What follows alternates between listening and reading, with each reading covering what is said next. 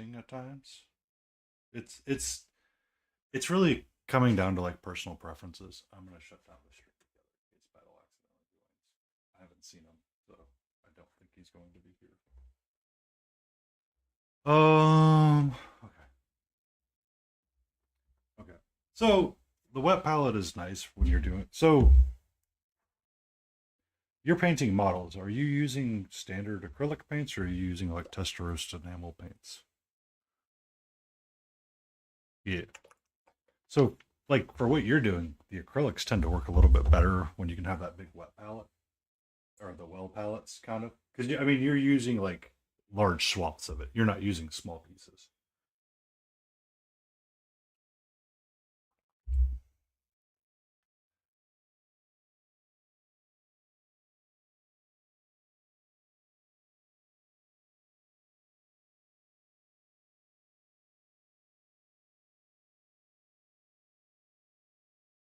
I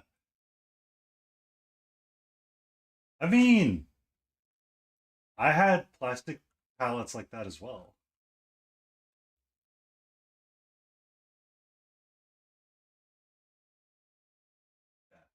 Yeah. But I mean, that's what you need, right? That's all. That's all you need. Um, I need to add an audio source. That's what I need to do. Audio source.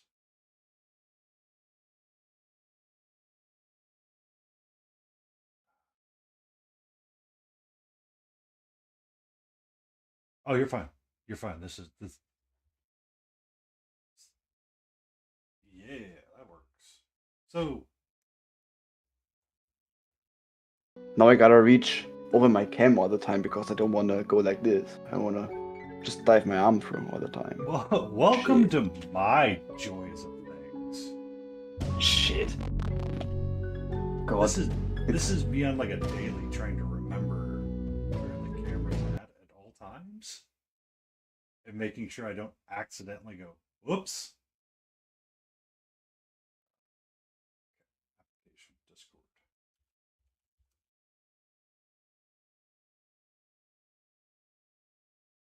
Discord.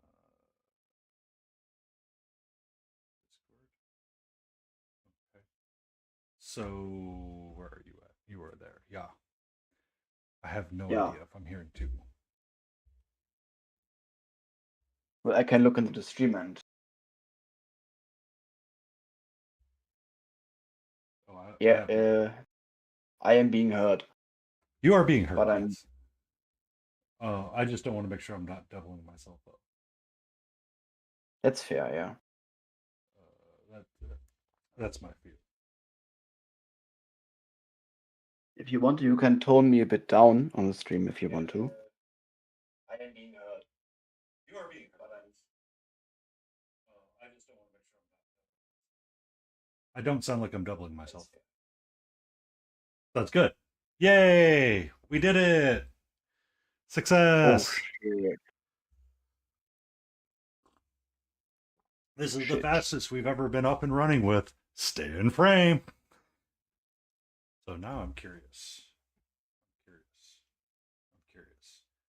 If I swap to my collab stream.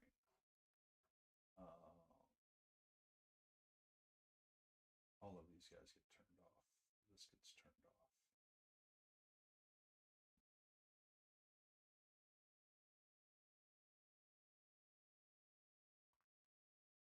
If I make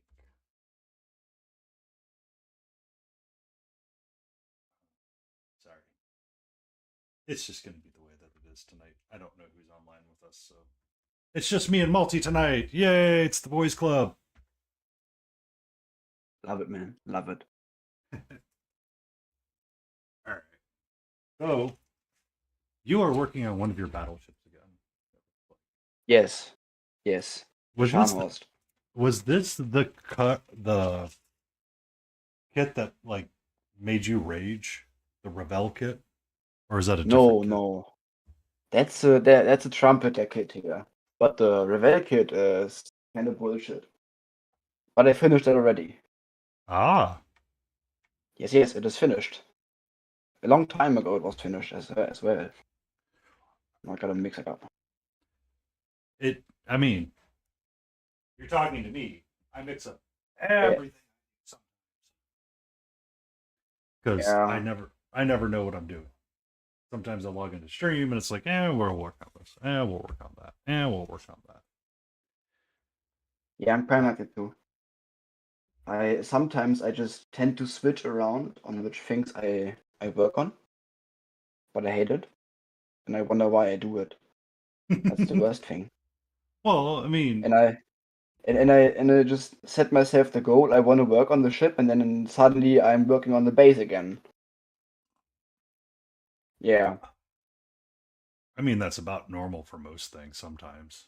To be honest with you, it's hard to like stay focused on one task because I mean, my Puss in Boots, I started working on him, you know, started working on the base, kind of got tired of working on the base, picked up and started working on other things. And then, you know, now I'm working on the fur and it's like, well, do I really want to work on the base again? Or do I want to focus on finishing up the fur since I've kind of got the success rate going with it and kind of use that to help inform the rest of the colors because there's quite a bit of freehanding that I need to do on it still.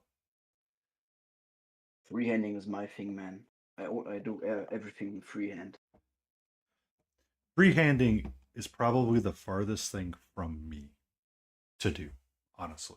It's probably one of the hardest and most stressful things that I will do on this figure at all. Sometimes I use like this tape here, Mm-hmm. but only for like rather big things like the wave designs, like on the hull. So, Mostly things like that.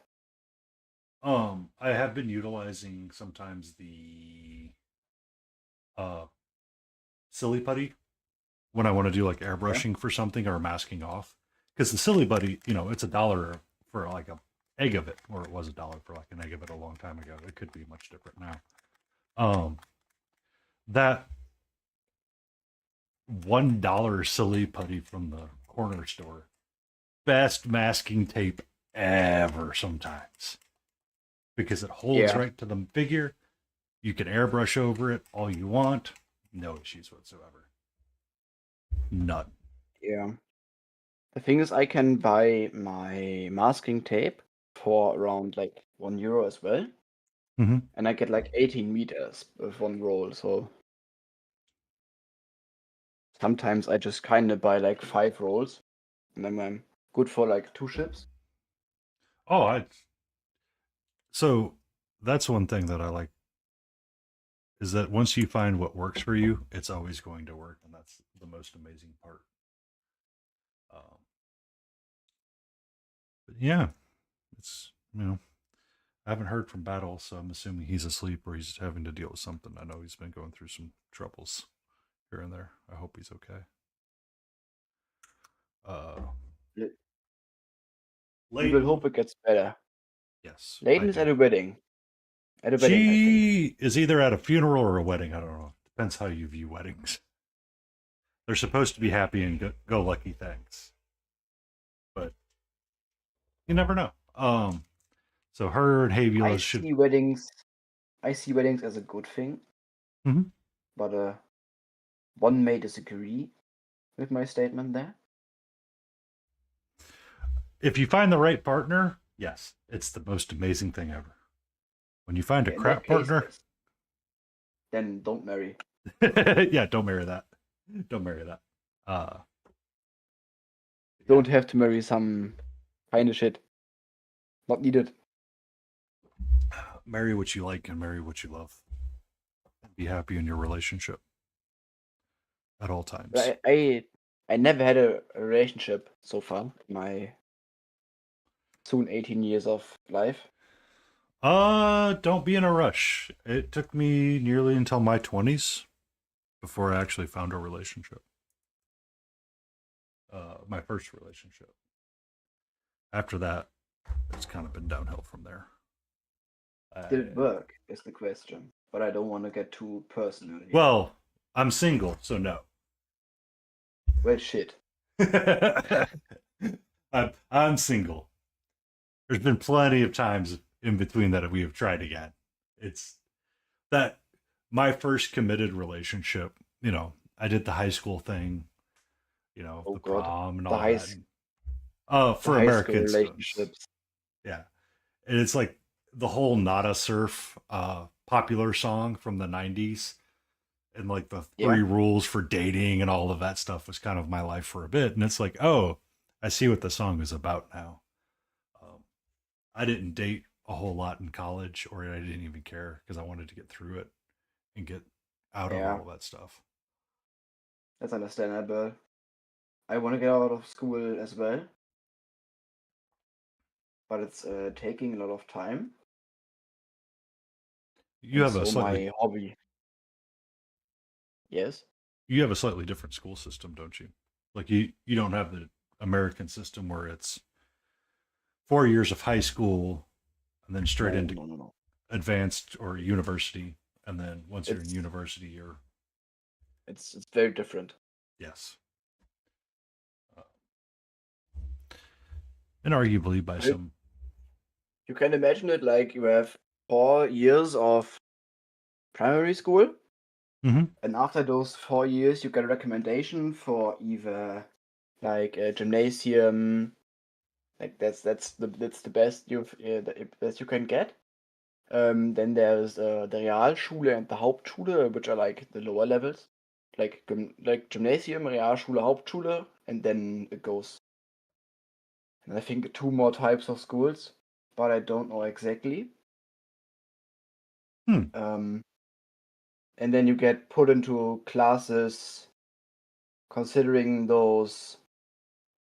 Well, your parents can decide then if you go to such if you go to a gymnasium or not. But most parents choose for their kids that they go to a gymnasium in the hopes that the kids get a good education. So So what makes it? So I guess either I may this may be the American ignorance in me coming out. The gymnasium, is that kind of like high end school, proper education, white collar kind of stuff, or is yeah, that? yeah, it's like the typical we earn a lot of money, Mhm. but most gymnasiums don't cost money here. Like most schools don't cost money, so you can go freely to them. That's the good thing. But there are private schools where you have to pay. Absorbent amounts of money for your education. In comparison to very big private schools, mine isn't as expensive. Ah, ah. Like some people pay around 20,000 euros a year, or like 2,000 euros a month, or something or more sometimes, Mhm. just for the kid to go to one school and get the basic things, you know? Yeah, so you get your basic arithmetic, writing, um, Yeah, yeah. reading comprehension, that kind of stuff. And then you can still do your Abitur, like your high school things there, but but you don't get like these advanced courses if you are very good at math, for example. You won't get there You that don't get advanced. the you don't get like the super high end math where you kind of talk about some of the more. Uh, you don't get to be going into like differential equations and calculus 3 and all that kind of stuff. You're going into like algebra No, that advanced or that's typical. Like algebra and all is typical. mhm. That students need to learn about that. But for advanced courses, it's more like those people who have a talent for math. Yeah, I gotcha. I gotcha. Yeah, but in comparison to these schools, it's still rather expensive. It's around 2,000 a year, 2,400 a year for me to attend the school. It's a lot of money, but it's worth the cost. Well, It's it's it's really worth it. oh, my brother went through this conversation with his wife for his nephew. So the where did something get? There it is. I'm sorry, I was looking for something on my desk and it popped up and I found it. Um, so my brother, his son, they were trying to figure out what they wanted to do at school because in America, public school, we have public school systems and all that kind of stuff. But he Yeah. doesn't live in like a really good neighborhood that doesn't have like a really Mm. strong school district. So in his mind, he was able to get him into our private school systems tend to be run by the church a little bit more. So we have a lot of Catholic schools. That's kind of where a lot of the memes and the jokes come from for that stuff. Uh, Yeah, I see it. So it's very Christian based. the very Christian based school, yes, very extremely.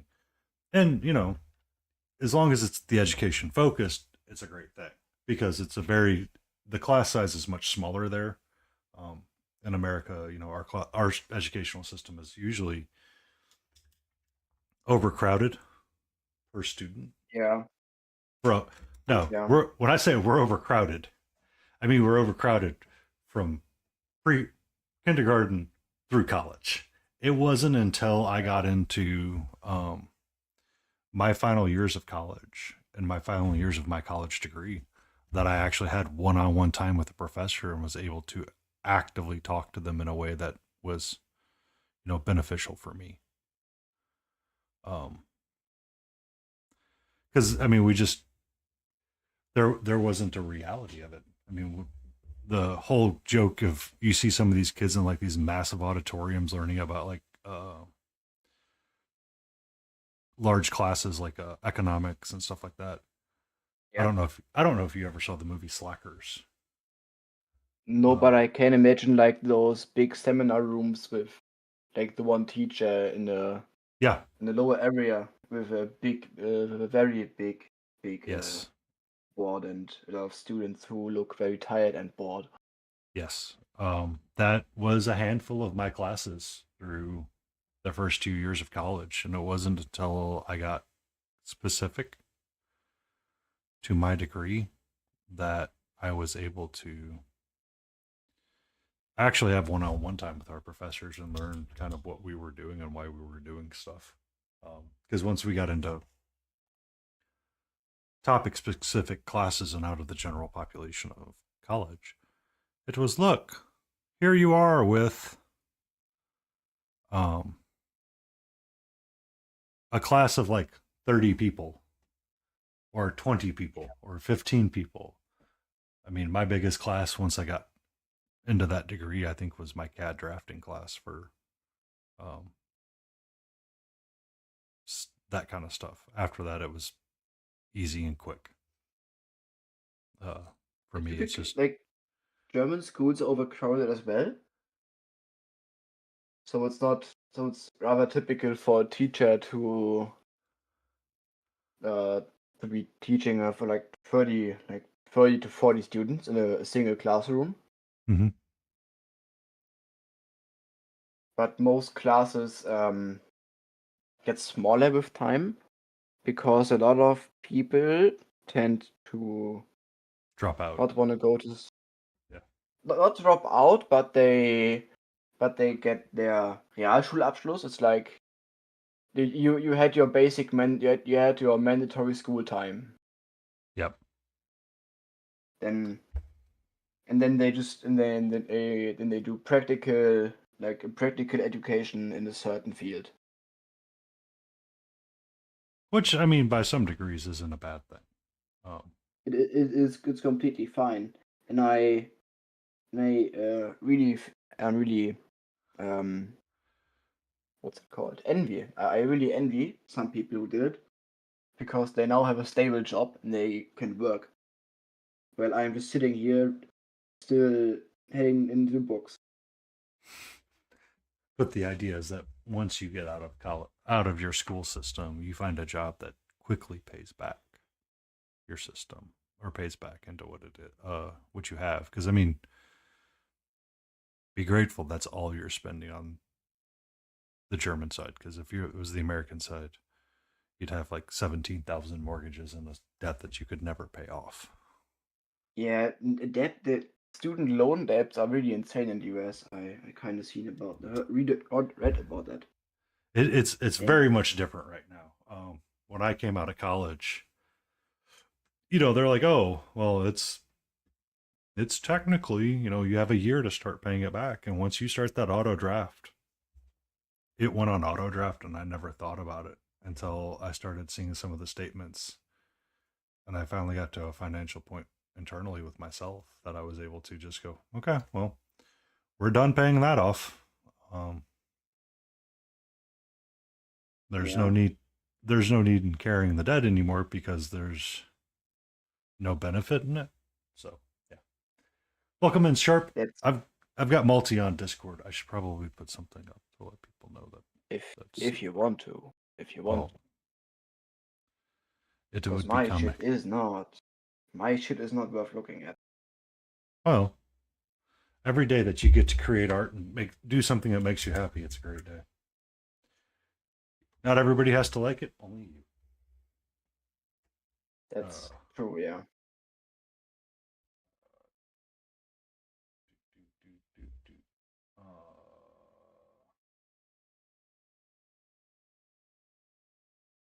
I can do this. I have the technology.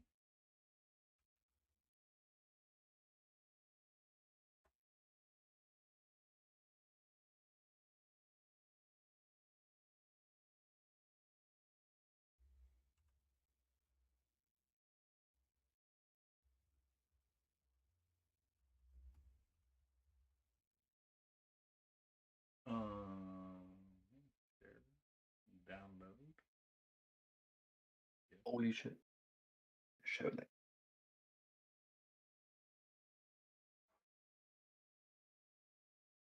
This playlist is going to get changed. I don't like it.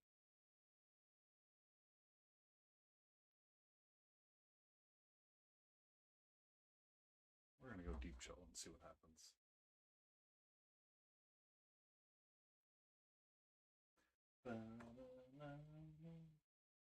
So I need to take my watch off. It's irritating me.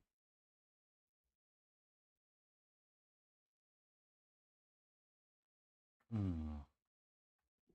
Coffee.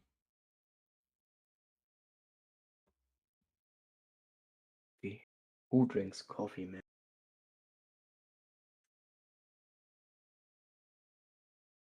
Yes, I tend to drink quite a bit of. Well, I only drink more coffee when I am on. When I do this stream, that's when I do the second cup. The couple of times I've done the second cup on like a Friday for one of those long sessions, I'm like, I screwed up. I screwed up in ways I did not want to. I would like to call and get that changed, please and thank you.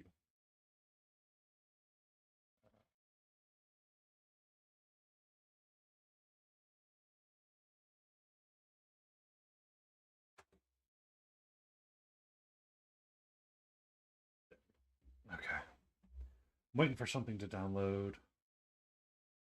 Yay, it's downloaded. I can take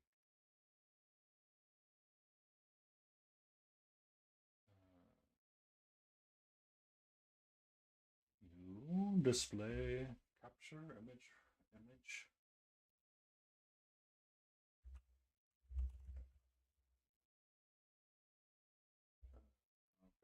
See.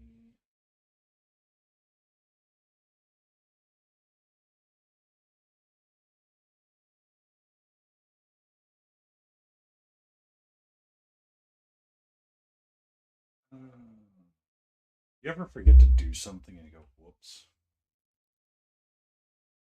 Yeah. I forgot to click the background that said make it transparent. Really good at this thing. Small part, sharp points. Returning to painting again. How crazy is that?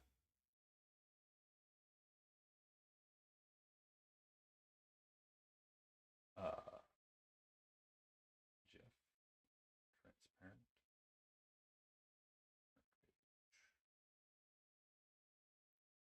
So yeah, yeah. Ba-na, ba.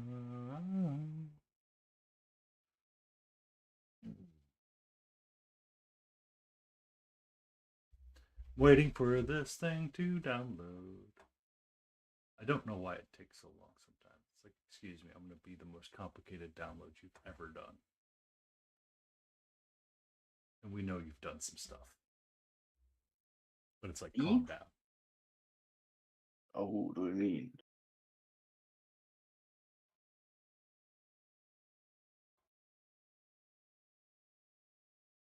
There we go.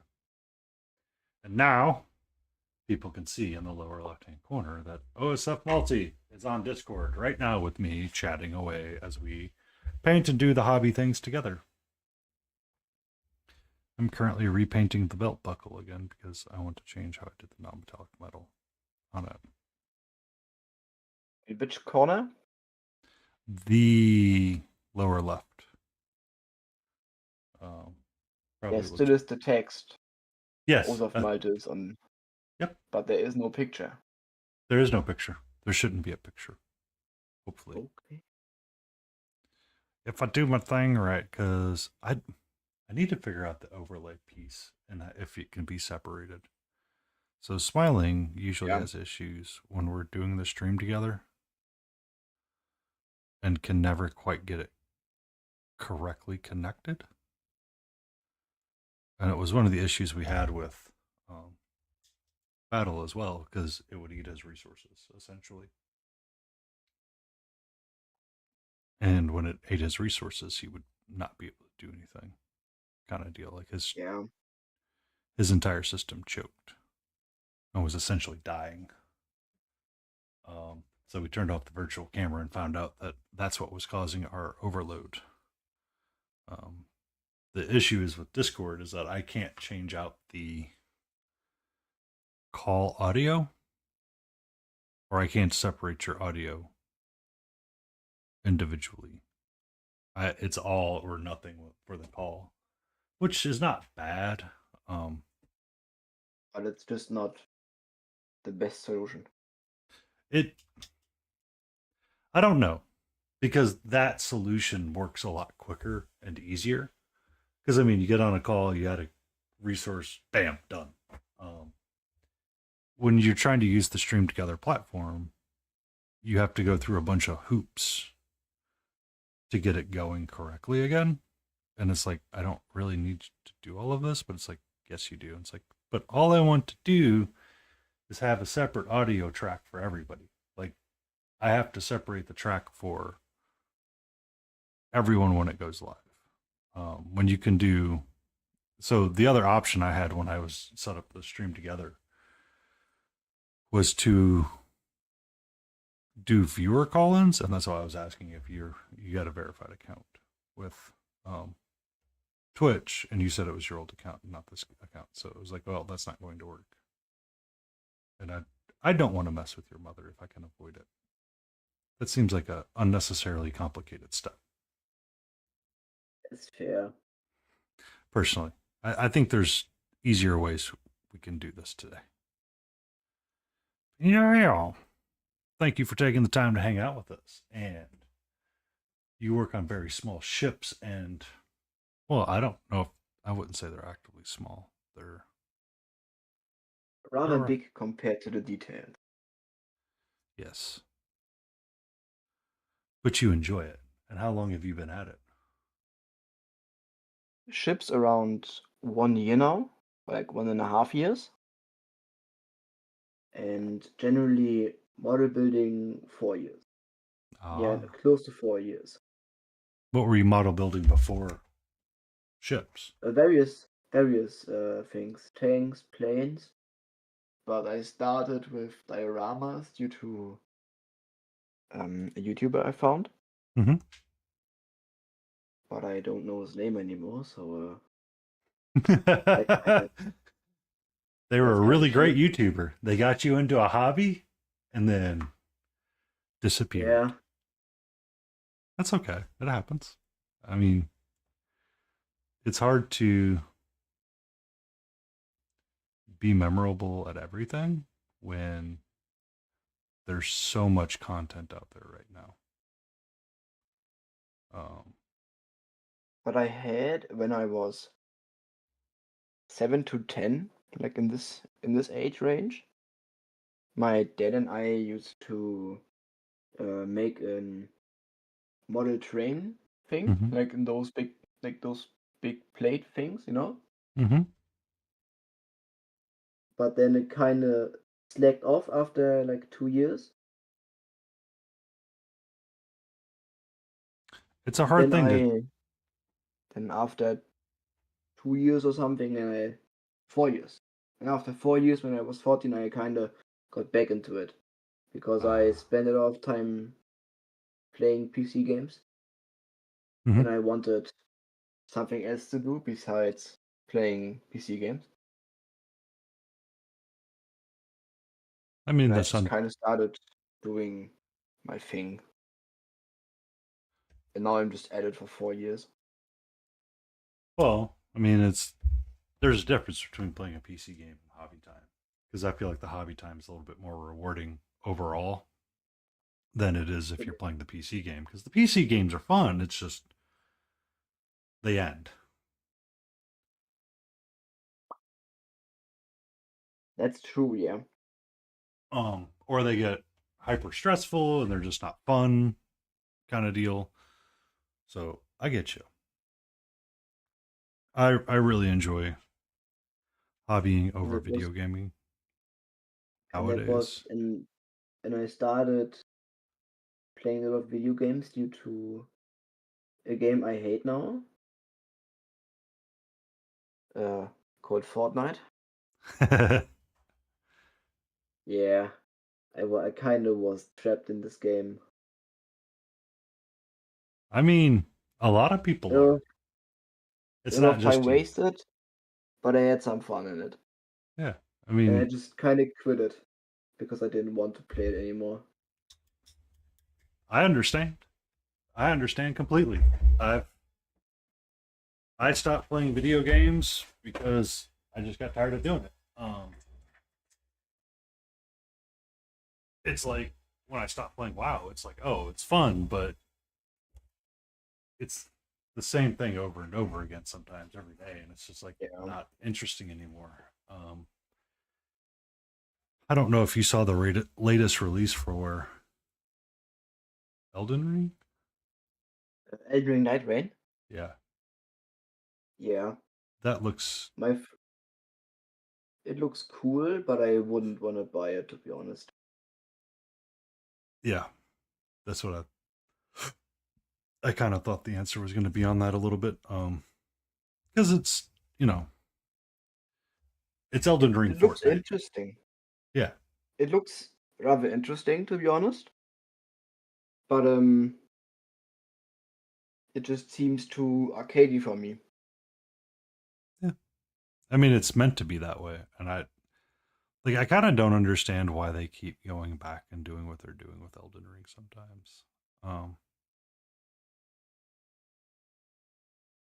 Because in my experience, Elden Ring is a game which will hold itself for a long time. mhm. Like a game which doesn't need any new updates or big things like added. It's like it's like the Dark Souls series. Yeah, it is a The great game series all around. the game holds itself the game holds itself alive all the time.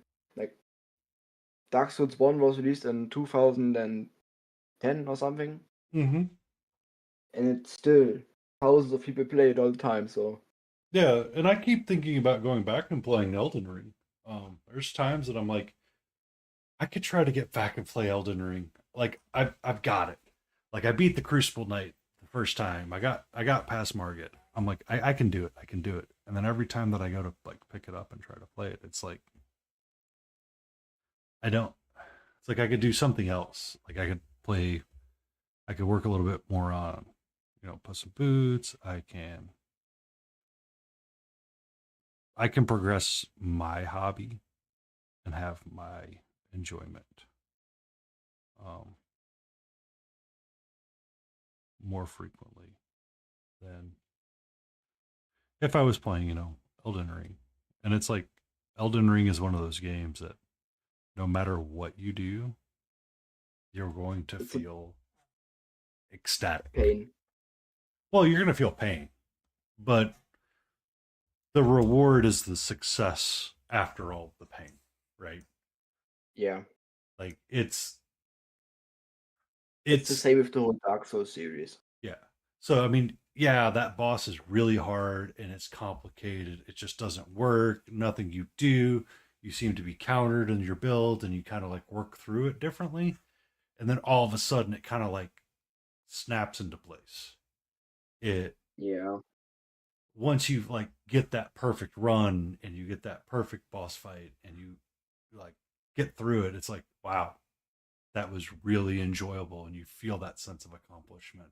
The problem is that you have to get to that point and you have to find those like major milestones, and it's one of those games that sometimes it repeats itself too many times and it becomes unfun as it repeats. There are people who really like those type of games where you get tortured a lot. I have one friend who is that way. Like he has played Elden Ring like 2,000 hours or something. Mm-hmm. So, and he has multiple characters, or tarnished ones, tarnished I think it's Yeah. called, which um with like new game plus 10 and all. It's really insane. but that's what brings him enjoyment. So Yeah. it it's weird because like I was watching, was Gab Smolders. She was doing her playthrough of Elden Ring, the expansion, which The DLC. yeah, the DLC. The DLC definitely had some interesting points. Like there were some definite interesting things with the DLC. Um, Definitely, definitely. I'd never played Elden Ring though. I can't judge on anything. take Dark Souls 2 and Bloodborne and add them together, and that's essentially I Elden Ring. Yeah, I played Dark Souls 2. I didn't like it. Or I believe that's what people said, or is it Dark Souls 3? I can't remember. I would guess Dark Souls 3 because Dark Souls 3 it's rather fast, like Elden Ring, and in Dark Souls 3 there start to be a lot of like Um, complex enemy movements. so a lot of people really liked it because it was essentially a combination of all of the games together that From Software has ever produced, like elements that just kind of came from like the parry mechanic system or the importance of the parries from like Sekiro or Bloodborne. It was really popular to parry as well in it. Or you had your, fat roly boy tank builds, and it all worked in Dark Souls Mm. and Elden Ring. Um, the aspect of challenge that was in the DLC was like it added quite a bit of interesting story lore, but I felt like it fell really flat and you just kind of didn't care. Um, The boss fights were good though. Like oh, the boss I fights were gorgeous. Mesmer was one of the most beautiful fights in the game. Fighting the Lord of Flame and Frenzy was beautiful as well. But like everybody that played it goes, yeah, you kind of get to the end and it's just kind of, yeah, that exists. or yeah, that happened, and it's like, oh, okay.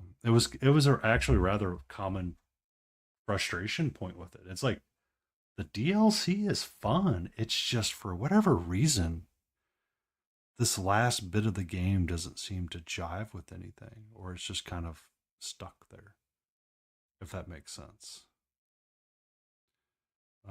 So a lot of people just kind of like, all right, well, it's done. I'm not really going back to it because what was it? The guy that's like, let me solo her or Yeah, whatever. yeah, Like I saw him trying to beat the final boss several times, and it's just like, even he's like, oh man, this boss is just out of alignment with the rest of the DLC kind of deal. yeah, yeah.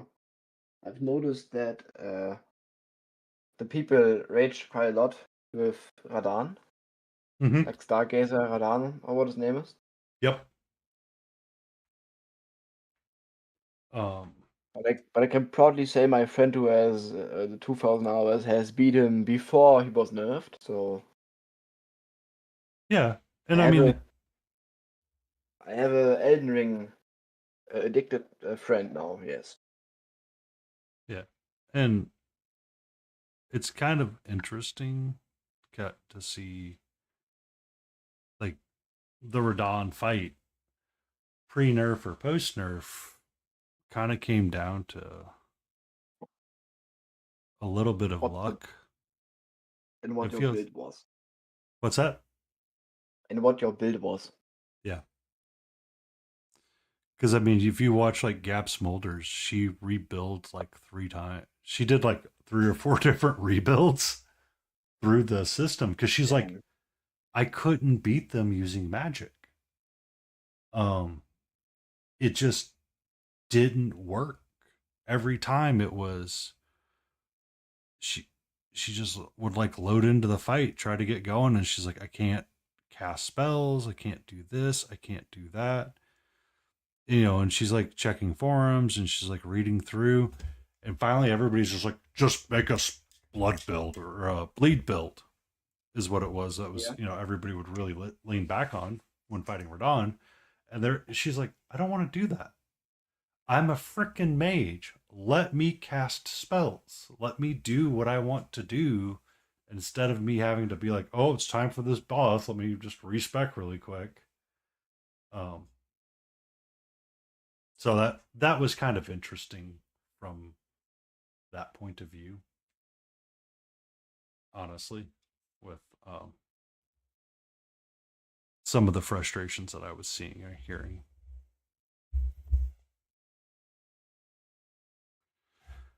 All right, Kitty. It is now time to start building up your other layers. Holy shit. What's up? I am having trouble doing the pendant lines.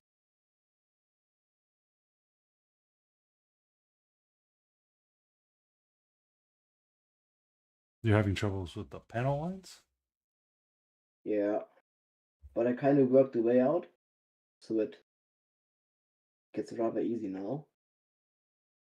I just have to be very careful. What And is I hobby life? I just have to be extremely careful. and I completely missed the pendant line. Fuck me. Shit. God, please.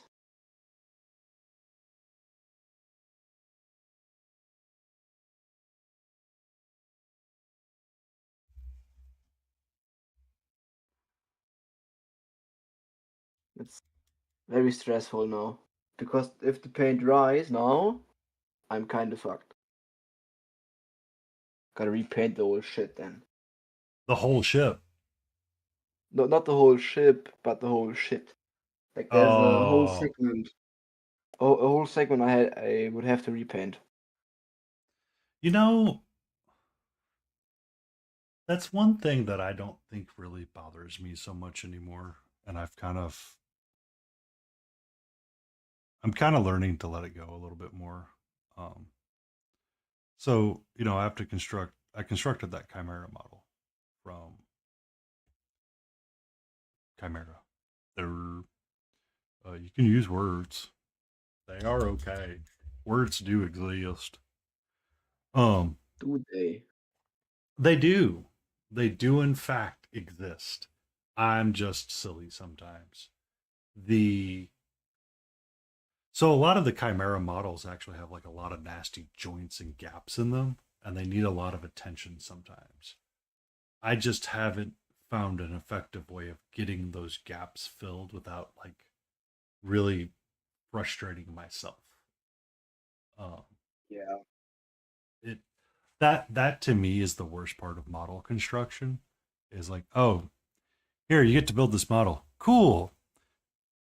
Also, by the way, be warned, it's going to be the worst model you ever construct. That And with it's the just, Bismarck from the well. yeah. Uh, and every time you have to do it, it's like It, it you feels start. it feels like a chore. It Uh, feels like a chore. yeah. So, I mean, that the Archer model that I was thinking about entering into ReaperCon, I was working on it, an hour or two every night here and there off stream. It was usually my off stream progress after I would work on something else. Getting like official post made or like processing a lot of the finished stuff. Good evening, Sleepy. We've got Malty in on Discord, so So he is here. They're here. Uh, I am existing. yes, we are existing together right now. Layden and Smiling are off having their own adventures. I have not heard from Battle Ready, so But I can do something like that. For a second. And then show a shift kit. Does it work? It works perfectly. but yeah. So I mean, every time that I'd like touched the model and like started cleaning it up, there was like a large chunk of it that had just pure resin inside that I had to go literally delete from the figure, and I was like, oh my god, that's a lot of work. Like it's the same for me with the Bismarck Huh? because the part quality really sucked. So especially on the mast, little thing here, Mm-hmm. these little things, they would break very easy. And also the parts are very fiddly because they don't have any holes or strength. So the whole kit just kind of sucked ass, to be honest. And that's like the Chimera kit. I knew going in that it was. I was kind of like I had like my own mental image of the expectations of painting it because I acquired that Big Child's Creative 75 millimeter cat that I was painting for a number of streams, and she was so much easier to construct, so easy to be ready. Like it's just pull out of the box, do a little bit of cleanup, go.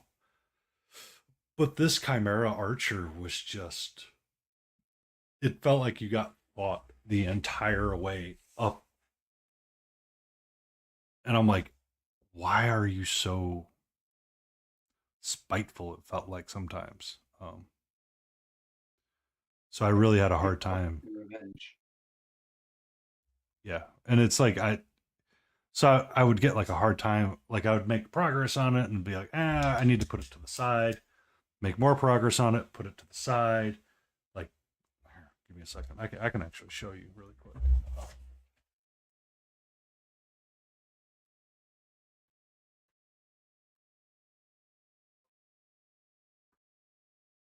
All of my Reaper found possible entries is somewhere else. Well, if it isn't Celeboom, hello. Uh, so we were talking about this model right here.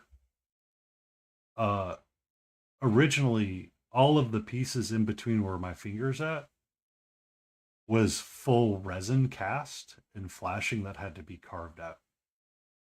And it's just God.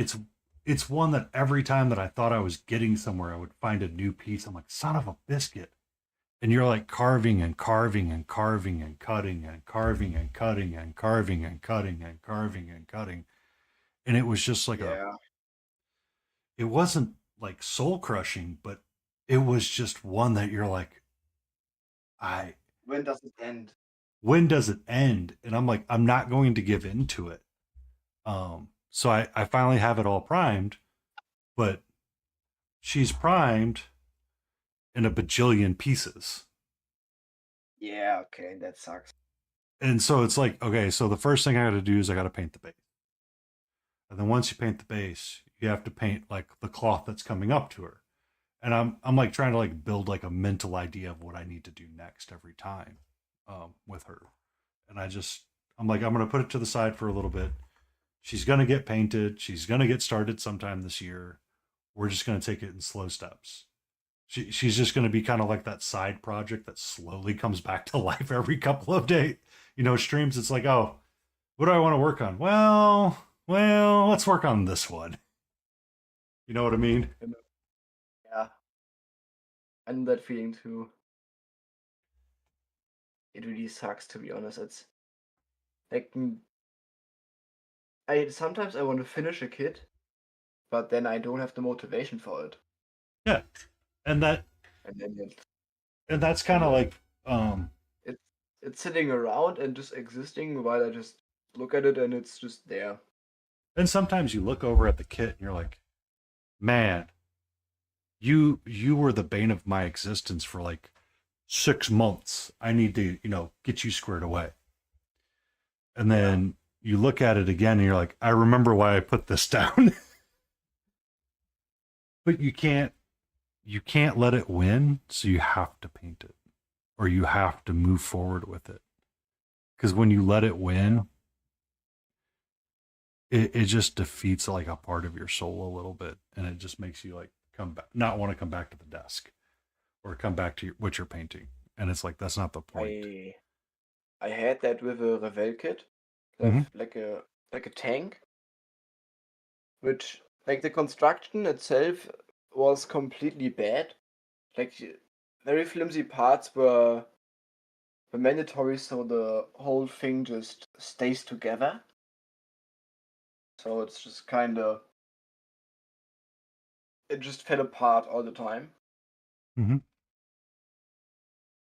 Like it didn't even care. Like it seemed like the amount of glue I put on just didn't care. Yeah, and Yeah, you're just like I. So that's when you have to make a decision with the I have figure. that here. I have the tank here as well. It's like it was a 9, but it's really bad kit. Uh huh. A lot of flash as well, but that's another story. So flash, I feel like, is a different problem. I feel like flashing is the equivalent of glitter in the miniature painting world or the model kit building world. It's Yeah, everywhere yeah. and you're constantly fighting to get rid of it, no matter what That's you do. that's a very good description. Yeah. Like Um, if you could take a look at Scott, if you want to. Like this is the turpets here.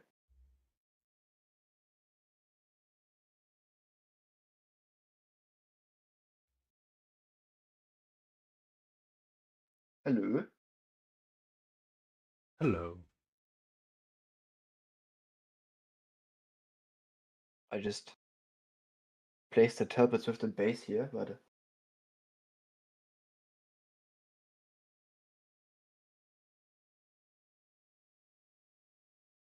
shove it a bit more here. That should work.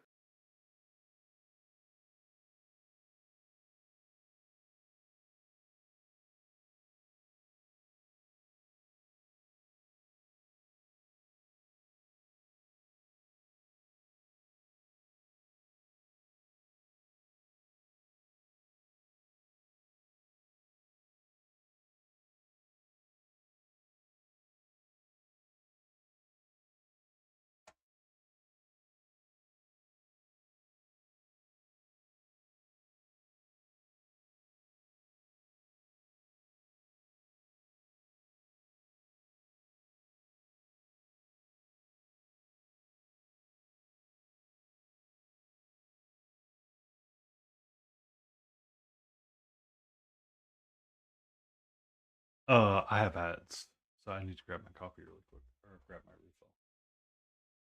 All good.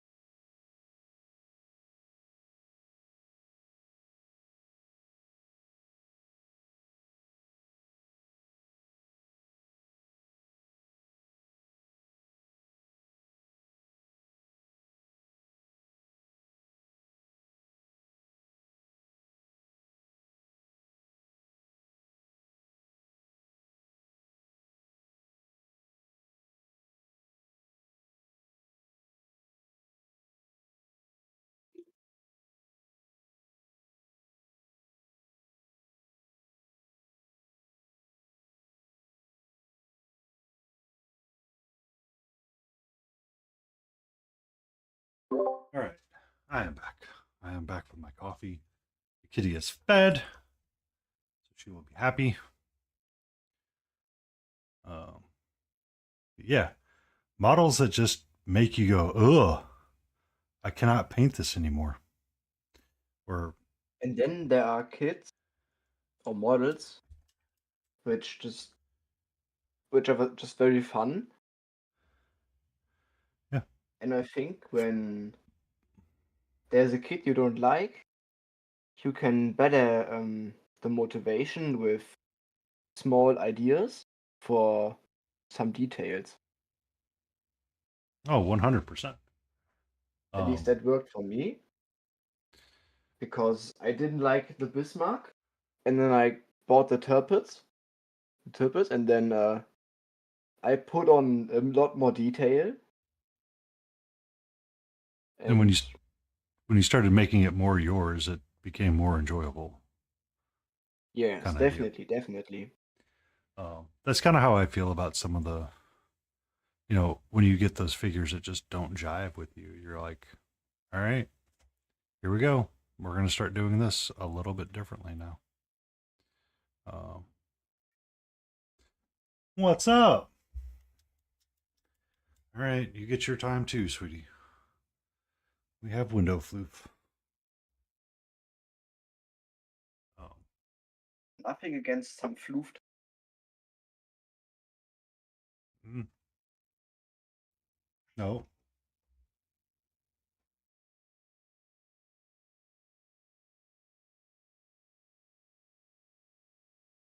You stay over there, sweetie. I am in paint mode. You have all night to annoy me. Um, Paint mode is a nice word, man. what's that? Paint mode is a nice word. Yeah, it's like I want to be creative and I want to drive down and get this stuff squared away. Because, so I was talking to Cryo Cheese a couple. Well, okay, hold on. We have kitty interaction time. I was not Totally able to fair. stop her from Totally getting fair. on the desk. So we have kitty paws on screen, and we need just a little bit of pet time. I was able to talk to Cryo Cheese, and I asked him a question about how he would try to tackle something, and I was like, "Oh, that's interesting," and really helped me get motivated to doing something because I was painting a piece of it, and I just was not happy with what was going on with it. Hi, gorgeous. I gotta place the cam once again, but correctly this time. But I hope you're doing well, Sullaboom. Ah, Sullabloom. Sully. that works.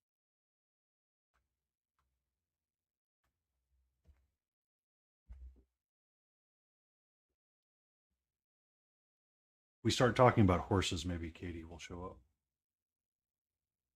God, I don't know anything about horses though. up. The only thing I know is that the sausage made from horses is very good. That's all I know. So there's been a person popping into chat frequently, Katie Lou Who, and she's done some like horse painting or painting on like small miniature horses the size of your palm. And she's like, you look at it and you go, if you didn't think it was the size of your palm, you would think that it was a real horse. Are we That's having very fun? impressive. Are we having fun, child? Hmm? Child. Holy shit, man. Sometimes I refer to my cat as a child. But she's decided that now is the time to clean and lick her paws on cam. And where should she clean and lick her paws? Right in front of me. Definitely. Only in front of you. Mm-hmm. Not on her, not on your cat tree, right in front of me. Best place to do that. Oh, for sure. Mm-hmm. What is cat? I'm 100% supporting the cat in this take. I figured you would. I figured Well, you would. it's a cute cat.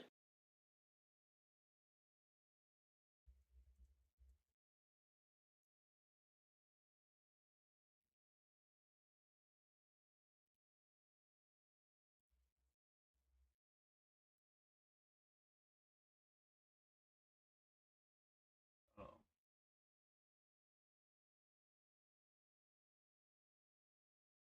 okay. This playlist. You. We'll see what it does. We'll see what it does. Okay. All right. Nope. You are doing that moving around, which means it's time to get off my desk. What? Hmm? Huh? What? What do you want to tell everybody? How am I evil? Hmm? You want to tell them how I don't give you all the pets and love and attention? Okay. Okay.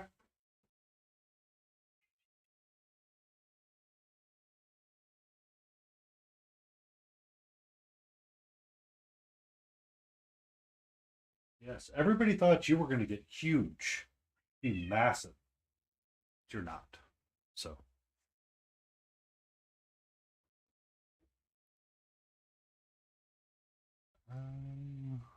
right, here we go again. So we're going to be working our orange around. And I don't need to be gentle. I can get my bigger brush out and use it. I don't need a small brush. I don't Not need a yet. small. Um, that's the number one thing that I always forget sometimes. It's like, oh yeah, I need to do this thing. And it's like, oh yeah. Since you don't have to be careful about, or you don't have to worry about anything yet, use the biggest brush you think you can get away with. Because you can always repaint it after the fact.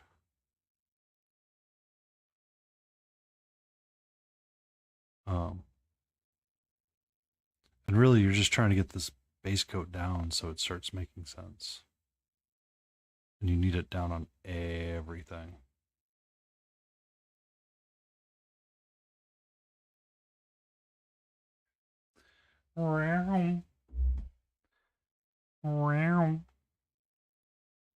So, what are you studying to go to school for? Just out of curiosity. Currently, it is just the basic high school thing, so it's not like I gotcha. You're well, not specific. well, high school for you for the American view is more like you study specific fields. Is that correct? High school is more generalized. They have been Yeah. trying to make it more specific to kind of like help reduce college time, but I don't know how it's working right now. I don't think it's working all that well. They've tried to get like to help lessen the dropout rates. Really, um, there's been a push to kind of uh, make class more interesting and more relevant to what you're doing and how you can use it. A lot of math people that I know right now, like if you talk to like accountants and math teachers and math professors and or not math professors, but people that like actively use math all the time, they will tell you how much it's almost unanimous and consistent, or a common trait is they could not stand math in high school. Like And they they ended hated up math. doing, and then Because they up doing yeah, math. well, it's about the practicality of how you use math. Because you know when you're in school, you're like you're learning the rules of um, algebra. What are you going to use algebra for? Like, who needs to know about the fence? Like, who really cares? Does that make sense? Yeah. Um, so for a lot of people, they don't see how it connects or how it like becomes useful for them. Uh, so there Especially was for people who have a plan after school. yeah, and it's hard because I mean, if you don't understand how you're supposed to apply differential equations or what's the point of like differential equations, like right now, I couldn't tell you what the point of a differential equation is. I just know it exists. I Um, couldn't tell you too. I I have a minor in math in my college degree, and I do not And cannot tell you about differential equations. Um,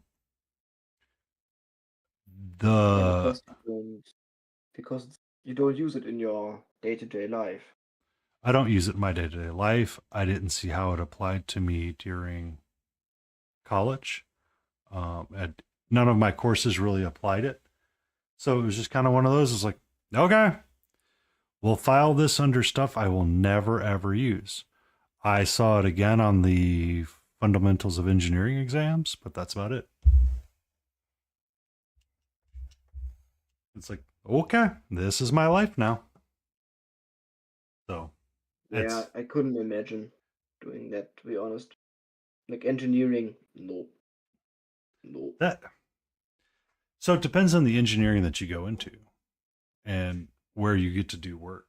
A lot of what I do is a lot more straightforward than people realize. My hardest problem is trying to get the client to understand what our solution is going to be and presenting that forward. Um, but how does it apply? How does it function? What is the benefit to you? That kind of stuff isn't, you know, when you're in college or when you're in high school, you don't understand the importance of algebra and like the rules of algebra because what did you do with it? Nothing important. Yeah. So you kind of We forget it just and you kind of kind of don't care about it. we just kind of solved equations, and then it was just okay. It's like solve for X. No, I found it. It's right there. And it's not kind of until you get to, because I mean, it was a problem when I was in high school. When I was in high school, Lord, that feels like forever ago. Um, but it was how do you like a lot of students who are kind of looking at it, it's like, well, isn't there supposed to be like an equation or something? Because that's kind of how we were always taught that you were supposed to be solving for X, is that there was always like a special solution for Yeah, yeah. I know what you mean. it. That's It's you're an it's overachiever, Sal. always it's always this kind of there's a certain way to do it, and then when you don't get the thing that you're used to, you just kind of say what. Yeah, and you kind of start looking at it and you're like, what am I doing and why is it important? But Sal said in chat, they taught themselves algebra because they didn't like subtraction. That's fine. So is it heroin or heroin? To go back to something you said earlier today.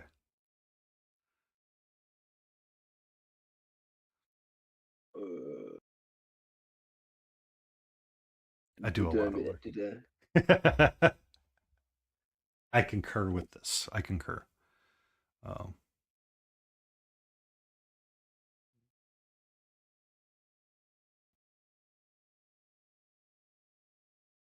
but yeah, so to try to combat dropout rates in college or dropout rates in high school and trying to make sure that people are getting their high school educations, they've started modifying high school a lot more now in affluent areas, i.e., your big cities.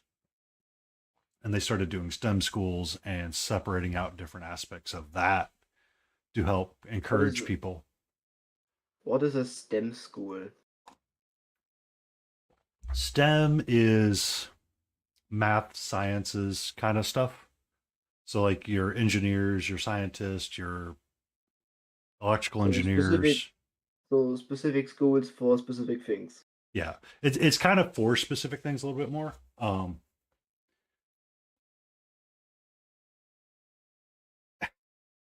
We'll get to that one in a second. I like it. Um, so they've started introducing things like art as well into STEM school because engineers should not be allowed to design how something functions. We should leave that to the artist. If you've ever wondered why, think of something that you've had to buy or use that you were just like, why is it this way? And why is it so awkward and crappy? That was designed by an engineer. If you go to the pineapple machine, science, technology, engineering, and mathematics, they might be adding an A and make it STEAM. But so your science, technology, engineering, and mathematics people are like uh,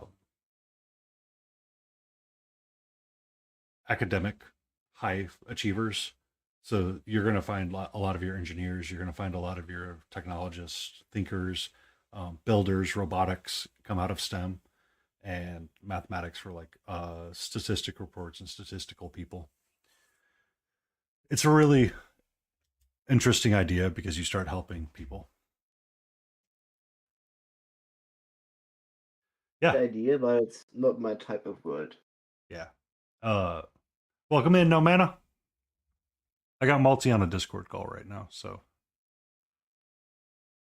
But what Stella was saying, the trusty Thesaurus on heroin, heroin as in the superhero or the hero of the story, main character, frontline fighter, super. I like it. I like it. I like it a lot.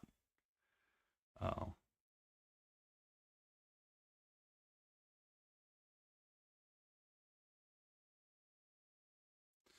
but so we no, you're not. We were trying to find ways to do stream together, and they're not an active streamer, so they could not join the stream together call. So we decided to do a Discord call and hang out there.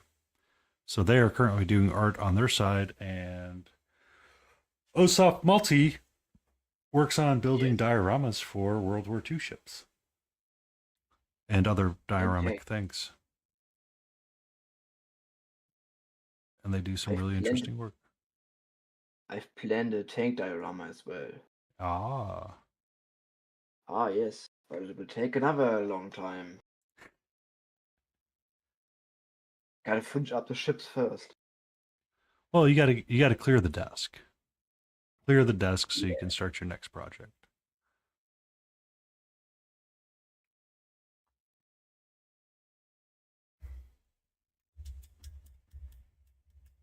I am doing super. It's been one of those days where I went to the grocery store. I was walking around. I was like, man, I don't really need a whole lot this time. Really happy with that because it's, the grocery store and it's never fun. It feels like. And then I got to come home. I did lay down and take a little bit of a nap and then went for a walk, had some tacos, and got to be on here painting and working and getting my fur texture coming up. We're getting my base under fur coat thing squared away for this guy so I can um, start wondering what I'm going to do with the rest of them. Because I mean, I still need to do a lot of freehanding, but I think that's going to be an individual stream in its own right when I do all the different freehanding for the stripes and the patterns.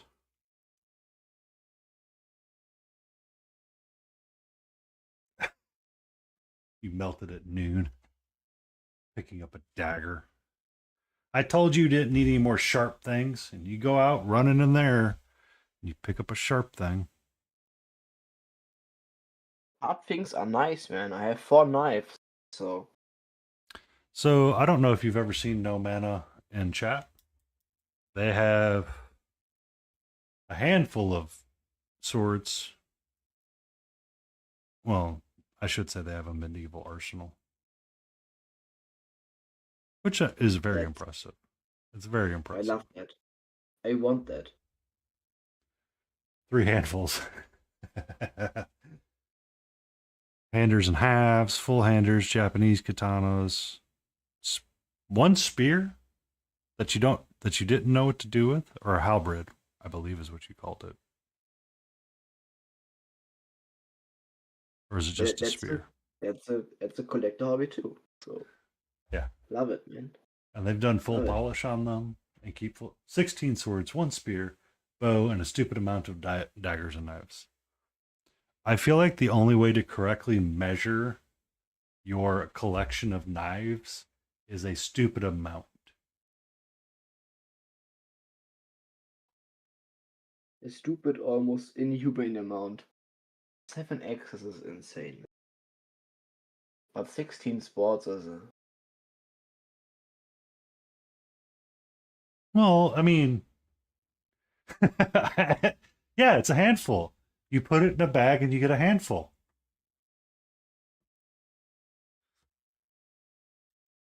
Or you get and like one hope of those long carrying cases and then you just like fold it up.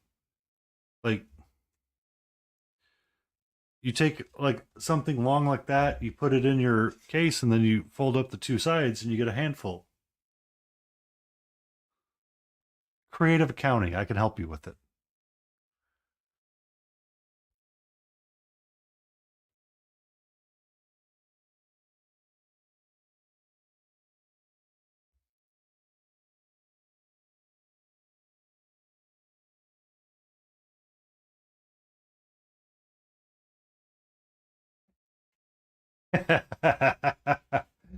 Creative counting.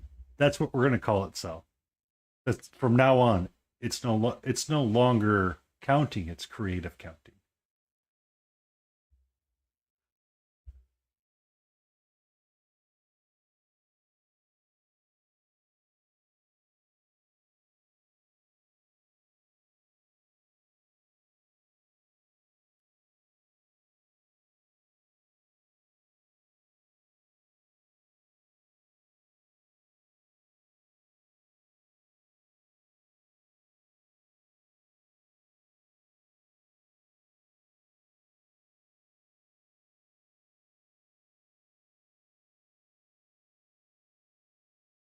Artistic math.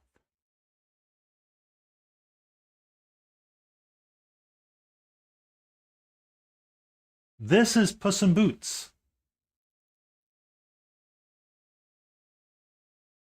Um, Puss in Boots. So Daniel found miniatures, an Italian sculptor. He would do reimaginations, or he would sculpt imaginations in his head of different types of fairy tales. And he sculpted Puss in Boots, modeled after Shrek for some reason. So he's got him slumped in a chair. He's missing his boot and his hat. They're currently hanging off because I needed access to paint the chair at some point. I haven't painted the chair yet. It's still in primer black. Um, but he's sitting on, a ball of yarn, which I plan on doing all up in red, white, rainbow colors, and just kind of mixing it up that way. Good evening, Antifreeze. How are you? Uh, so yeah, he's kind of sitting on a throne of lies because he, probably ate all the food, and he's just frustrated. Uh, I have not seen the new dagger. I have not looked around in different discords. Do you have it posted somewhere?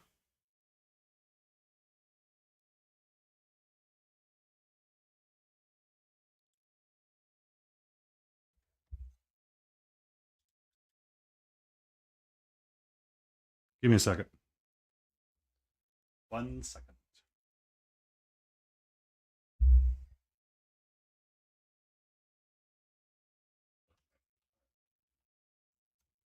There you go, sir.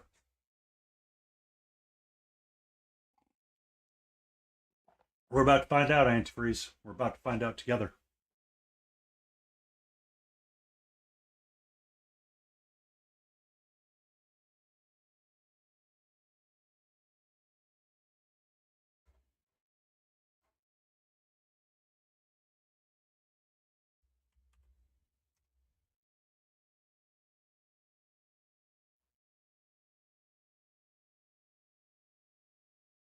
That is a pretty dagger.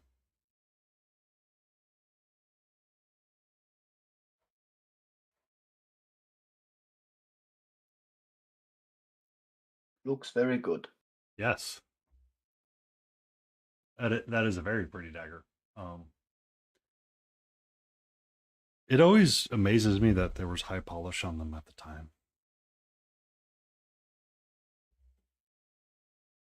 A parrying dagger.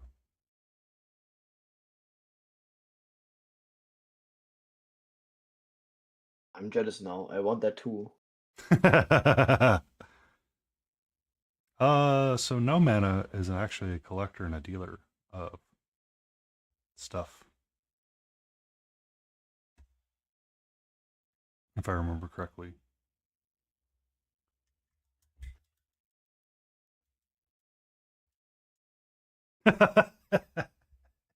Sold out. Well, I mean, it was made in the 1400s, so and don't expect many of those surviving right now.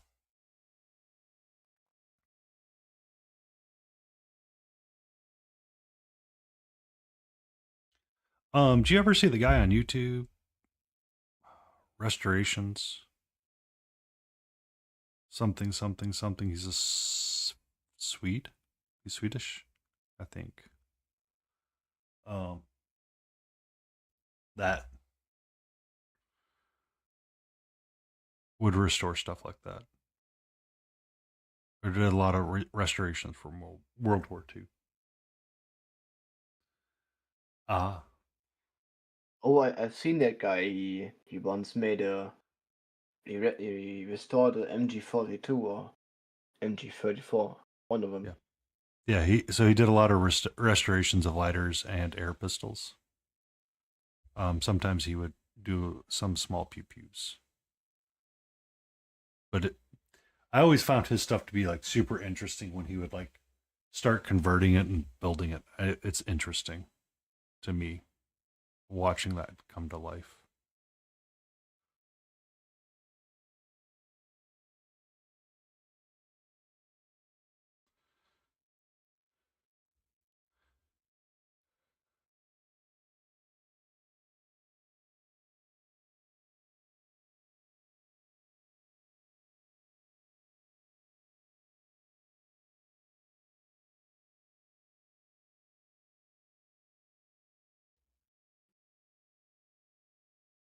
Would last.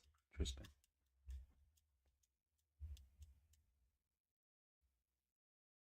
So there's a company out of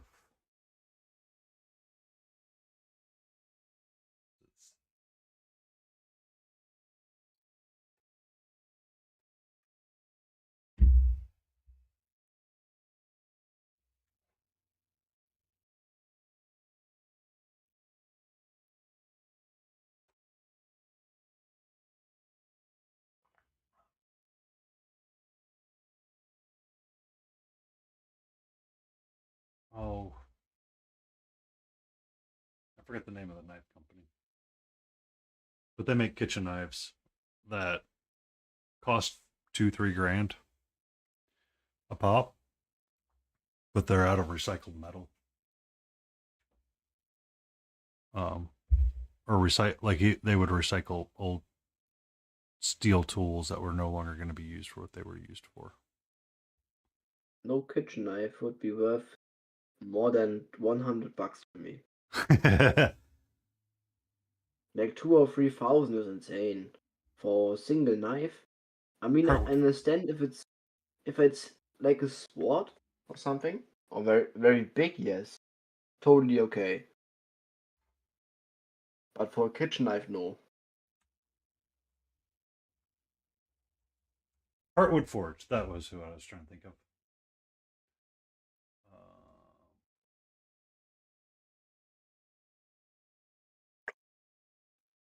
Shop Knives of Spring. Up Sweatshop $985.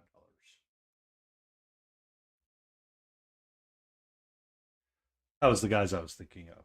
So I found them, and I've looked at them several different times, but they do really interesting handle patterns.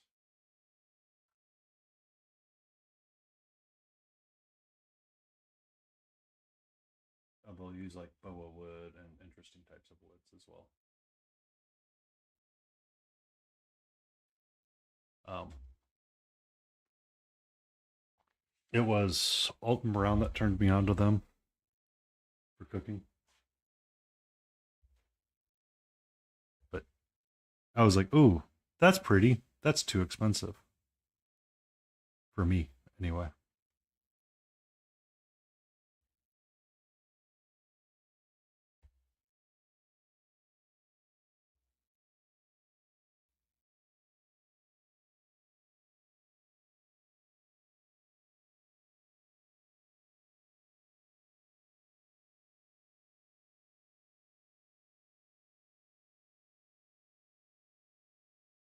Yeah, uh, they were interesting because they did recycled materials.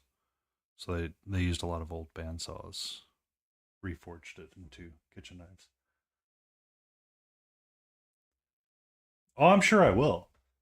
Another creator that I have followed, I haven't seen him post a whole lot, or maybe I'm just missing them.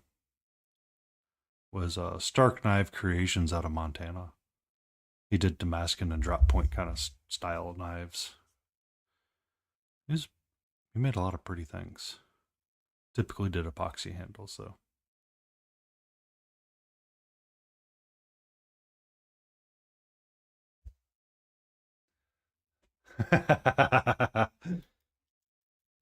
You're going to use the cloud technology? Who are you and what have you done with No Man a Man?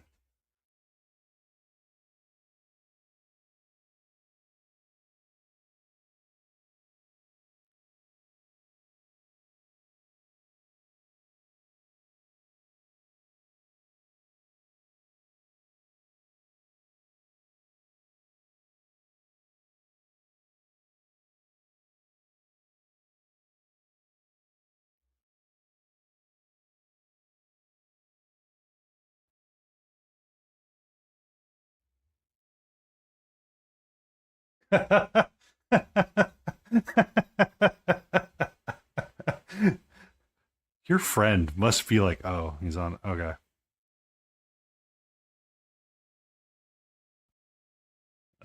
Yeah. I mean, if it works. If it works, it's like a lot of extra steps. Is all I'm saying.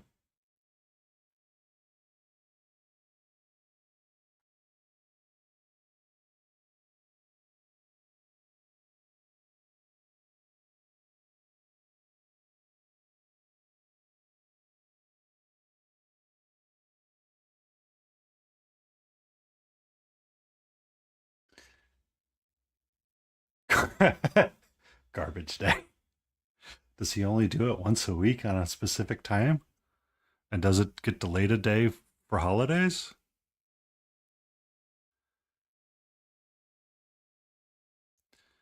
Mm.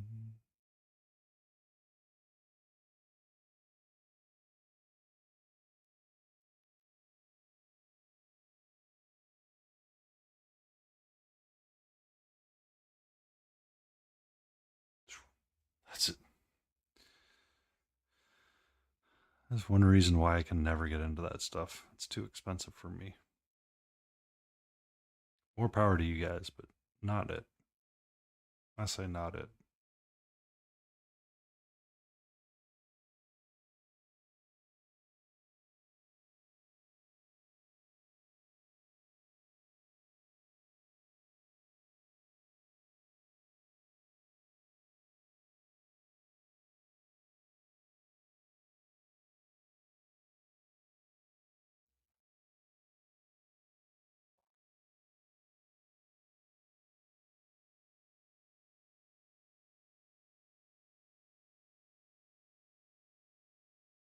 No, that's the other thing I meant to do really quick. If Cell's still about. Law to the tip of.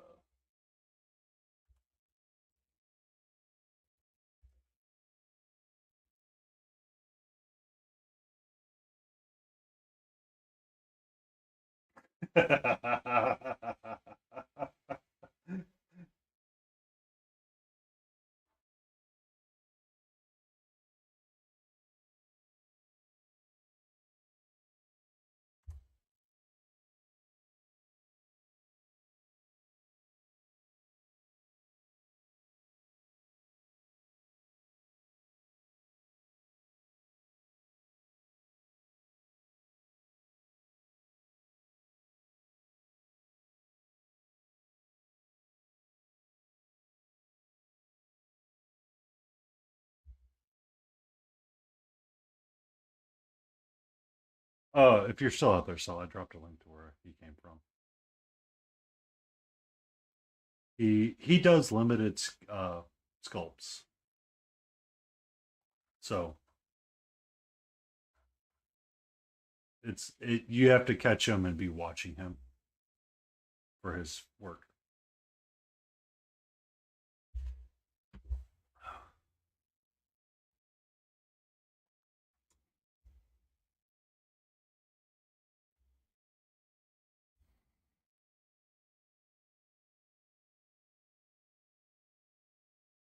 Uh, this guy was originally going to be a tribute to my fallen friend, but as I started painting him, I realized he can be a tribute to another fallen friend.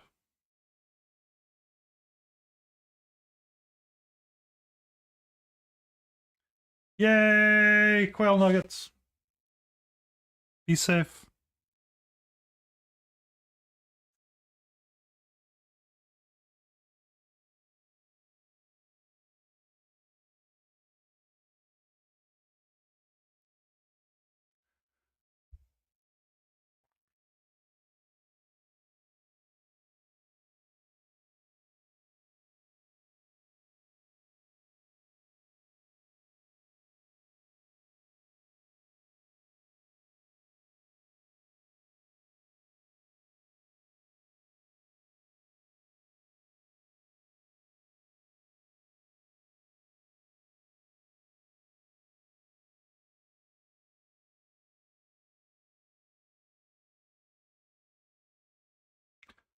Bum, bum.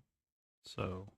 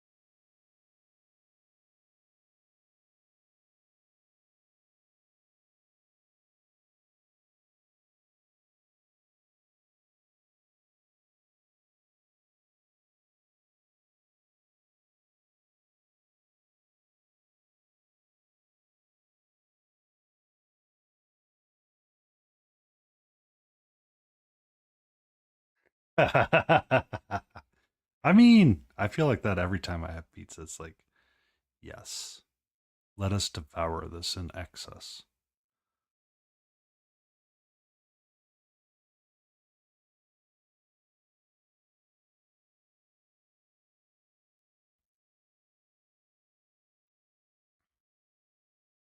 What is your favorite? Oh, no. Your favorite foods are sausages, right, Malty? No, it's fish liver. Fish liver. I never got Yeah. into fish as eating. Yeah, when you're from northern Germany, it's kind of typical that you like fish, so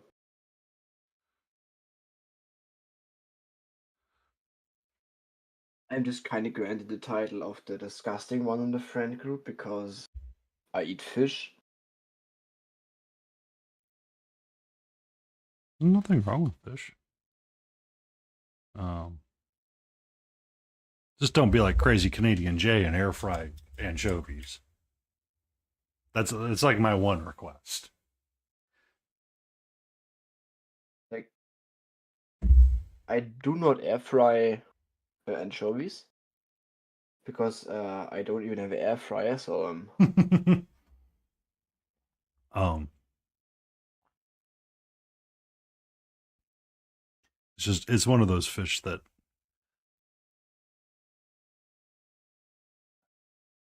Well, I mean, Ginger did send off a unladen swallow last night to GW to complain about something. I never found out how it went. I went to bed. I didn't care. Or he randomly puts up like a counter, or he had a counter going on his stream, um, for something, and I was like, everybody's trying to guess what he's counting down or up to. I'm like, is it the speed in which he can send a barn swallow to GW to file a complaint? It's ginger beef. Yes.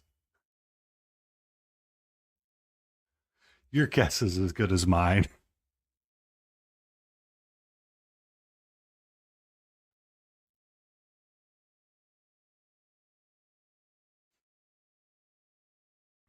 I think he was doing it just to see how long it took before someone said something.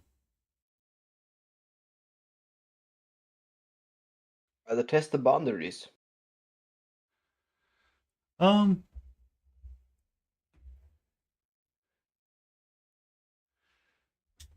so there was a guy that was doing a DJ station, and DJs don't always have music that they like to play, so they would play variety music quite often, and they would play different things and kind of shift between different genres of music. Every DJ kind of had their own little thing, but they all made sure to have like the popular music on their PCs, and they could share and be ready to go.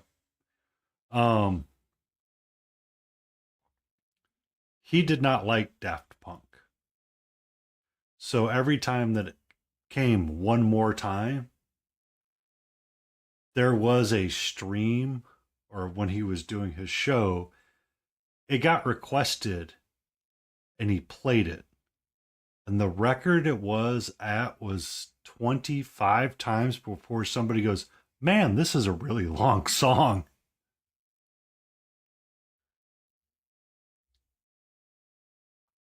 So I always think of that now, and it's like whenever I like hear a song go on too much, it's like, oh, we need to put an end to that.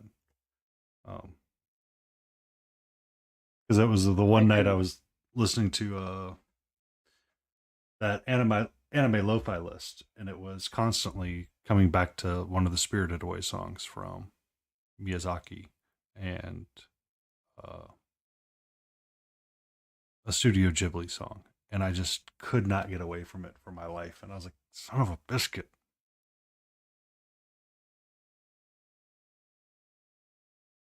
But I just sit here listening to the same song for like 7 hours straight.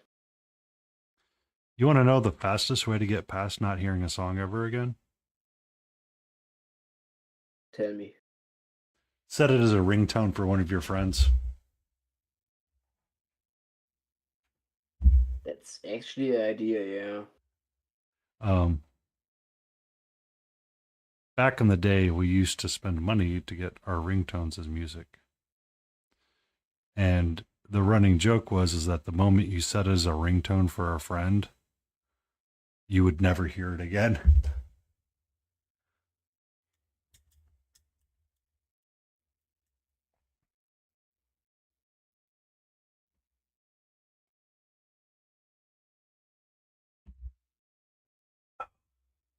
Didn't even know that you had to pay for ringtones back then.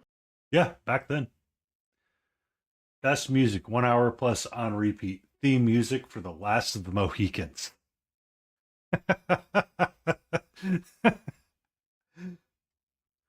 Oh. Welcome in, Hobby ADHD. I've got Multi on a Discord call, and we're doing a co-hobby. Most of the stay-at-frame folks aren't around today. I'm unsure what happened to our friend Battle Ready. I'm concerned just a smidge.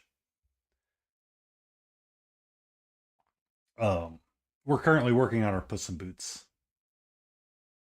I'm working on getting his fur squared away right now, and then we will worry about the rest as we come up with it. But I hope you're having a grand day. Yes. He will be a entry into ReaperCon as well.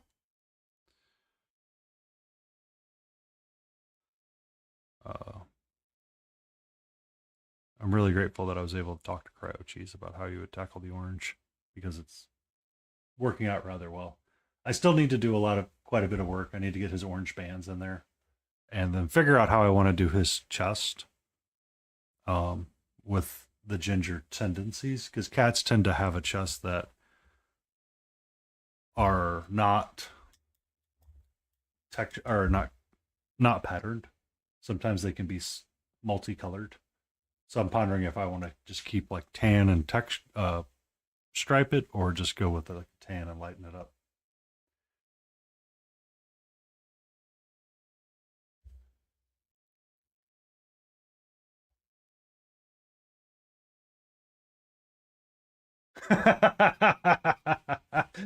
I don't know if I can enter disgruntled man. There's case size requirements, so unless you're like Jace to face size small, you may not fit.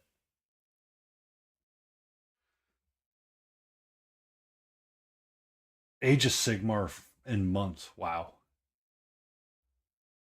Was it fun? Was it one of those that you're like, I don't want it to end, but you have to end because you remember that you have your newborn you have to go tend to? But I don't know that feeling. Okay. You have to tend a newborn. Holy shit. So What yeah, a I don't think father. you're gonna fit in the case. We'll have to miniaturize you somehow.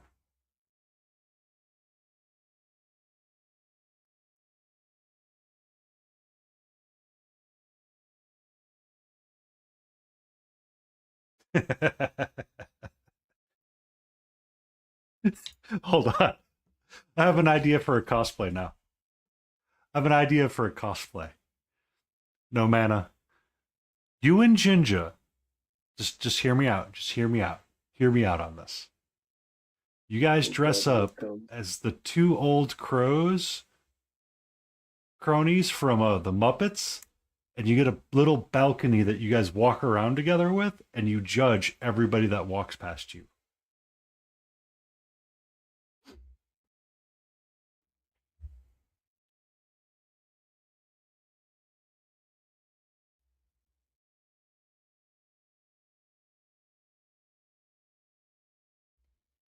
There we go. I've solved the world's problems today.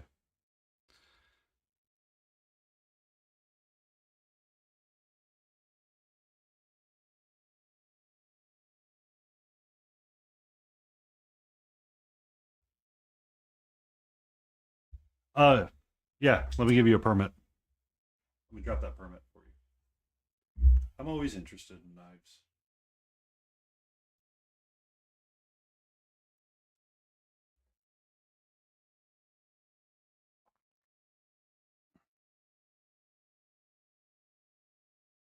Ooh, those are pretty. Those are pretty.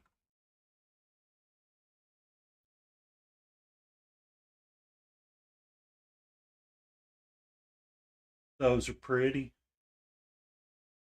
So I kind of like the reverse drop point. Um,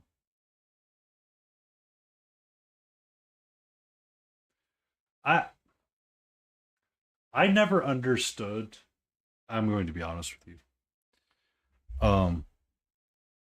The difference between a sharp and unsharp kitchen knife until I sharpened my own knives.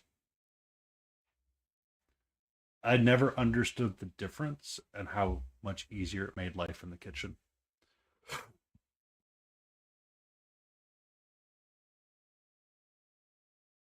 Which reminds me, I need to put all my knives on the sharpening list because it's about time.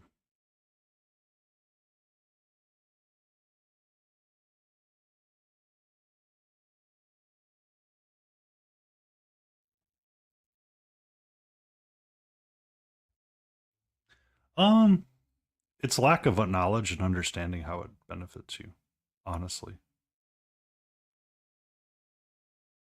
If you've ever watched Joshua Weissman, he's a Tex out of cook out of Texas. He's all right. I don't know if I'd call him my favorite YouTube cook. Um, he did. He was doing a cook with his wife, and they were like challenging each other. His wife's not a cook, and she's like sitting there. She's like trying to chop food or something, and she's like, "This knife is dull." I think part of what it is sometimes is lack of knowledge and understanding on how to use the knife and how if you use the tool correctly, it will help benefit you in the long run or success.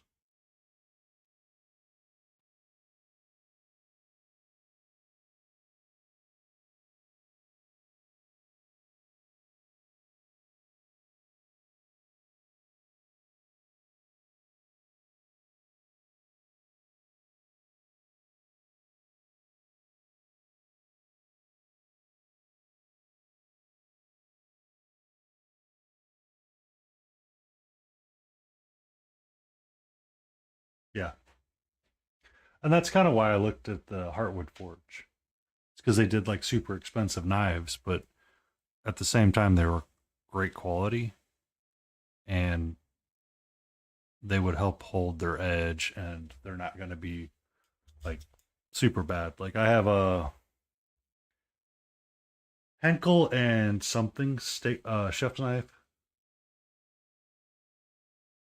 Uh, that's really fun to work with. I really enjoy it as a chef's knife,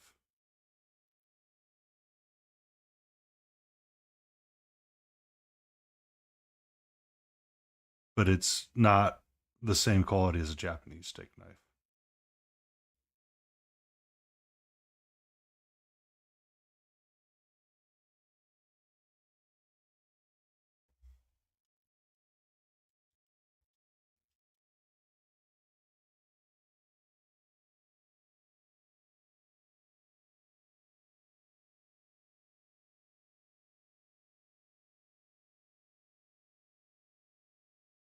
Yeah.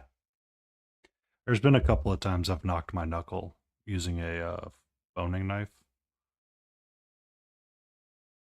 and I'm like, oh, that didn't hurt or that didn't cut, and then realize I like knocked a chunk of skin out of my like knuckle or something. I'm like, whoops, that did hurt, and I was in fact bleeding.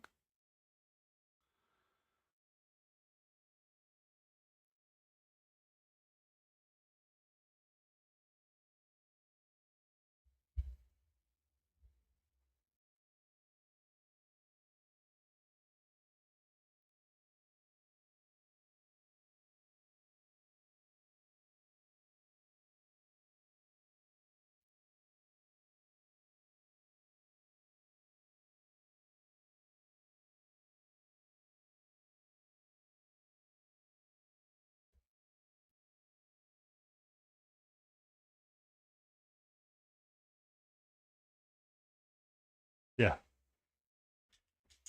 it's the same thing that what happens when people cut their hands off with or cut fingertips off with like shop tools or saws. Like when you hear those stories, most of the people are like, I didn't even feel it.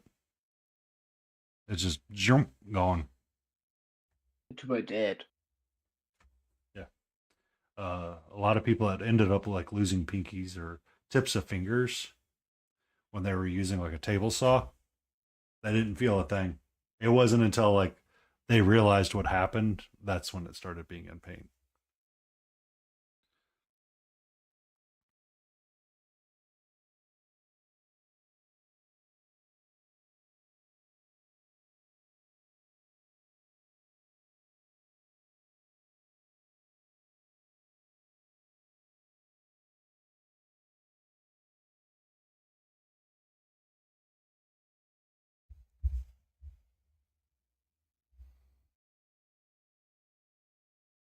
Yeah, that's a lot of what happens is that you don't realize what happened until it happened. You're like, oh,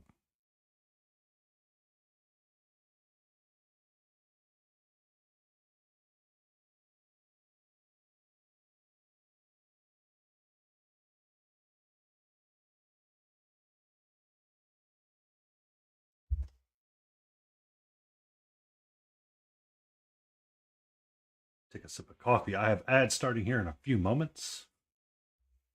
Um, just as a heads up.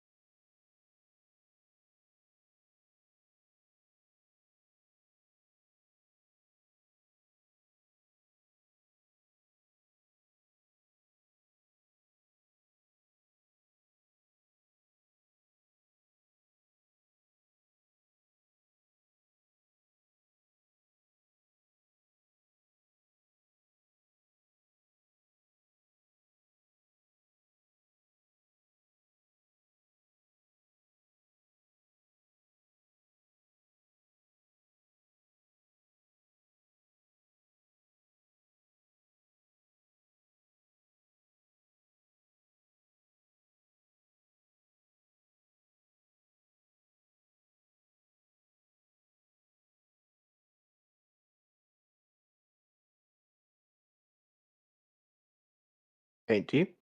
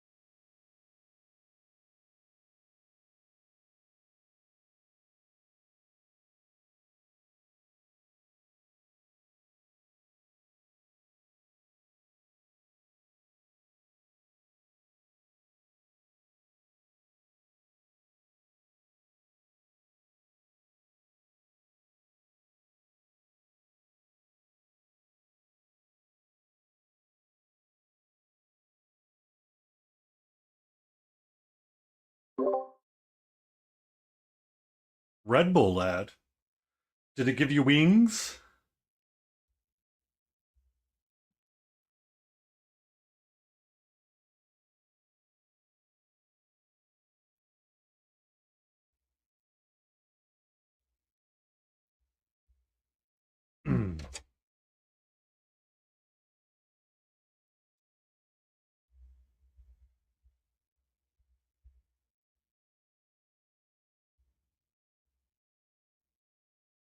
Smiling Beagle shared 73 photos.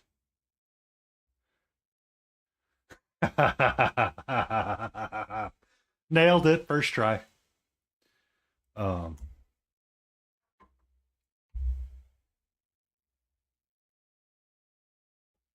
Soul Blight Grave Lords versus Goblins. Ooh, pretty.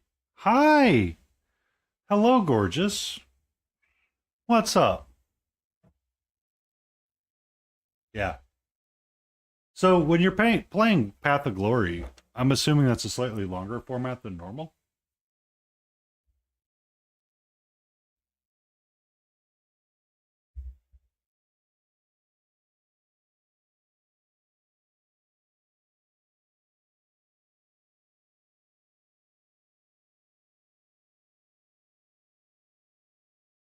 Hi.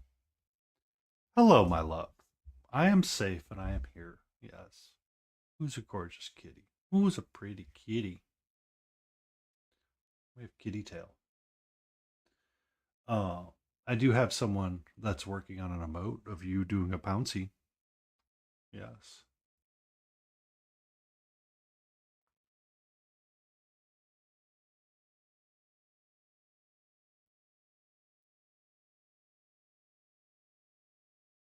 Mm-hmm.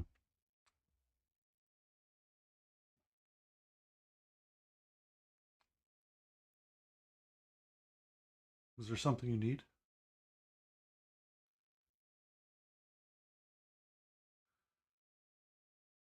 Yeah. I was watching Tabletop Titans do narrative game with orcs versus blood angels at one point.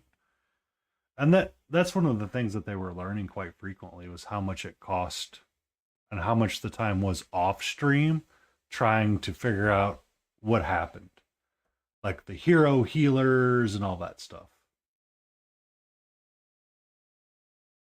Because I think once you actually get in game, it goes quicker. It's just, you got to go through all of that stuff and remember all of that stuff again. How many, how long is the campaign against or how long is each? Because I mean, each narrative campaign is, it's more than one act, right?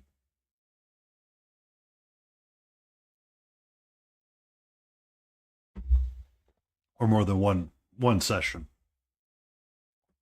Hmm.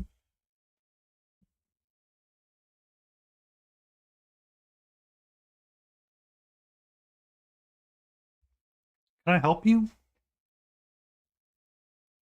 What? Hey,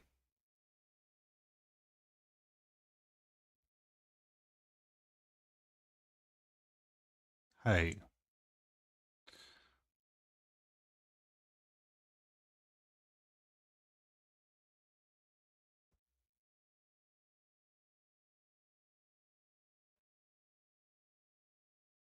We don't bite.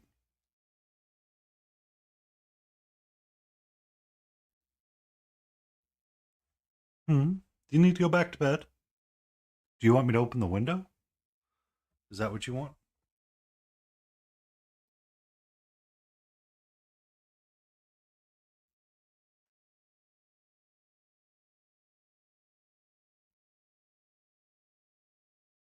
3 arcs, 2 scenarios, each respect the evolution of my vampire lord.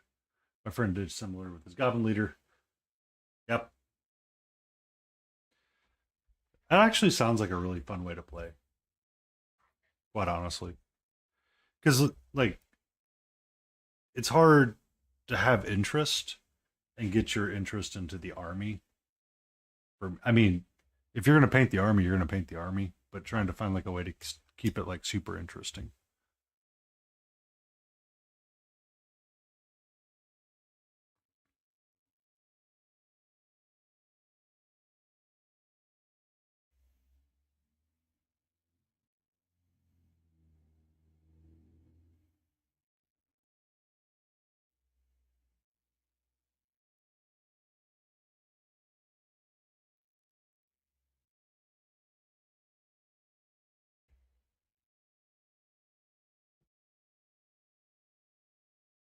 Yeah, I mean it's hard.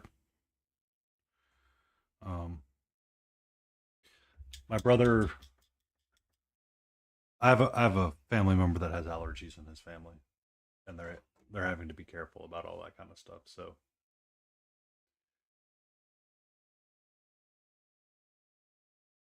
yeah, because army projects are they can be soul crushing if you're not careful.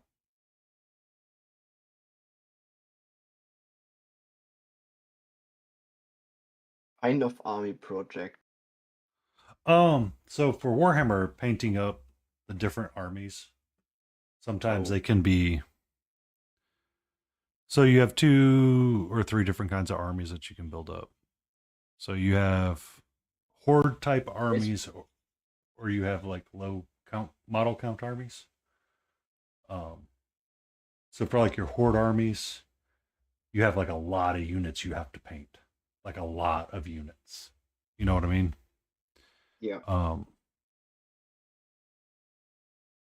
so you have to like be really driven to paint the 300 blobs of Necron warriors. And you're like, oh, well, it's easy. You just get some silver spray, spray them down, wash them in Nuln Oil, and dry brush them.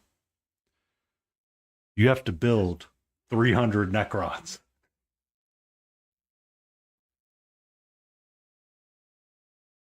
Yeah, seems fun, to be honest. yeah. So you have to build like all of those. You have to build the 300 armies. You have to build the 300 units, and then you have to paint the 300 units, and then you have to base the 300 units. It's I'd love so to do that. rough. What's that? I would love to do that. It sounds very fun, to be honest. Um, so you would want to look up something like Necrons or Tyranids or Undead, like Hobby ADHD's Painting Age of Sigmar, and they can be very fantasy based and very pretty and fun to paint because the models are much more intricately done. Or you can find like orcs from 40K. You know, they're like the big goofs of 40K and like the British goofies kind of deal. But once you get them built, it's just like, all right, now you got to do it like 400 times, or you got to do it like 300 times. But you want to make like every unit just slightly individually unique, so you can tell what's going on. Makes sense. Yeah. So Path of Glory Crusade for 40K. Yeah, your army grows as time goes on, or can it also shrink depending on how the battle goes? Just out of curiosity, hobby, because I thought it could shrink too. Like depending on your scenario that you were playing. Yeah. So it becomes a war of attrition as it goes on sometimes. Like if you were doing like an orc versus blood angels kind of deal, like they were doing on Tabletop Titans. One unit had a small section that they could do, but they could also have a rescue scenario to help bolster their ranks, kind of deal. Which is interesting because it's kind of because it kind of leads to some fun aspects of like the 40K lore or the Warhammer or Age of Sigmar lore and how your vampire lord became the vampire lord. Makes sense. But those aren't the game. Uh, I did tacos. I did white people taco night. I'm not ashamed to say it. I'll do white people taco night. You can come at me all you want. Please define white people taco night. So there is a meme that is out there that's called "It's White People Taco Night." We're getting um we're getting the taco seasoning from the packet, or no, we're getting a can of enchilada sauce and we're mixing it with some hamburger. We're getting shredded cheese, and then some people toast the tortillas and some people don't. But it's like you cut up like some tomatoes and you put them on there with taco meat and cheese, and you just eat them that way. So it's just like butcher tacos. Essentially, yes. But if you went and ordered like tacos from like a real Mexican place, it's like some kind of better meat, well seasoned, usually with an onion cilantro type. Like I never had tacos, so You are missing out on one of the greatest things in life. yeah, that Uh, may be. But Tacos, there are no stores in Germany who sell tacos because it wouldn't be profitable. wings are delicious too. Depends where you're getting them. If you're getting Korean fried chicken, 100%.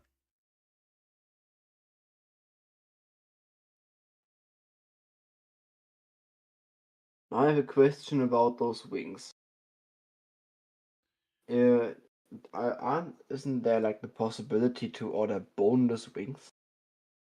There is a possibility in America to order boneless wings. Yes. Um, Boneless Oh, wings are sometimes processed patties and sometimes not. Just depends. so it's basically just a roulette if you get real meat or not. Yeah. Boneless are just Yeah. nuggets. Essentially, yeah. Yeah. That's what I was remembering about it, Hobby. It's actually sounds like a really fun way to play Warhammer. But boneless wings with sauce, yes. It depends where you order them from. Some places are going to be a lot better about them than others are. Like when I was mentioning Korean fried chicken, they tend to make their own blended uh, boneless nugget. Korean fried chicken. Yes, Korean fried chicken. So the I have heard of Koreans, the I have heard of the Kentucky fried chicken thing, but never of Korean. um, so it's a difference of opinion on how you prepare food with the Korean fried chicken. So Americans and British and some people, when they fry, they try to fry with like as little oil as possible because we believe it's fat and unhealthy. The In Koreans, America. Fat and unhealthy in America. yeah, Who would have guessed? yeah, the Koreans believe that you should bathe the chicken. So, In a lot of oil. in a lot of oil, you should fry it, and it's usually got some kind of batter that really puffs up and makes it delicious. I really like it, um, just because they're different, and it's not Kentucky Fried Chicken um, and it's usually freshly made. But it's good then. Until next time, Hobby ADHD, you enjoy, you be safe, and you keep that beautiful baby healthy. Um, Yes. but it's delicious and it's good, and it's a lot better than my standard offerings that I have present. So I don't mind ordering it and buying it rather than going to my normal places. Um,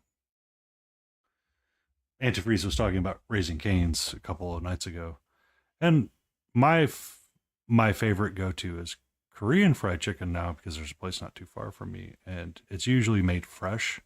So you have to order it ahead of time, and when you get there, it's not something that's been sitting under a heat lamp for a while.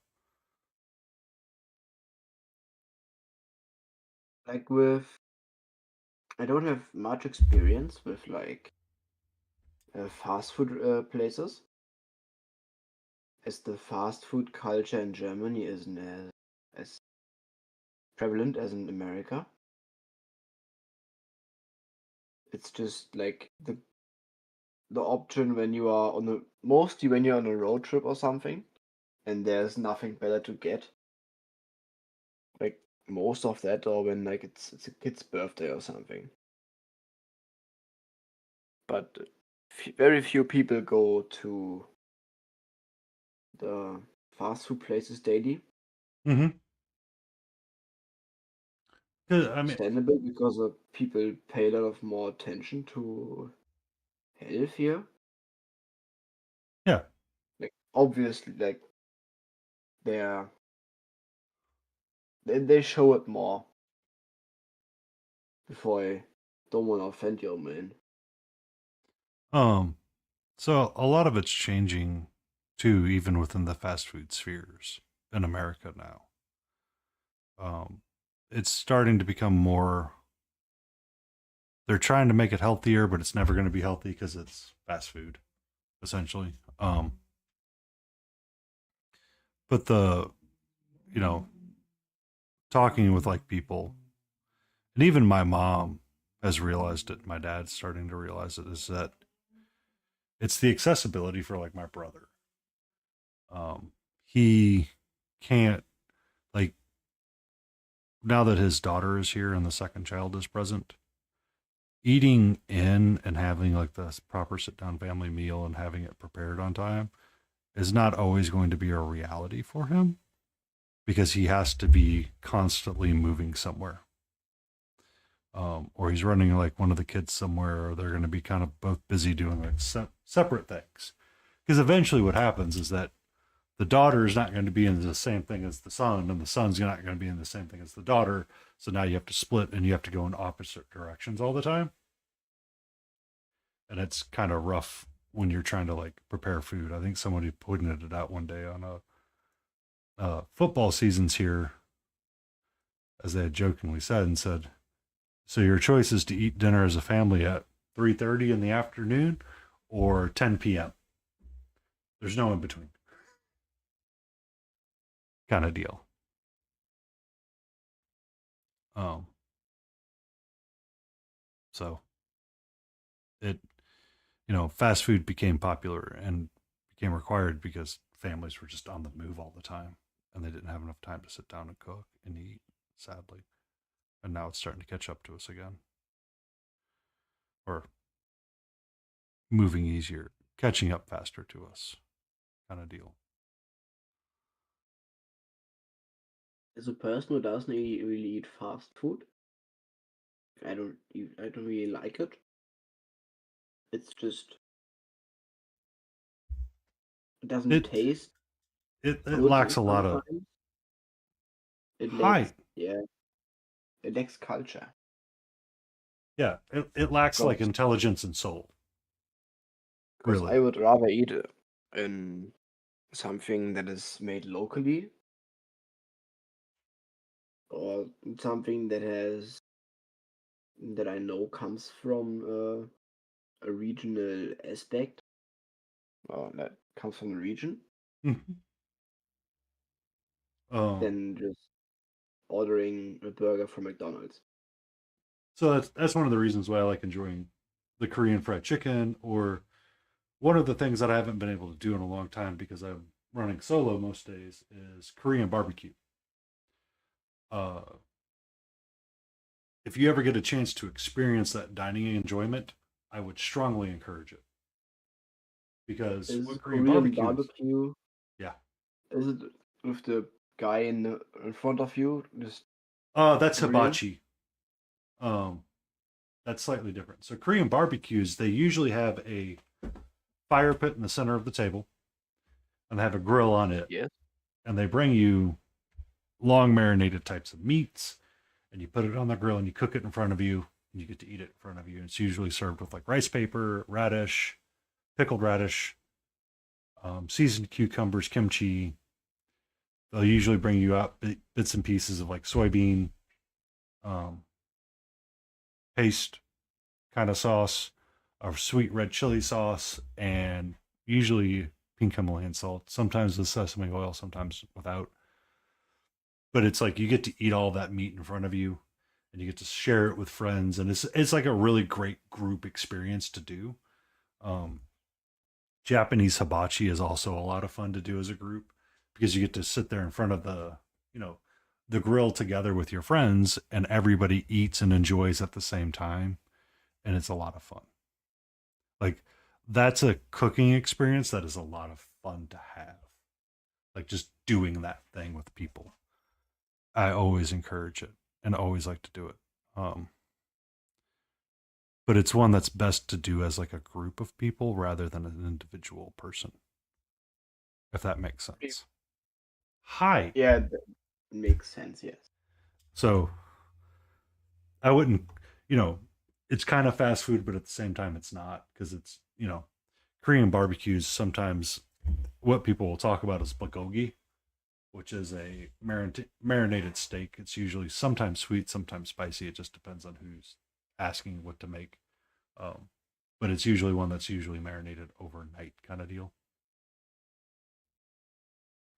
Hi. Said, And but with the barbecue culture, I think in Germany and USA the barbecue culture is rather big. I own a smoker, and antifreeze is in chat. I think me and him want to have a smoker duel off at noon one morning or at midnight and start preparing our foods. Um, Smithereen, sometimes that hangs around in chat as well, has done different kinds of cooks and comes from like a different region of the states, which originally created what's referred to as burnt ends. Burnt ends was the piece of the brisket that was believed to be unedible to people. So the store owner started splitting it off and selling it as like an appetizer for people to eat.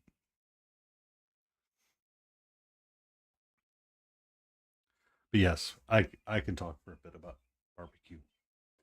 I do enjoy it. It's delicious. I do own a smoker. I smoke all kinds of meats. This weekend is kind of a smoke-free weekend because it's um I want to be a little bit simple and basic in my food. So I got some hot dogs and uh hamburger meat to do like tacos and stuff. Be safe. Enjoy. Don't choke on a bone.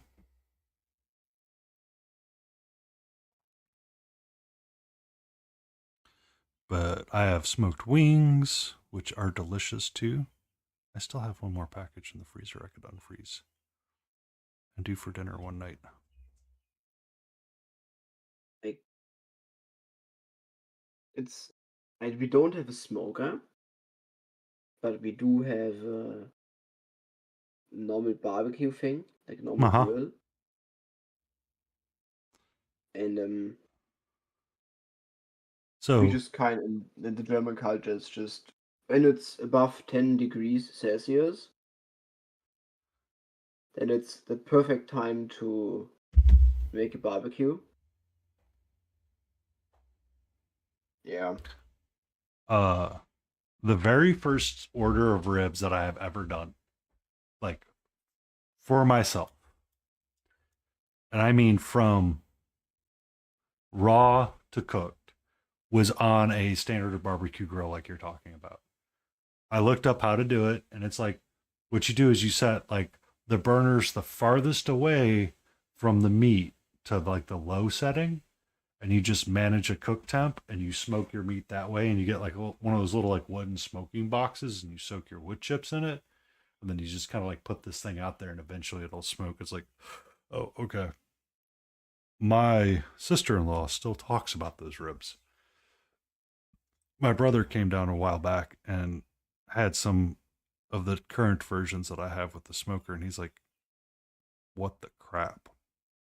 I'm like, "Yeah, it's gotten better, sir." If it get better, if it gets better. Oh, my Um, English is so ass. I find that investing in myself for the enjoyment of cooking makes everything better. Of course it does. I have Uh, that feeling with baking. Baking is a lot of fun for me. I was never much of a baker, but now that I can smoke, I can probably bake. It's just I don't have the patience sometimes for measuring out stuff. I'm like, I don't want to deal with this right now. But you are painting minis, so I kind of feel like you have it, Yeah, right? it's like one of those things. It's like, okay, I guess we can do that. Um, it's just it's one of those that starts to feel better about Yeah. slowly over time.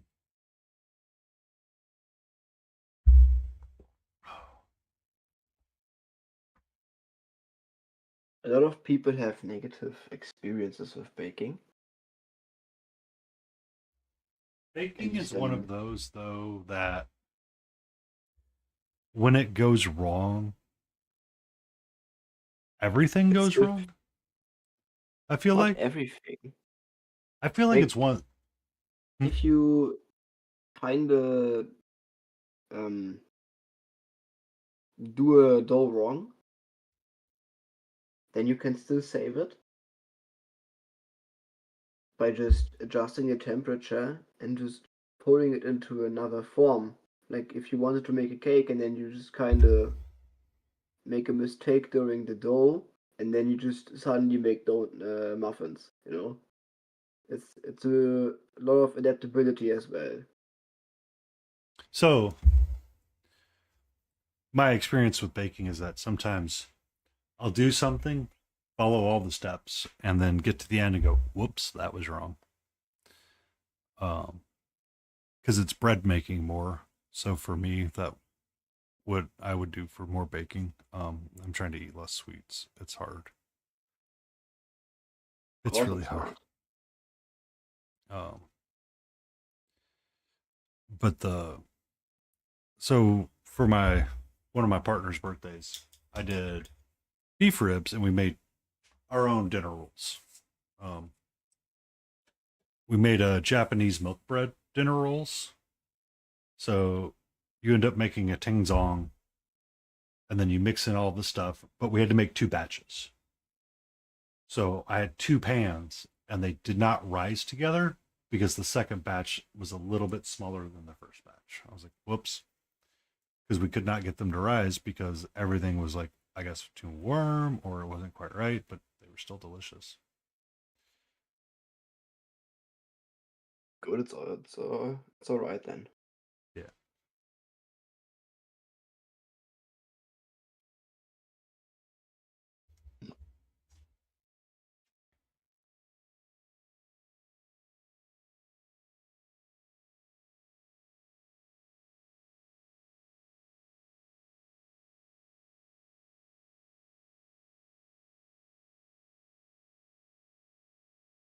Need to get more yellow in the sky.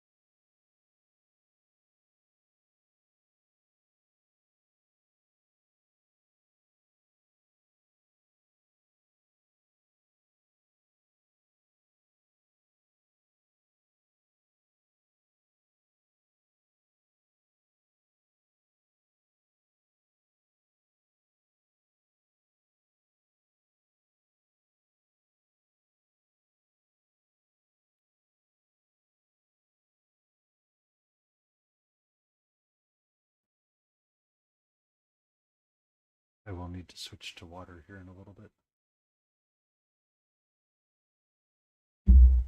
But my water stuff is all downstairs.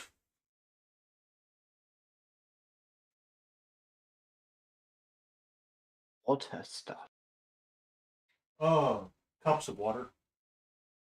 Oh, I'm trying to be better about my plastic consumption and not using as much. So I bought one of those Brita water containers that you can keep in the fridge. And then I have one of those tall water cups that has a straw in it, like one plastic straw that you reuse constantly. Um, like one of those big Stanley cups or what? yeah, one of those big Stanleys. Or Stanley off Got brand it. because I'm not paying for a Stanley. Are they so expensive or what? For what they are, yes, they're extremely expensive. So rather What, than pay for it, what, I bought one of the off brand versions. what do they Um, cost? the off brand isn't too bad. Like you look at it, you go, for what it is, I don't mind. Yeah. But I use it instead of plastic cups, and I'm trying to drink less bubbly water because bubbly water sometimes can destroy your appetite or your metabolism. So I've been reducing my bubbly intake to one drink to like one a day with dinner or something. Now, keep in mind, I have not actually verified if bubbly water will destroy your appetite, but given that the flavoring and it's a 0 calorie drink, it's probably true because it's got some kind of chemical thing in there to do a thing it's not supposed to be doing. If you know what I mean.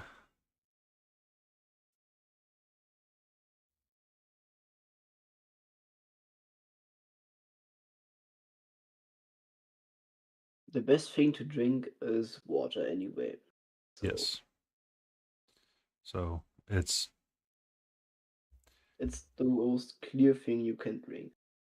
yeah, and it's not the worst thing, and it's just I am terrible about remembering my cup because I don't want to have like 1,000 cups in my office. So I try to carry one or Yeah. two around with me. And then it kind of cuts down on dishes as well. So that's kind of why. That's kind of why.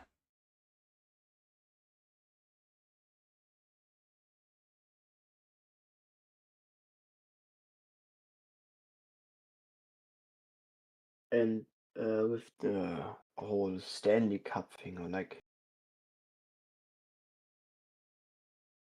I always wondered why people would pay a lot of money for a big cup. Um, Like, why would you spend so much money on a cup which does the exact same thing as a thermo bear, like a thermo drink or so some whatever? of it is just status related. And it's, wanting to stay up with the Joneses, wanting to utilize something that's really good. Stanley, so I've grown up, I remember the old Stanley, uh, what is it? The old Stanley thermoses, like the big tall Yeah. green thermoses that we used to have as kids. Like you've probably seen 1,000 of them, and that's what they used to carry, like all kinds of like water, or they used to carry like coffee was more common the thing back in the day. Um, and they had like this just massive green thermos. And for some people, what it was is that the thermos came back into style because cold water actually helps curb your appetite and helps deal with hunger pains sometimes.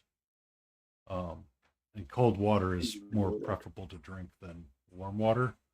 So everybody's like, "Oh, it's great," and then they're like, "But the Yeti cups, they were so great." It's like the Yeti cup is. Oh, What, everybody wanted a what, tumbler kind of deal, what is a Yeti cup? The same thing as a Stanley Cup, I would presume. minus the straw. Oh, so it doesn't have the same looks. So it doesn't have the same look, and it was just kind of like it was like a gigantic beer tumbler in that kind of regards. Like you have your Oh, steins yeah, that have the yeah. handles, but then you would have like a tumbler look, which was just basically which you would get like a normal beer out of, like a stout or something. I don't remember all the different cups that people have These beers for. cups are very expensive. Yep. And some of them sit in a closet and never get used. Stanley Cup price. Now I wonder. For I think what I ordered was a Hydro Flask.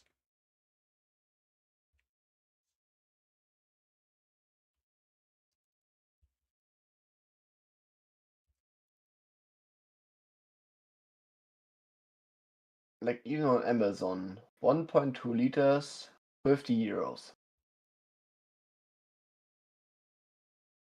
But it looks very boring. So the cup that I bought was a 30-ounce slim insulated thing for $10, maybe $13 from Walmart. I think I walked in one day, saw them on sale, and bought them. That's fair, yeah. Starbucks pink Stanley Cups won't be restocked after causing chaos at Target and reselling for $200. Holy shit. Oh, thank you, small parts, sharp So points it's coming just in with like the awesome a whole people. new market of just cups.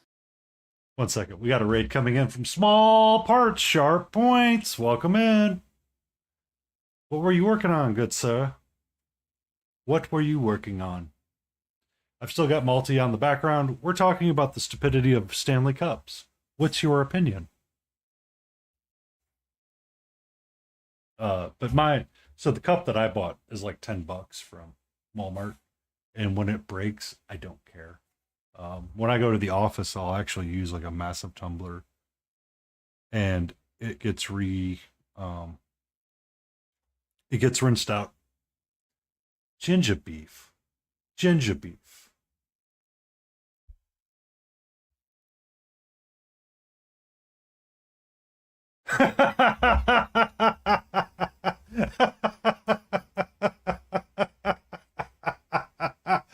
I'll take them. I'll take them. Ginger can come with me.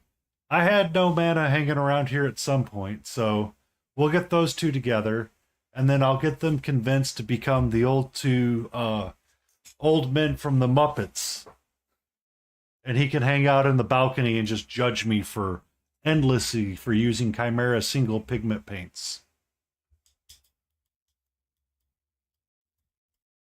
Hostile takeover. Damn. Oh, Ginger's just a sassy old. He's just a sassy. See, he's just sassy. He's a sweetie.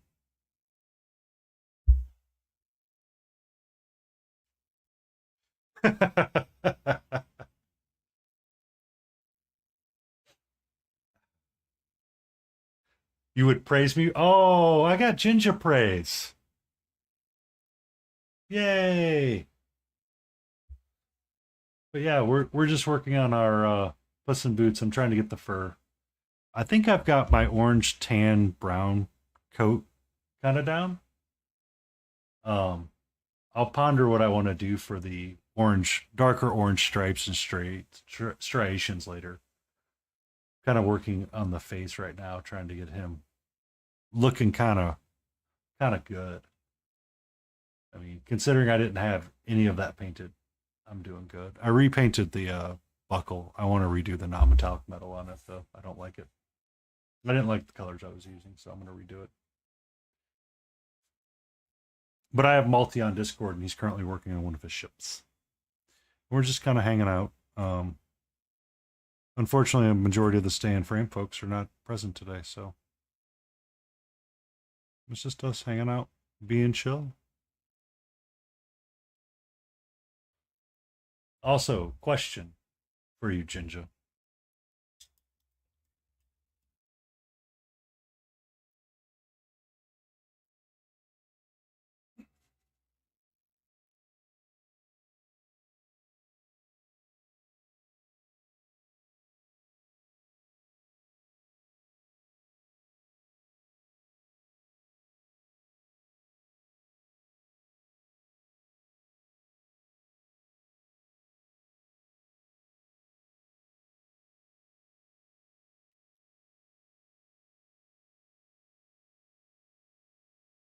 when he comes back. When he comes back, we'll ask him. We'll know when he's back. He'll be sassy. The sass.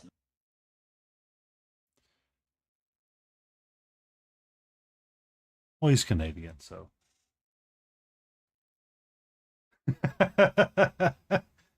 Some of it's small is I'm just very particular about the color and the ordering that I put my paints.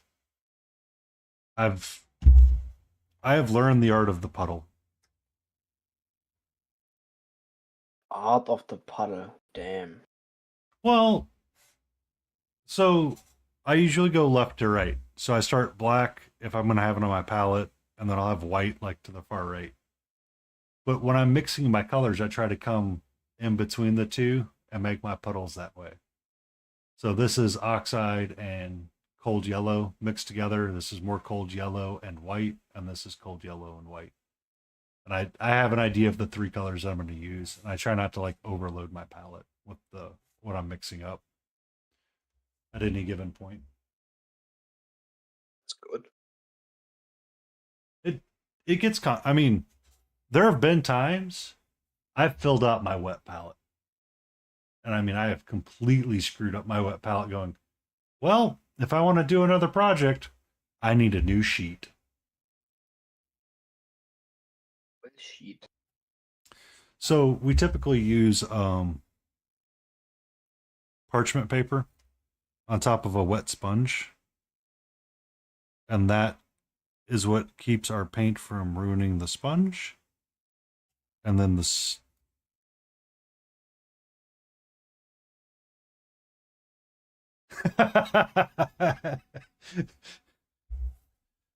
emotional damage. That's how it works, Small. Emotional damage and trauma.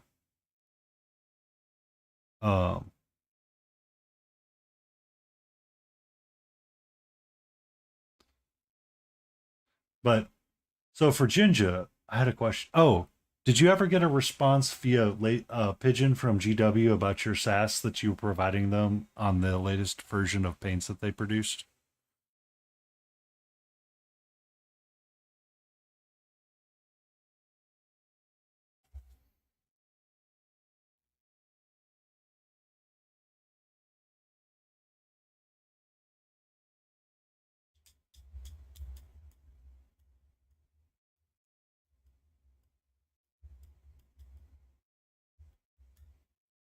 You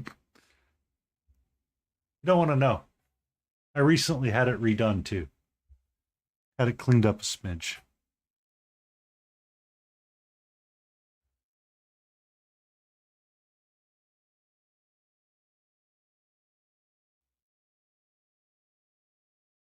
Oh, they're liking what you're doing? I might run from that.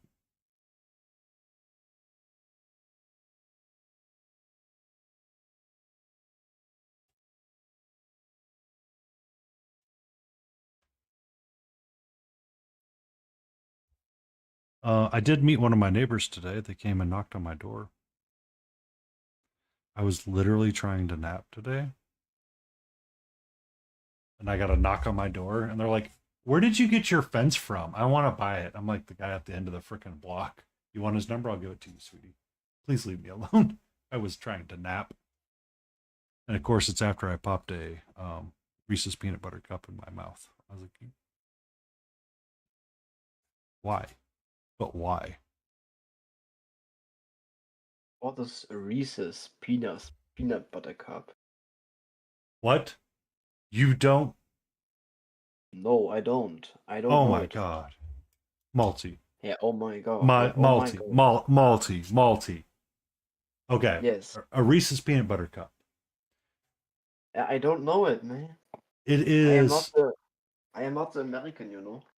So Hershey's chocolate created a peanut. So they get like a candied peanut butter. They get a thin What is disc. Hershey's? It's a chocolate company. Big chocolate company in America. I know you Europeans have real chocolate because you use more cocoa. I just kind of found Hershey's, yeah. So the peanut butter cup is a thin layer of peanut butter, and then on top and bottom of it they have chocolate, milk chocolate typically, and they just kind of keep it together. So when you bite into it, you have a peanut butter cup, is what they call it. It is. I don't know why it is so divine to have chocolate and peanut butter together. The closest thing that you could probably find in Germany would be something called a Buckeye, which is usually a hyper candied peanut butter ball dipped in chocolate, and it resembles like a Buckeye um, sort of deal. It's from Ohio, so I believe that is a highly German influenced candy, or it might be a Swedish candy. I'm not quite sure. That doesn't sound tasty at all. You would be surprised. The peanut butter ball covered in candy. Damn. Well, it's a peanut butter covered in chocolate. Yeah. So no. You wonder why we have health issues too. We come up with candies like that. Jace the Face just gave me a shout out to 24 of his viewers somehow. I don't understand. Which means he might be rating me here in a few after he got done screwing up Blood Bowl. I'm not sure.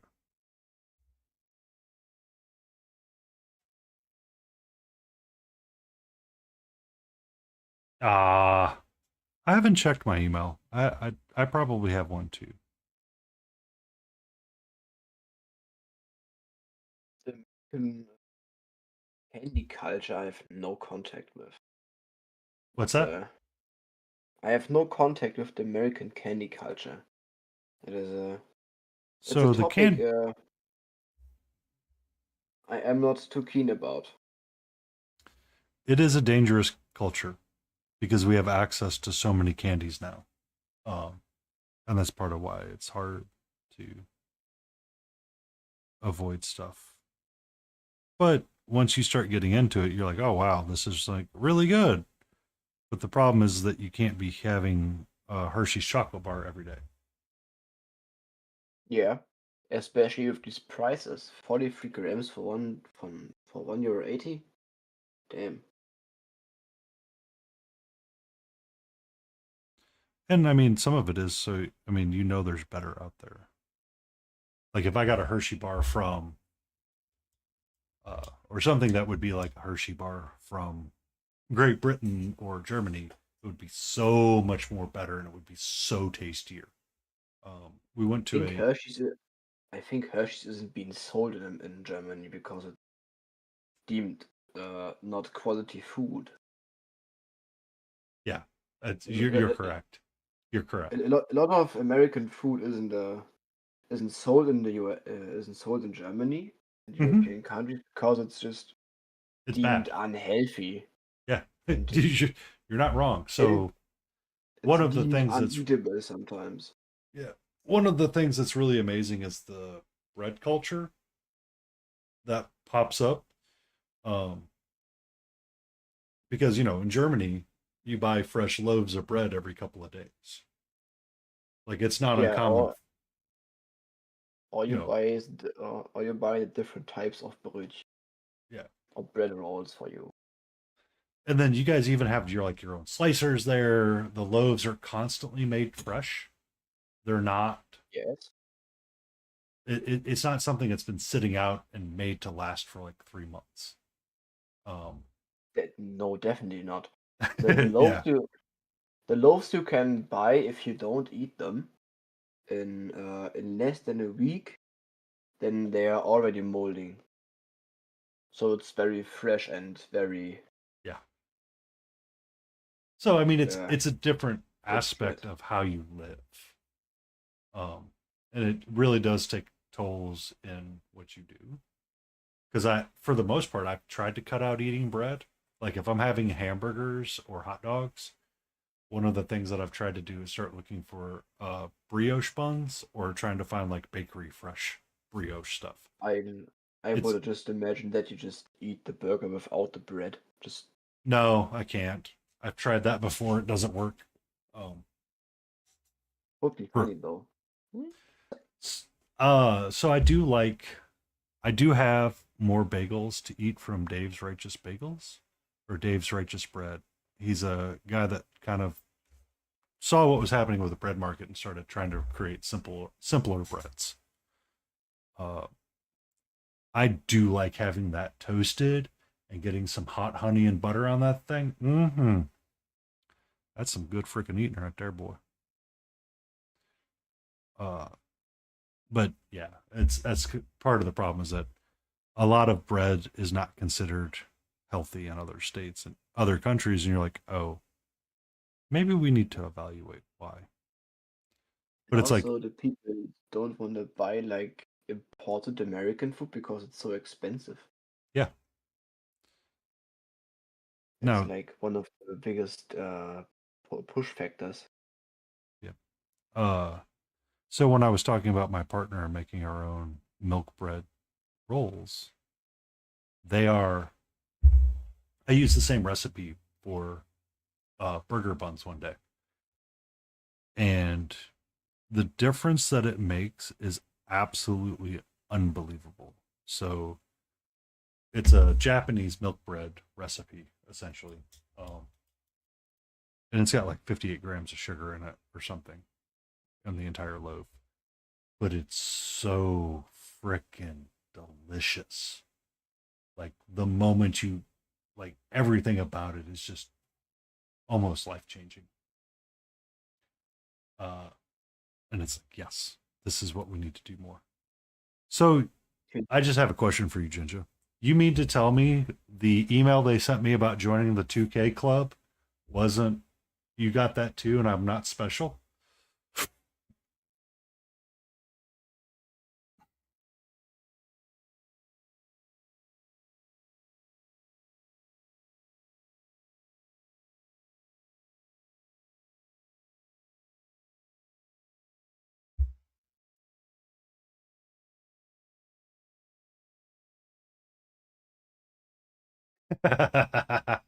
No, no. We're going to human centipede it, Ginger. You're going to be the head of this operation. And centipede, holy shit, man.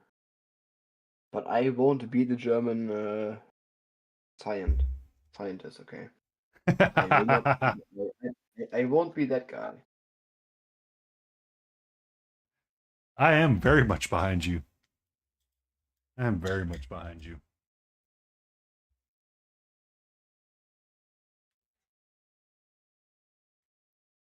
I'm getting a little late to my painting journey, all right?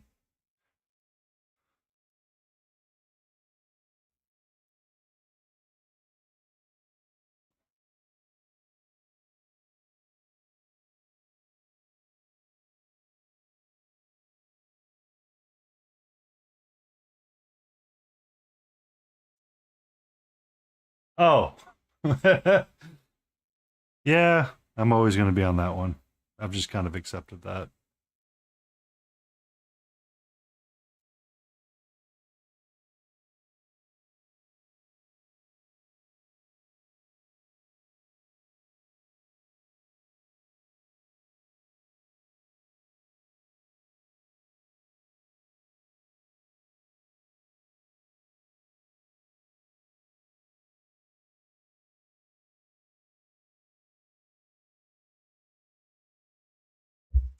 So, since you're about Ginger, I wanted to throw this idea out. I don't have anybody to talk to about it.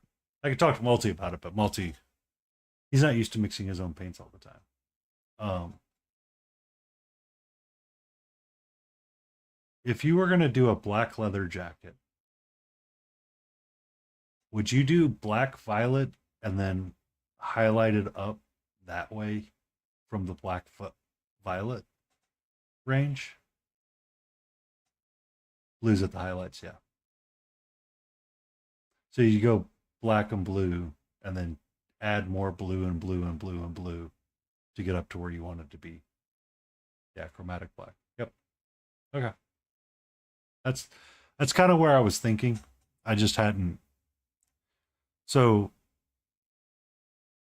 I'm trying to break up all the different pieces of leather on the figure and making them all slightly separate and trying to texture them different. Like his, I need to turn up the exposure on the camera really quick. I turn it down when I'm working on the skin because the white washes out from this. Yeah. I mean, everything's changed in my imagined world. But I'm trying to make like the belt different than the boots and the boots different than the chair. And then I want the jacket to be kind of more on the black aspects or the black leather. I'm okay with this being a brown black and then working my way up that way. And then this can be brown, kind of a red brown washed out kind of deal because it's going to be a worn leather belt. And then the underside of the jacket can be a gothic crimson, violet, red sort of deal along with this piece back here. And then I need to figure out what I'm going to do with the chair. I'm just thinking out loud about some things. And I have ads starting soon. And I need to grab my water cup. I will be right back.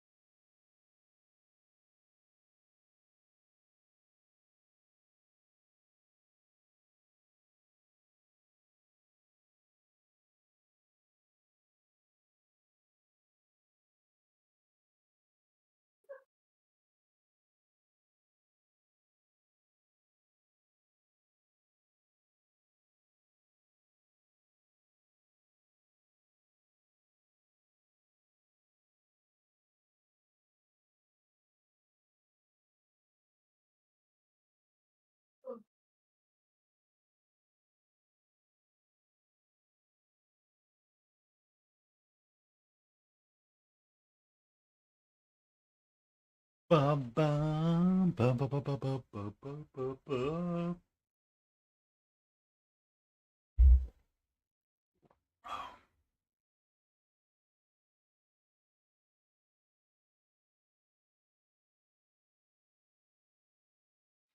Okay, I'm going to take a small break from what I'm working on, and we're going to work on something else. We're going to take this cold yellow, mix it in with the violet again. And we're going to start building up our brown for it.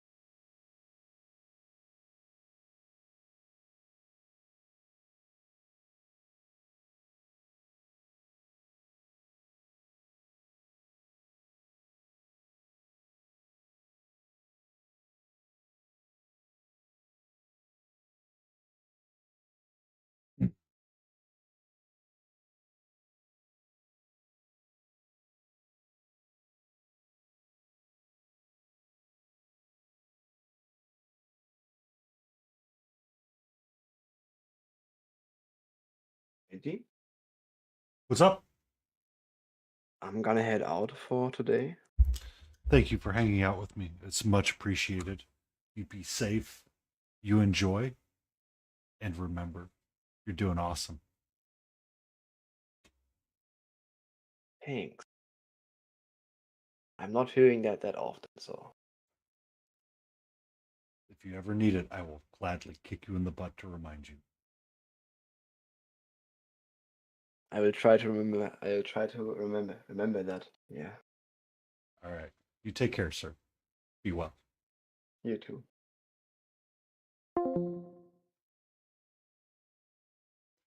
Uh,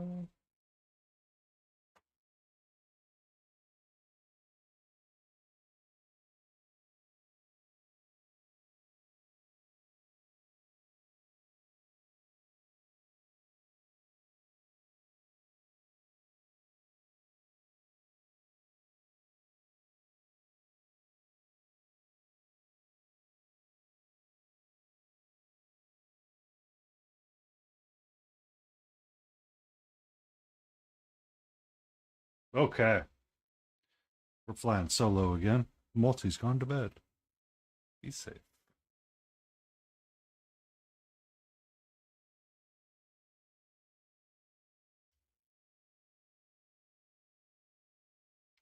That's what I was doing.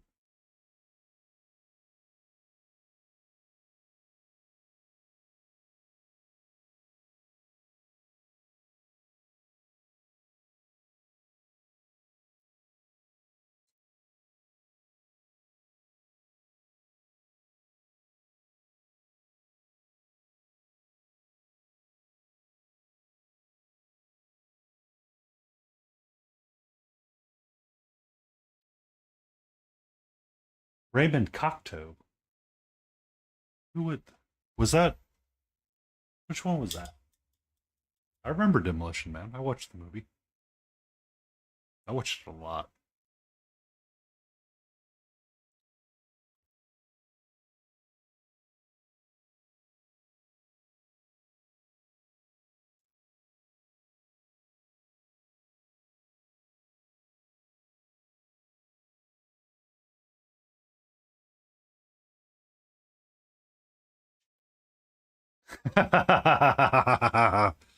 Be well. I remember him now. It's kind of weird that you lose sight of who is the evil boss in the plots when it was just that. It's like, were you really the evil one, sir? Were you truly the evil one? Well, yes, he's the one that let this violent criminal loose. Did he?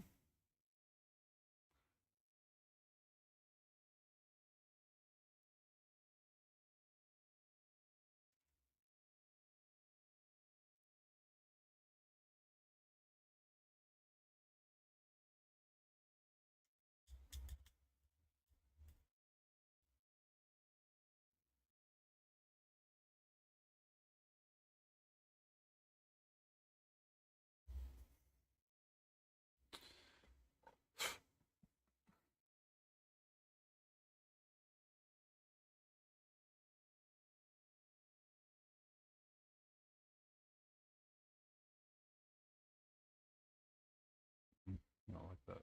Too fast. Take your time, add it in slowly.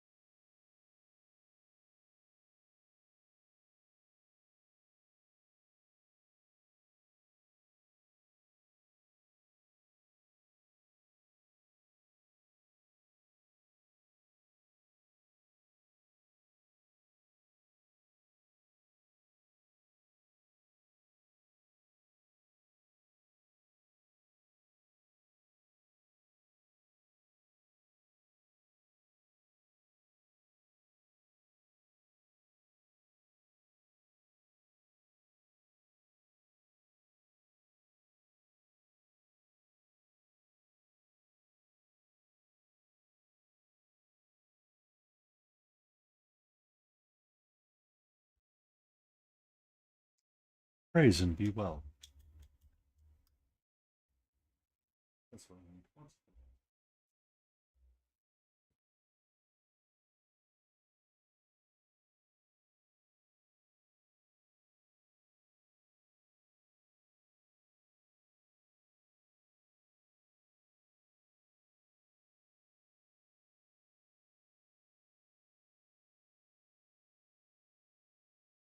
Mm-hmm. Okay. Now we continue.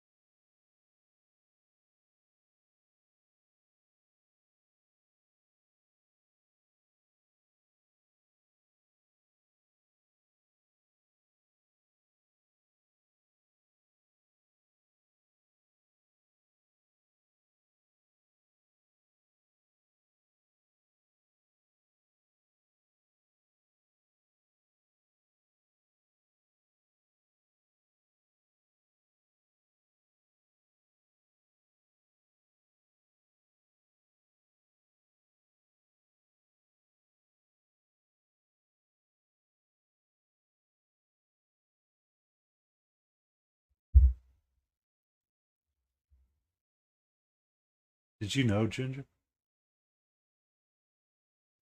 Moral tattoo. Oh,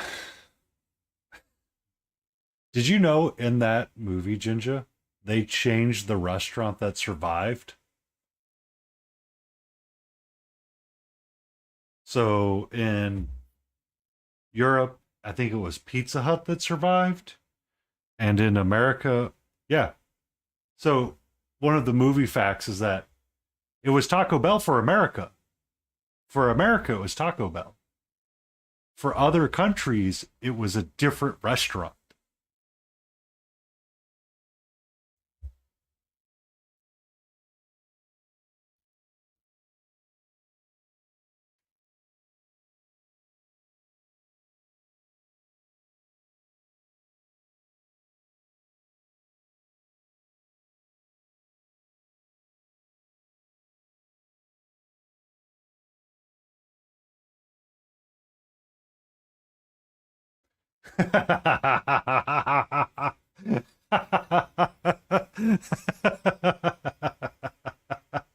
Yeah, it was different for the country.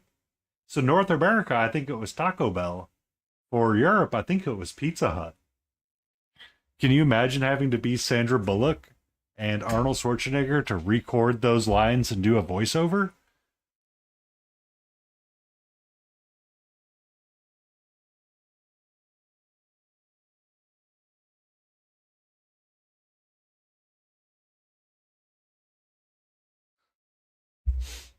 Also, I'm surprised you're not quoting Rush Hour, because we all know that was the best movie ever with Jackie Chan and Chris Rock.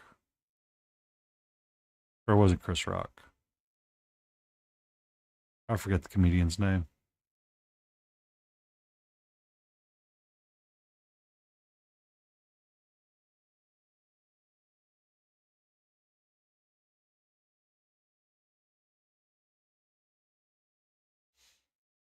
Still, Demolition Man was Stallone and Sandra Bullock with Wesley Snipes.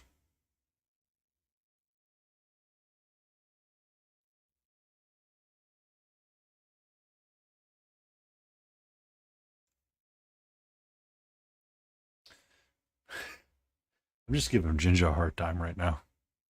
See how many weird buttons I can find.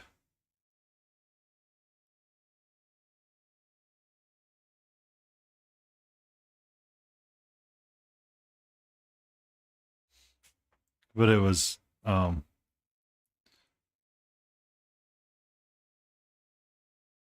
I Rush Hour was always kind of like a weird movie. They were trying to recreate the magic of what felt like Beverly Hills Cop, but it did not work as well.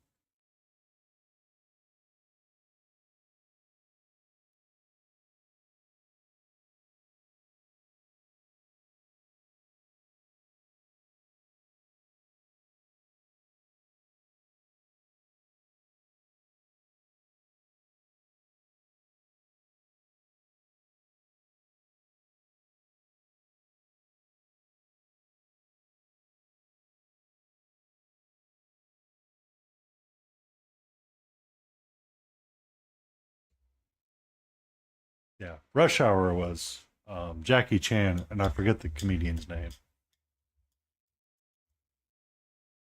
It was a black comedian. It was a pretty good comedian. It's just he just did not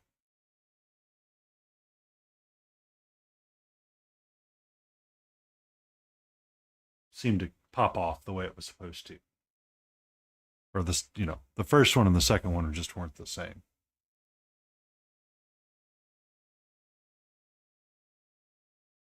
Chris Tucker. Thank you, Smithereen. That's the comedian.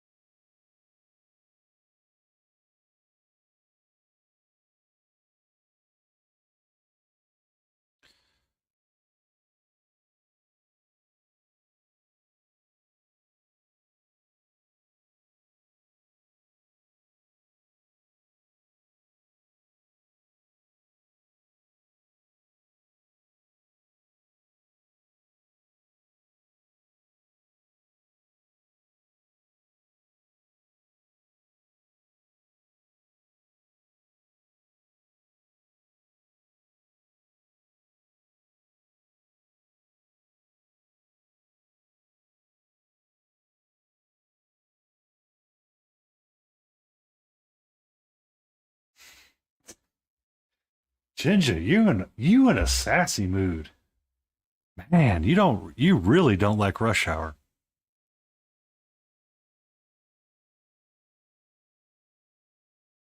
I feel like it can't be because of small. It's too small.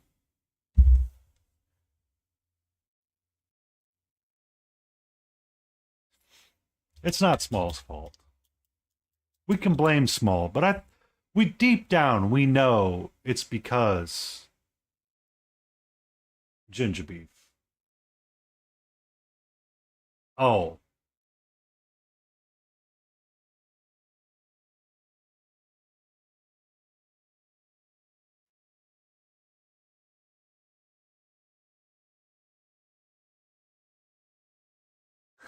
I mean, it was a good buddy cop movie. It wasn't the best buddy cop movie, but I mean, it was all right. We all know the best buddy cop movie was Beverly Hills or Dragnet.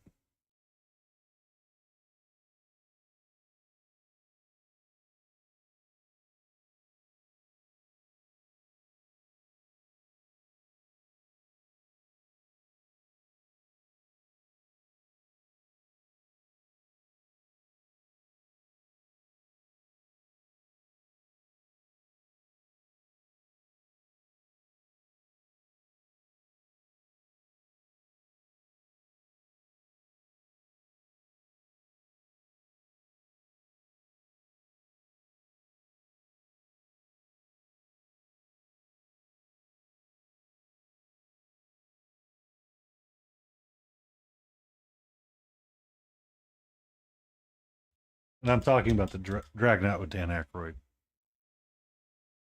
which I'm surprised they haven't tried to redo that movie.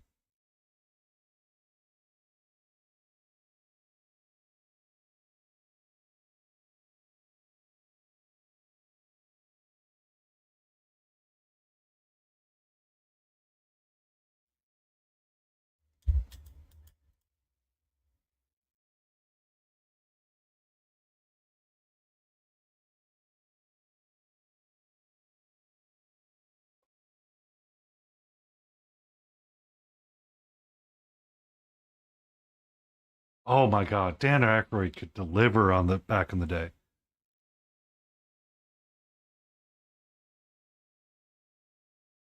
But his humor was so much of an acquired taste back then too.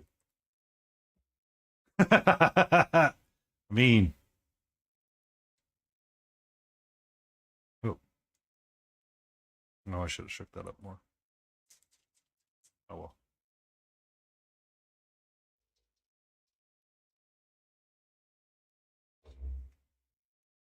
What are we going to tell these kids that have never seen this before?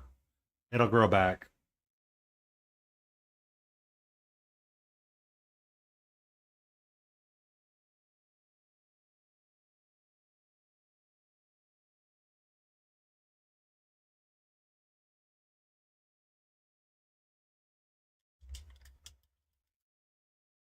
I need a zoomer. 1 second.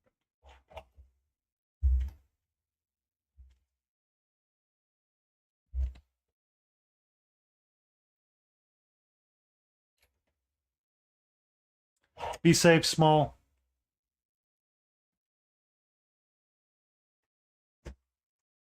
Remember, no matter what Ginger says, you're okay in my book.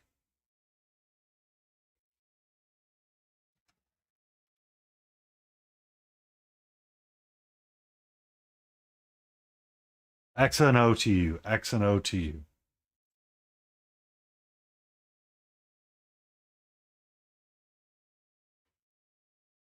All right, Ginger Beef, I have a question for you.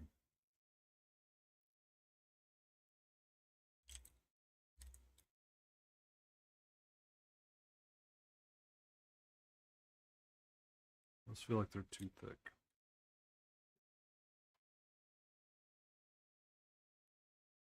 Yeah. Maybe the two will work. I don't know.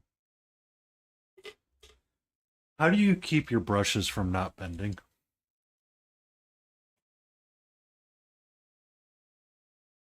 specifically small brush. So I have the Phalanx from Game Envy, or I have the Chimera, like specifically the one brush. For whatever reason, I feel like the tips bend and they don't work as well on these, or they don't last as long for me. They get splayed. Yeah, they just like that. So sometimes, like the Phalanx, you can't see it on this, but it feels like the tips of them curl a little bit more, just because it's something's bent inside of them, and I was just curious how you've dealt with that in the past. Could be the answer is you don't, and you know stop being a dumbass with your brush.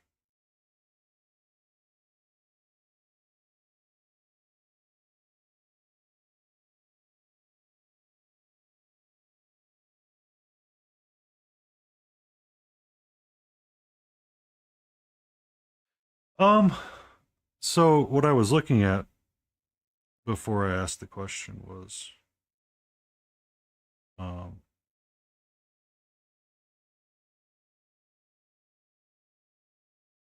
I was looking at the DaVinci ones that I have ordered that I haven't used yet.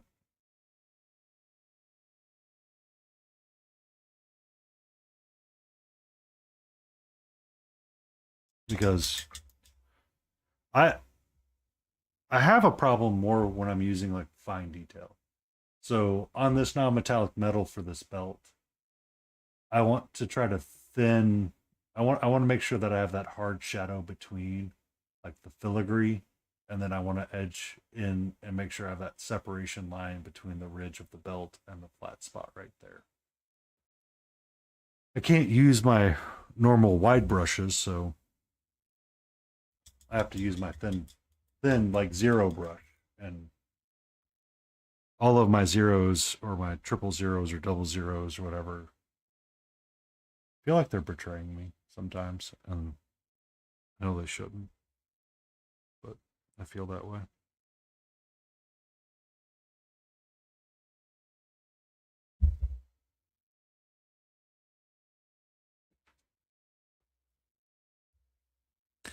I'll put it on my wish list to get a set of Rosemary and Co's though.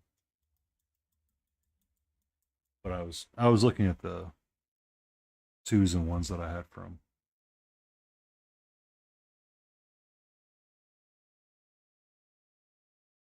Da Vinci.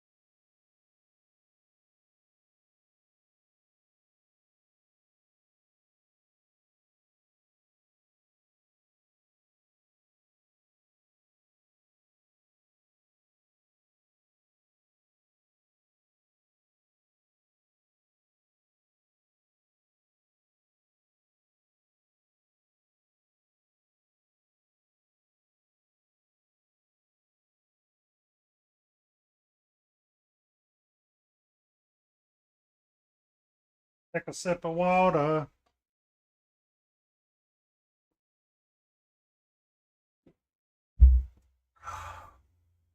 water is so delicious. Mm.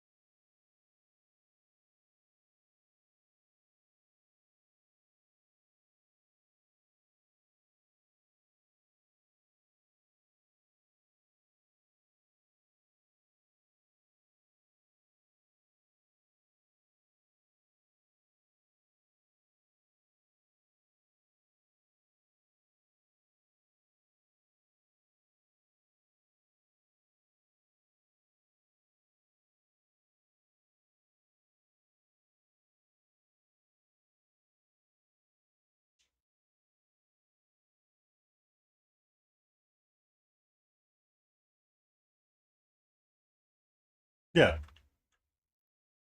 this is,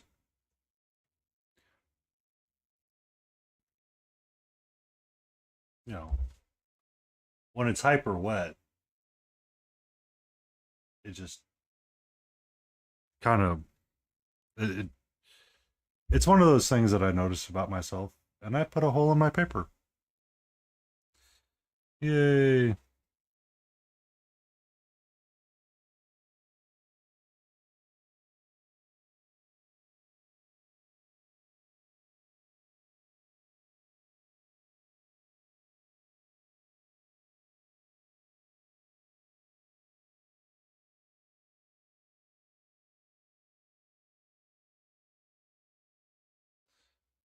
Um,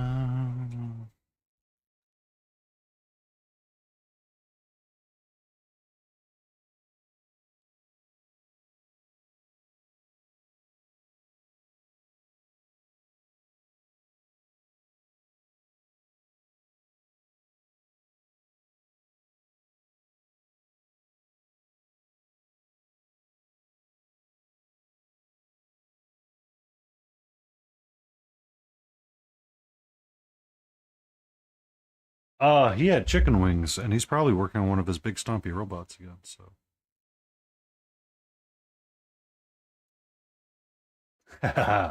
eating wings. I knew what he was doing. Did you go boneless or did you go bone in?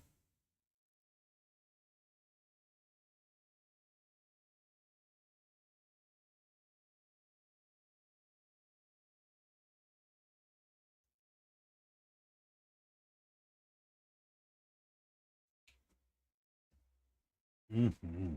Nom nom nom nom nom nom nom. Always bone in, yes. I do like a good bone in wing. Have you ever tried to smoke your own wings, Auntie?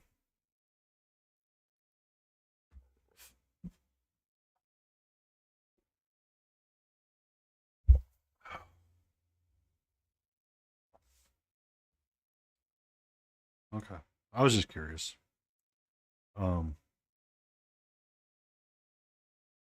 Sometimes what I would do,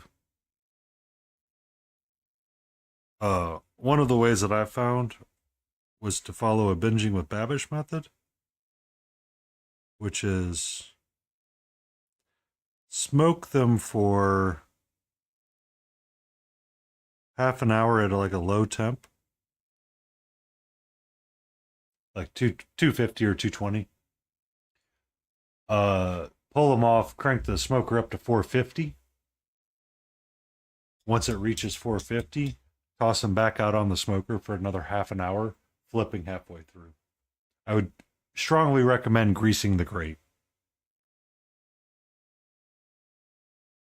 And you're going to have some crispy skin. Some crispy, delicious skin on them, some bitches.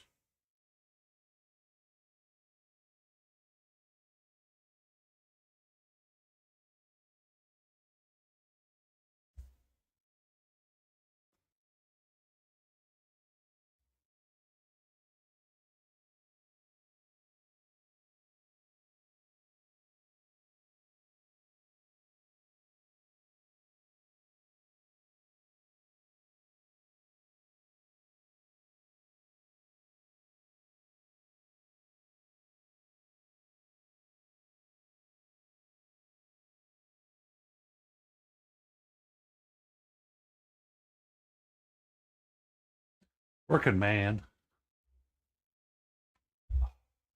That just reminded me of another old movie from the 80s that Ginger probably doesn't like. What was the one with Amelia Estevez and Charlie Sheen, where they were working as dump men?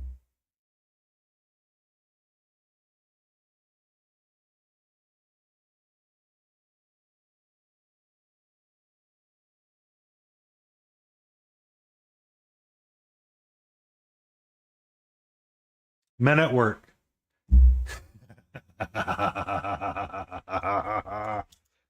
Men at Work. That's what I wanted. Because I, I only have you to talk. Like, I got you and Antifreeze to talk to, and Antifreeze is eating wings, which sound delicious. Get some good smoked wings, toss them with a good hot sauce. Fine eating right there, man. Fine eating.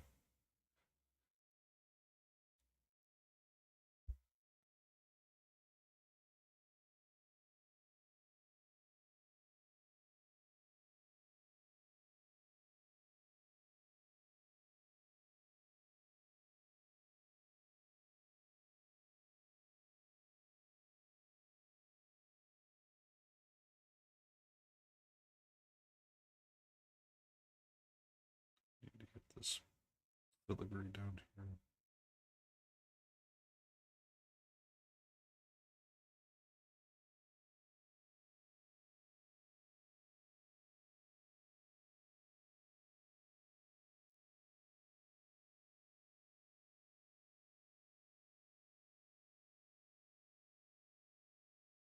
Were they brothers?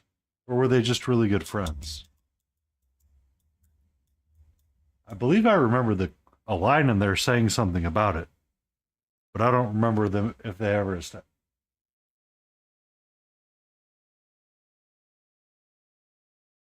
Really?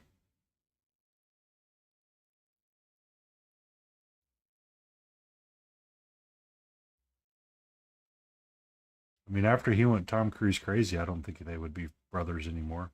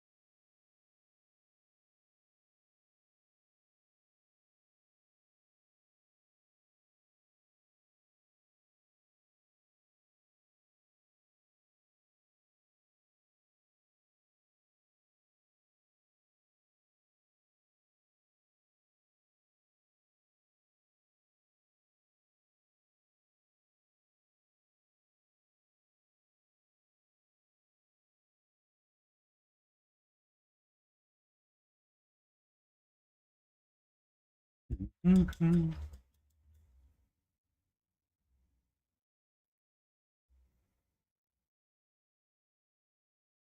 Mm.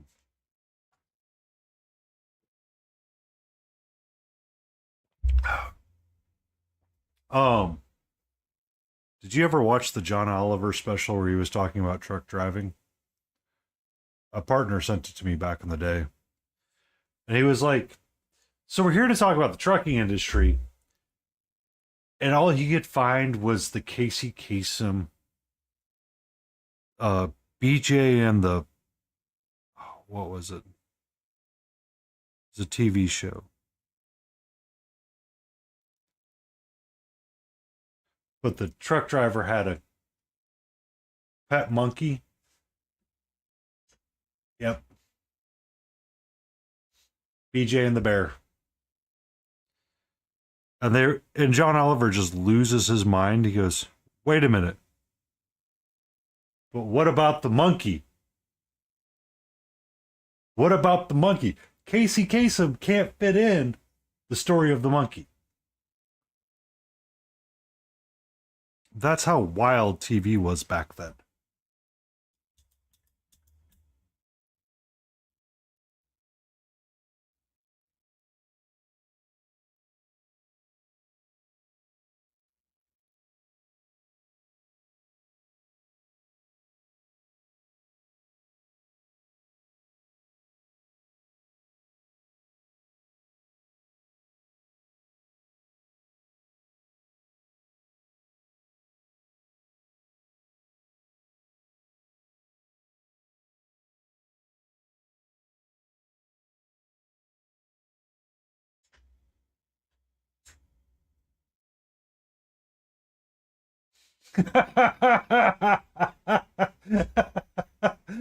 Oh, that's a good one, Ginger.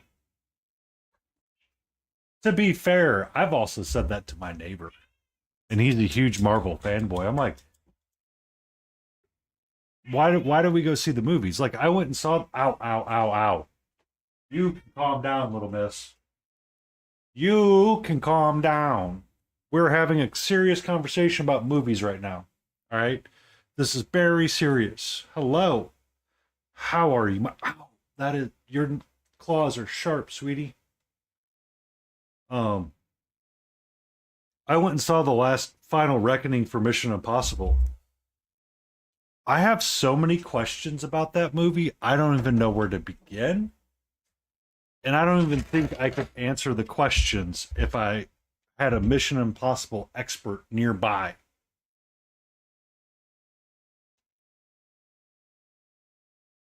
Um, but I think one of the actual recent good movies was the Spider-Man Into the Spider-Verse movies. That series is, I look forward to seeing that conclude.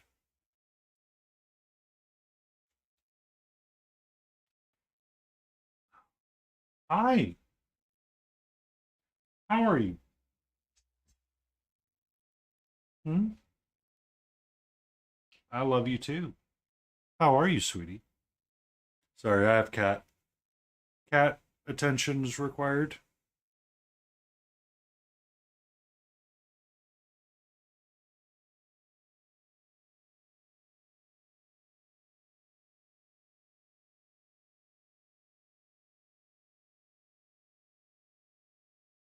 But I mean, the Mission Impossible, the Final Reckoning, I was confused by the movie simply because there wasn't a lot of dialogue in it.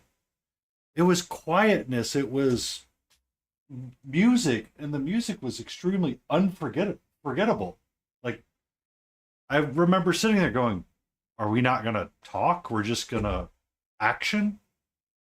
What are we doing? What are we doing here? Tom Cruise, I know you're crazy, but let's get crazy. Let's get to like a story. You know what I mean?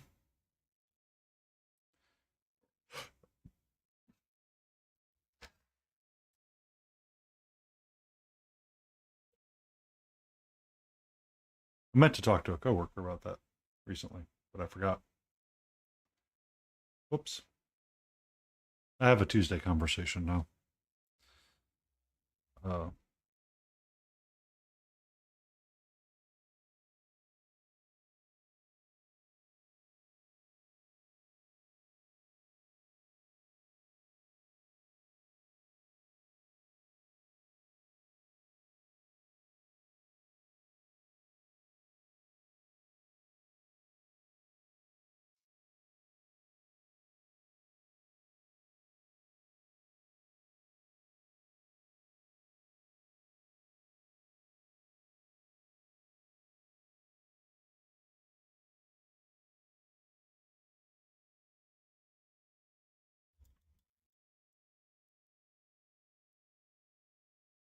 so there was a time I liked like Tom Cruise movies, like the first Mission Impossible movie. That was that was good. Like I watched it. I'm like, this isn't a bad movie. After that, it got a little cuckoo. But I like a good spies. I like a good spy movie. Like what is the Robert Jordan Redfern and Brad Pitt, that spy movie? Spy Game. it's one of my favorites to watch, just because I like kind of how he played his game. Burn Notice is great too. Um, a couple of those seasons can get pretty rough to watch, but man, that's always a fun watch.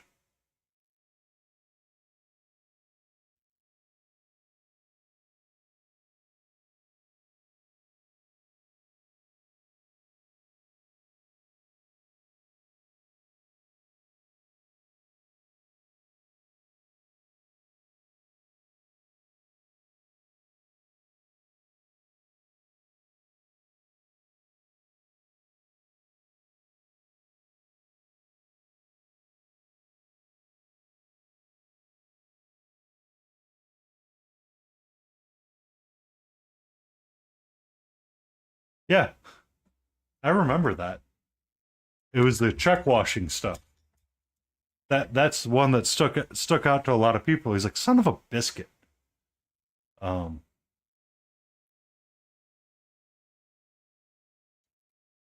and it's one that I think they wanted to wish they could correct.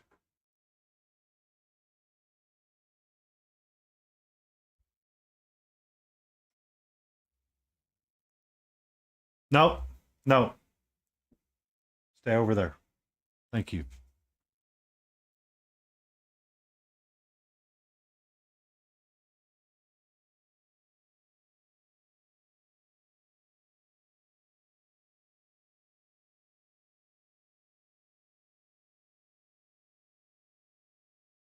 No, sweetie,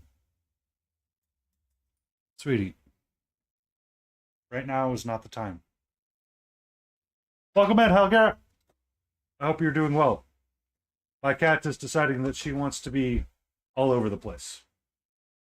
I'm working on my Puss in Boots right now. The kitty requires some attention, so I'm giving it to her.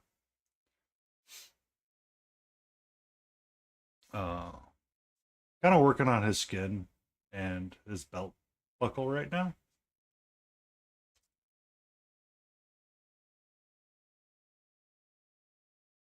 Yes, hello, my love. She was asleep, and then, you know, I started doing a lot of talking, and she's like, "Oh, let me go see what the human is up to." Ba-da-ba. How are you? Who is my sweetie? Oh, who is my sweetie biggity?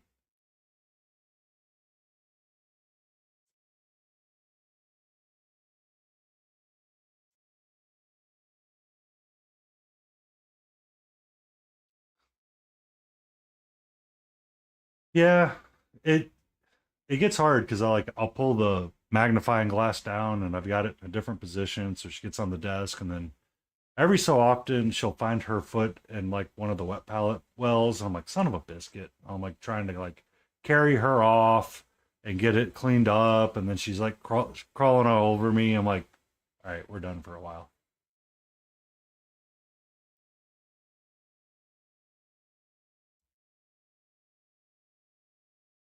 Mhm. What's up? Yes, I love you. You're so sweet. Mhm. Mhm.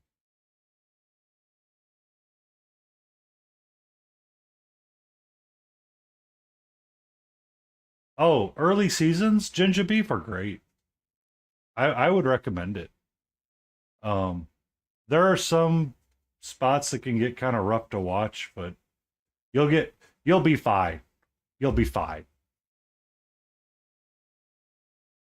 It's got oh, why can't I think of Sam Axe's name? He was Ash in Evil Dead.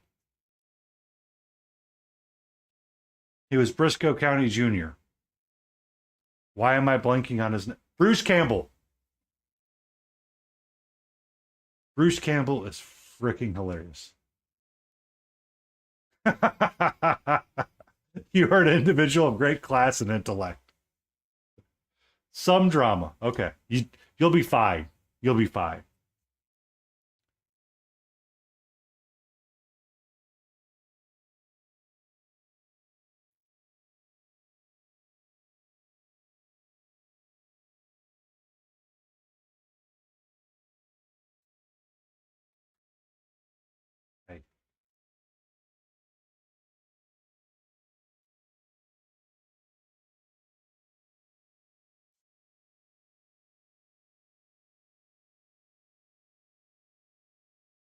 Okay. Are you done? Hmm? Are you done? Do you want to go? I am the wolf in your sheep's clothing. You are the drop of. No, you're the water drop on the wet palette that screws up my paint consistency. That's what you are, Ginger. I feel like you need a Darkwing Duck walk on.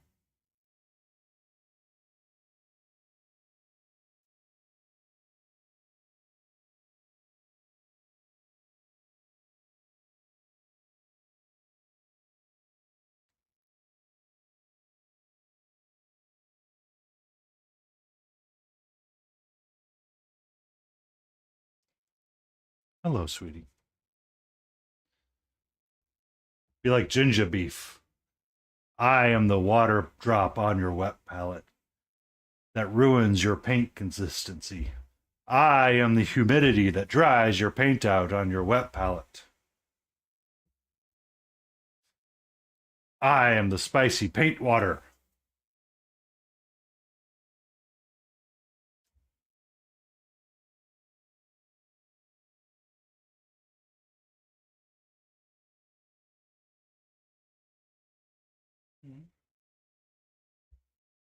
I am the water dropper.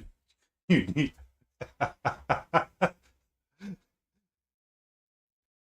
You're not Batman. Calm down. You're not Batman.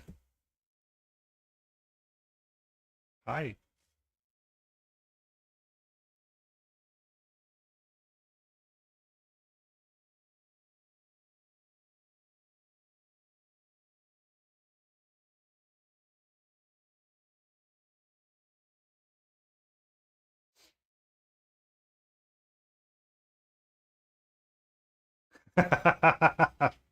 I'll accept you being the Joker.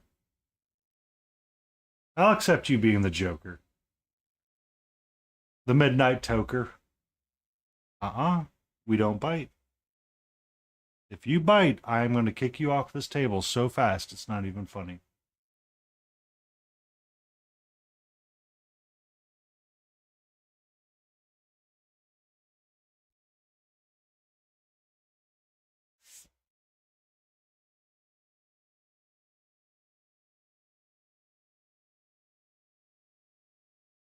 Are you done, sweetie?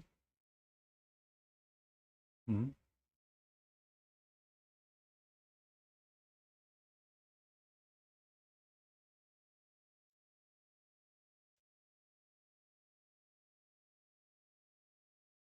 Okay. Feel like you're done and you need to move. Come on. Let's go. Get down.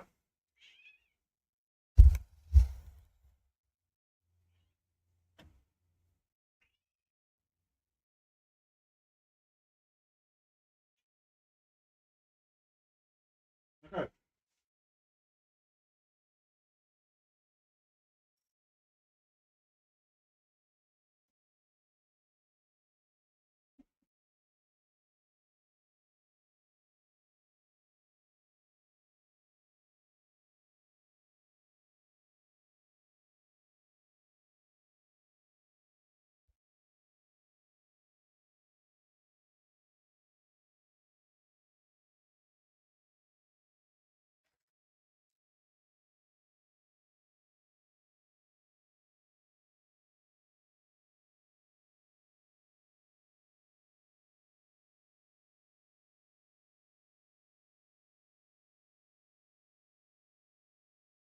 Yes, thank you for chewing on the end of the art book.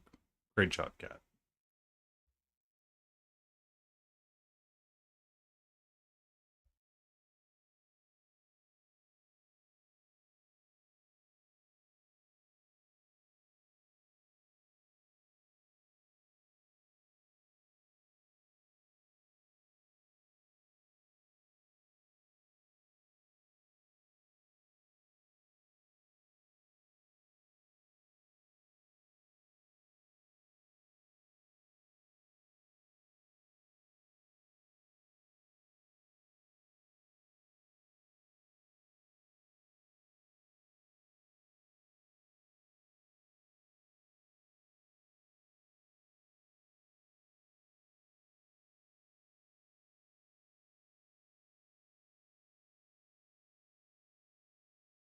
Of course she is. Of course she is. She sees the kittens outside. Therefore, she's going to stare at them. And you can see how much she wants to play with them because you can see her tail flick.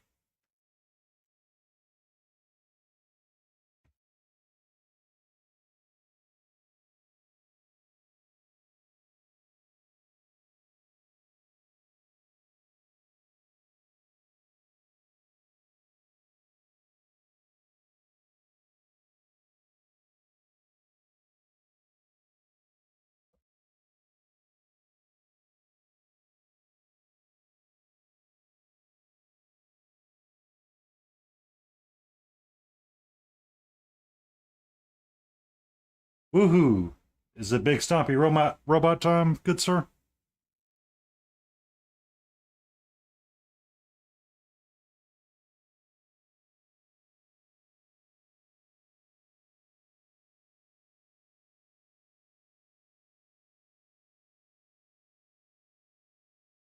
Yeah, buddy.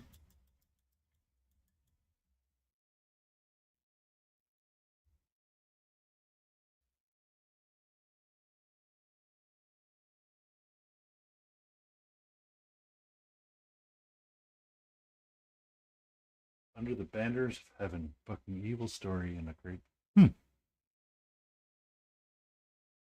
That actually kind of piques my interest a little bit.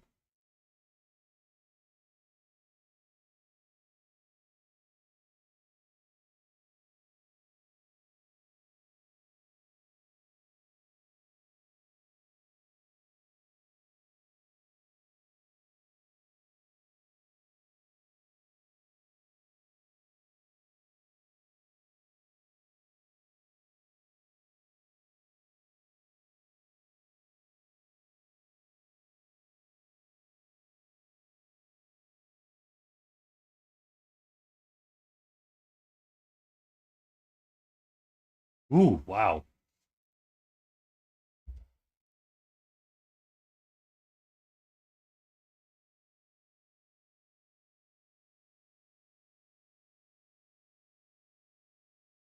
Wow. I would take a lot. We have ads coming up shortly.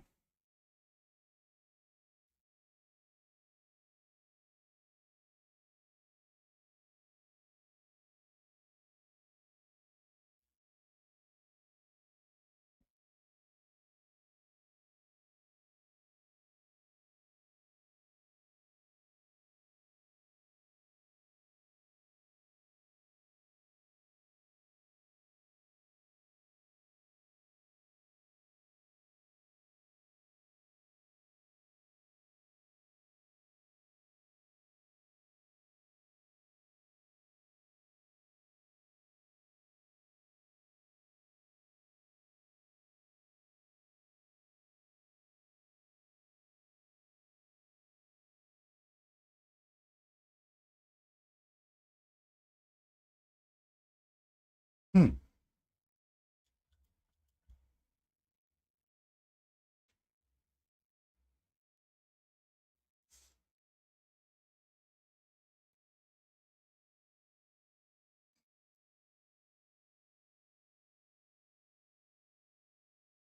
FYI, he's set to aggression. So it's probably bitch that triggered that one.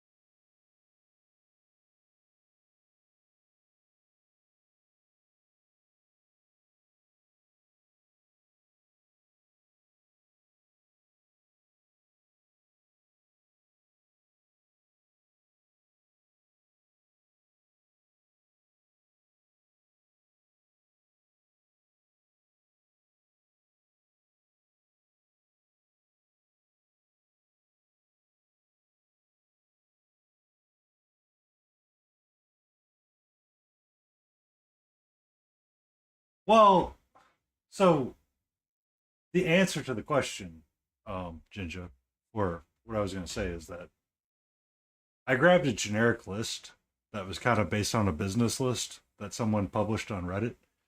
So it contained a lot of words. And I'm like, oh. So it was always like overly aggressive at times because, I didn't know. It'd been a while since I'd streamed. And you got to be careful with, various folks coming in. Could be unsavory. But I did update the list and I removed bitch and biatch.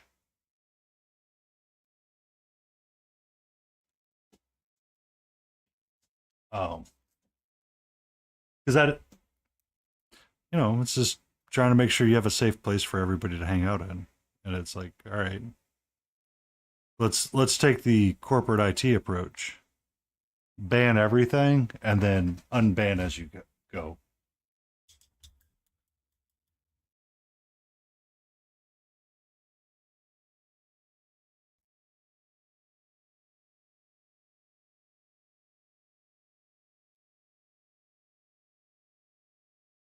You're okay, sweetie. Can I ask you to calm down, please and thank you? Yeah, and it's sometimes it's funny and sometimes it's like, oh, I didn't mean for that to be banned, but it's kind of hard to go through the list.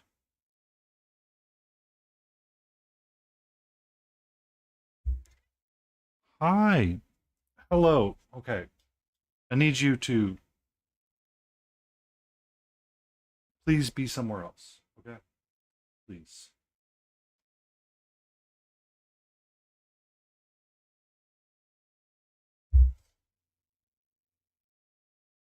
I've got like another hour in me. Maybe two. But, can I, have some time and do what I want to do? Mhm.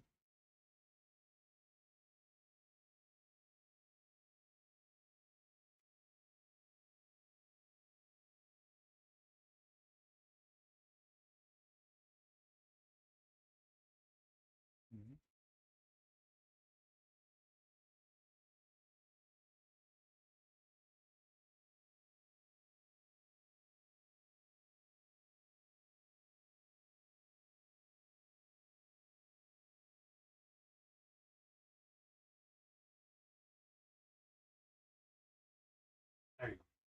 Thank you. Ooh. Because we're not all blessed like you, Ginger, to have every mod under the. I don't have a mod as awesome as Jace to help keep me safe. Let's be honest.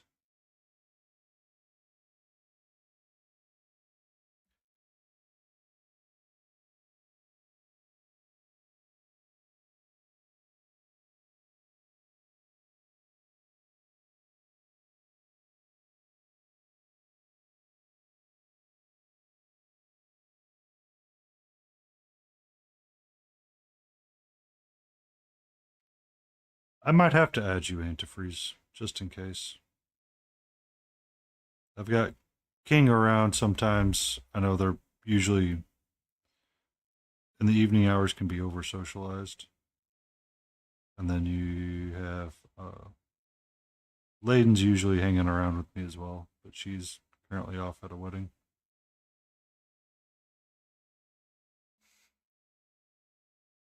Yeah.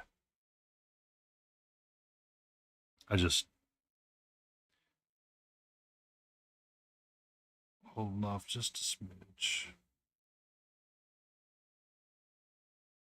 See what life happens. Bye.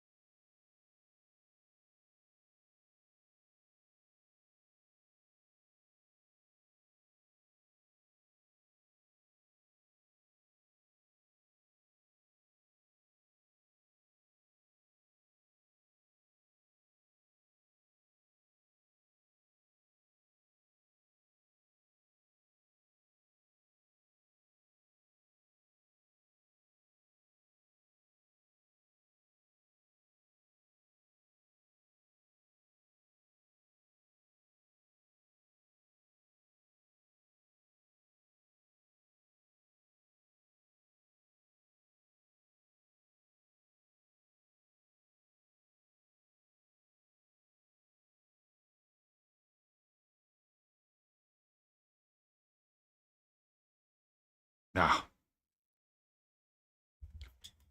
Shenanigans.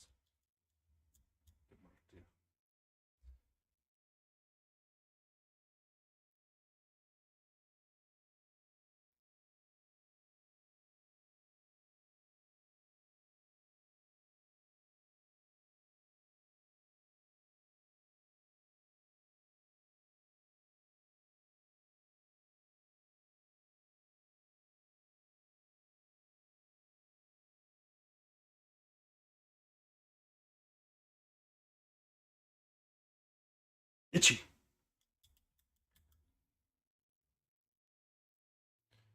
And, you know, that's what the brush ends up looking like after a while. Like when it's not wet. So when it's wet, it's fine.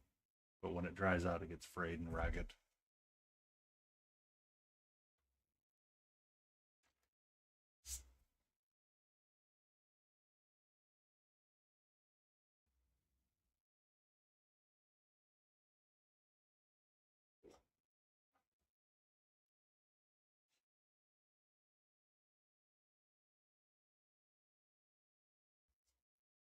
Katra. Hi. That is not a safe place for you to be right there. All right? That's where I keep paint and water that I don't need you getting into. What? What?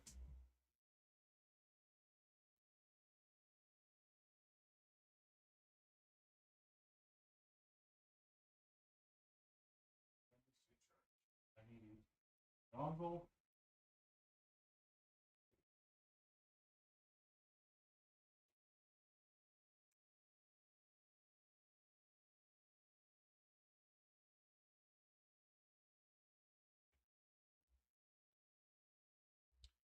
Uh,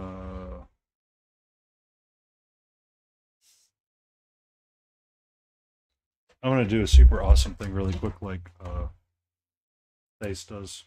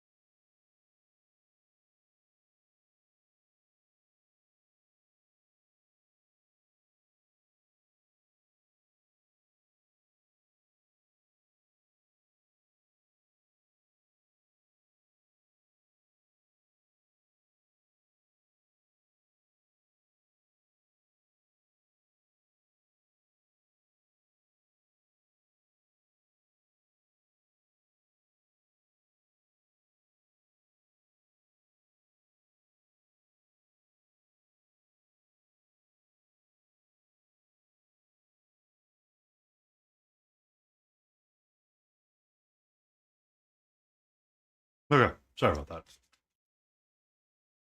I had to.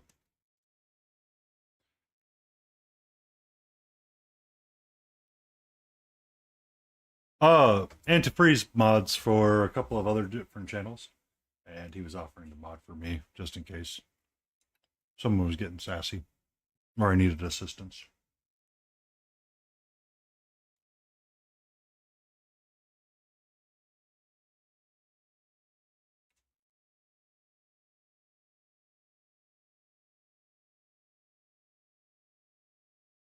I just ran and got the cat. Hopefully, the laser pointer keeps her interested for a little bit this time.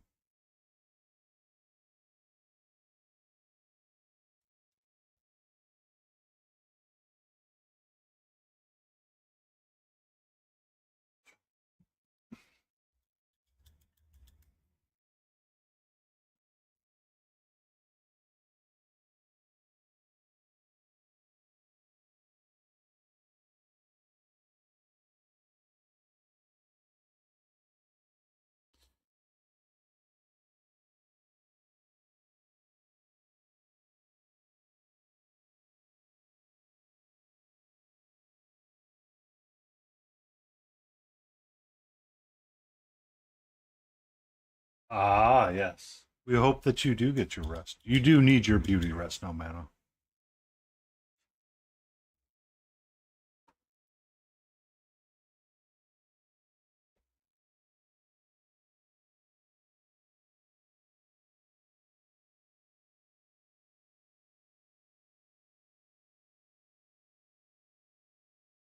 What is beauty rest?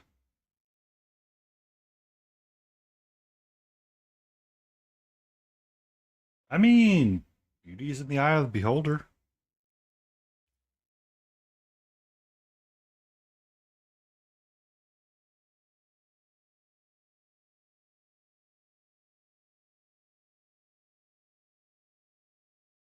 You're beautiful to me, no mana.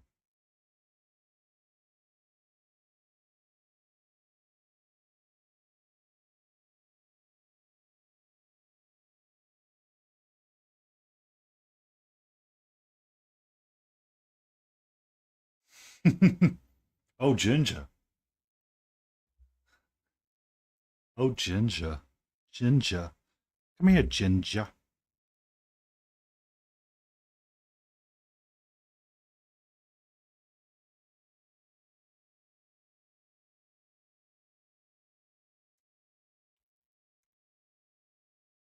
Uh-oh. There's some smaxy time going in the DMs.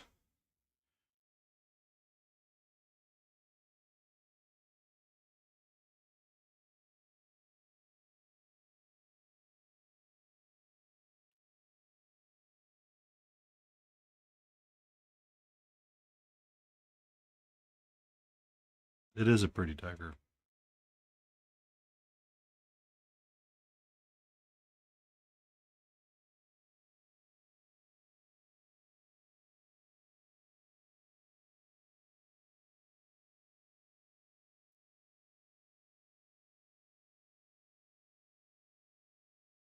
Something down through here. A car finished.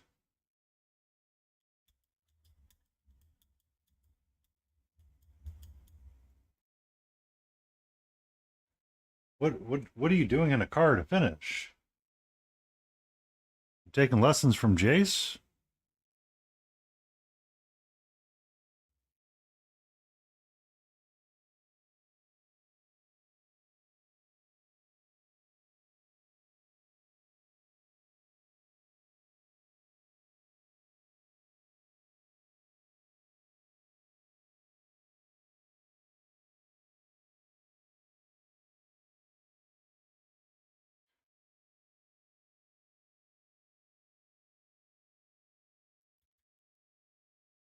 Oh, that's sweet of you. Be working on Saturdays.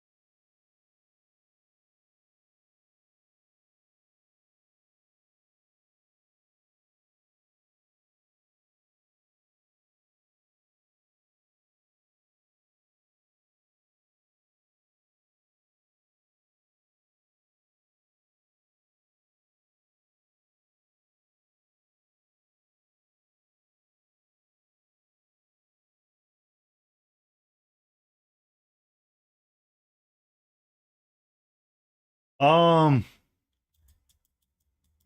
alcohol or food, or a gift card for food would be my answer to that question.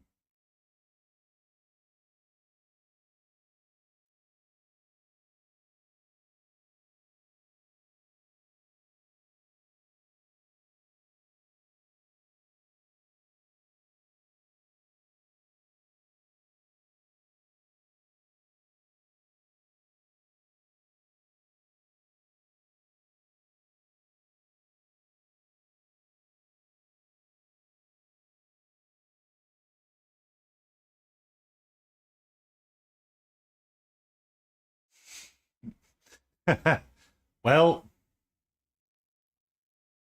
almost every Saturday. Wow. Is that their busiest time to be at work?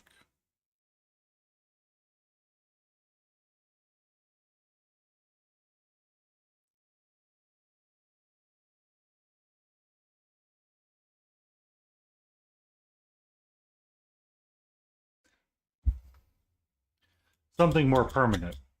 Have you considered a painting? A throw rug?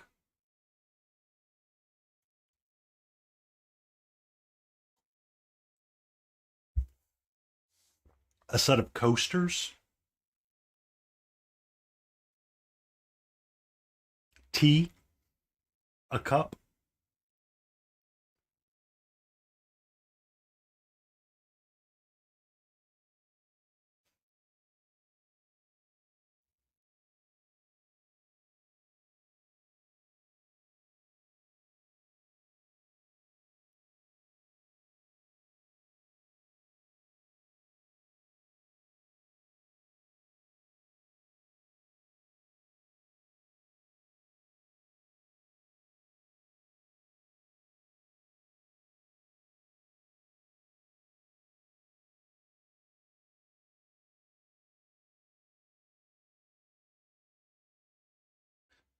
What do you mean? I don't know about that, Auntie. I don't know if I'm up for that.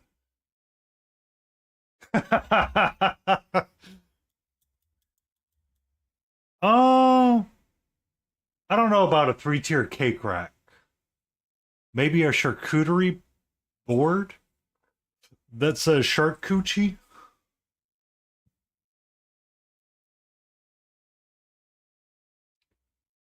Because antifreeze, you said, like I said, you know what? It'd be great if you do non-metallic metal on everything. It'll be great. It'll be fine.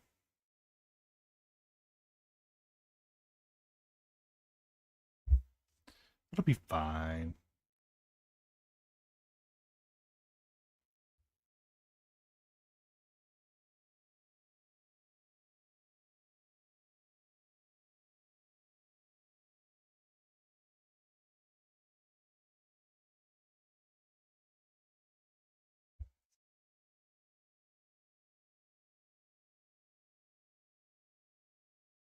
I do believe it.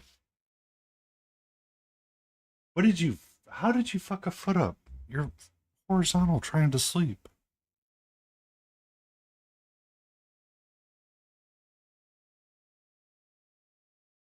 Also, if you fuck a foot up, now you have to add when I was in bed to the story.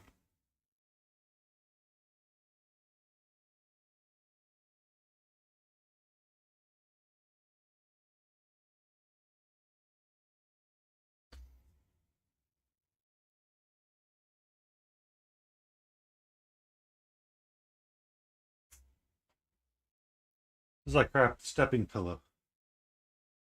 Oh.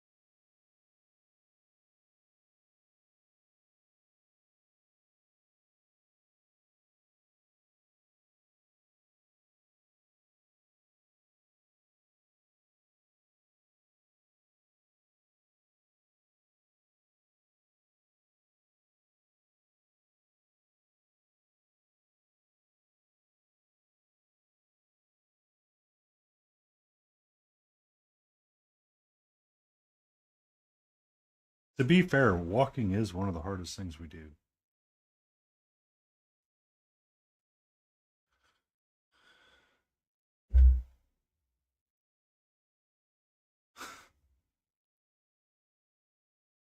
A drug deal?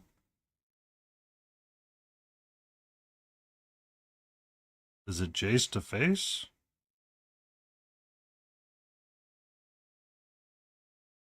Offering to take him to Dreamland?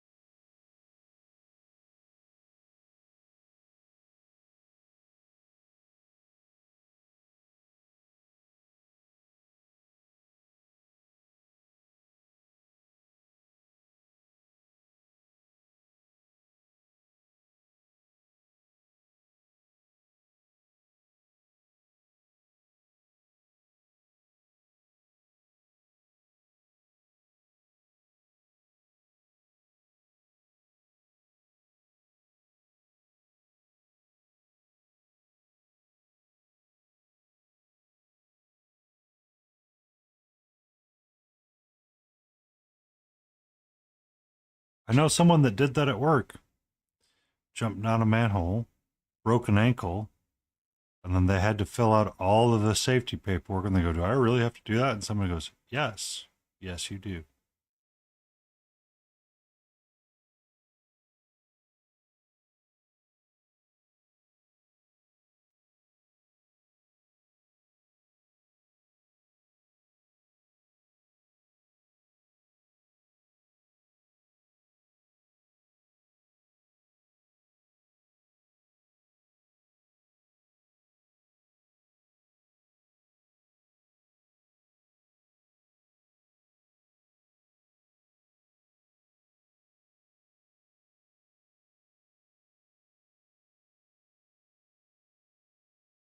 Then welcome in, Mark. I hope you're doing all right. Sorry, there's no Layden for you to swoon over tonight. I'm joking, of course. But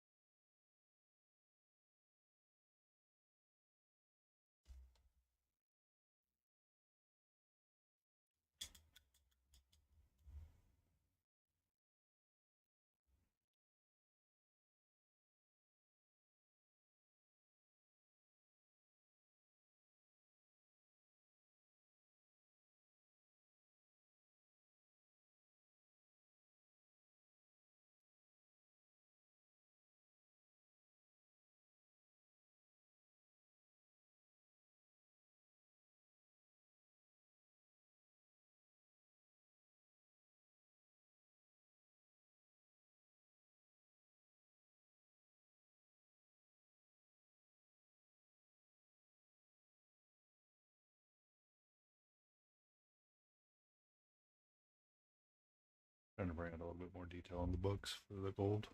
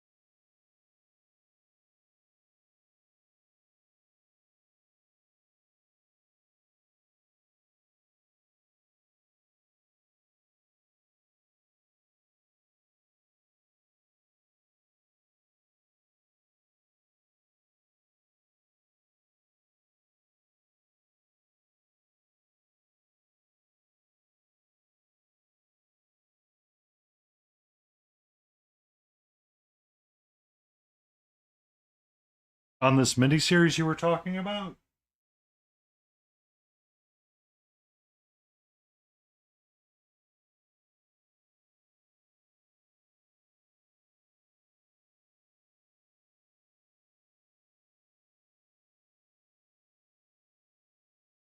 Yeah. Okay. That's good.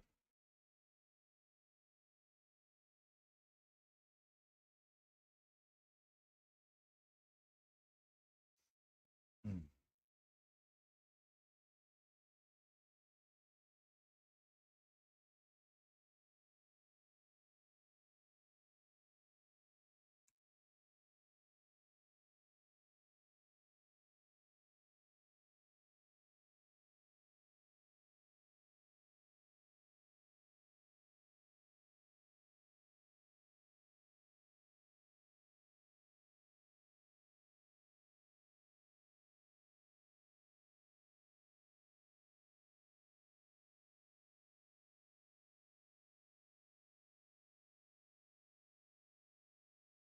So, have you ever watched Last Night in Soho?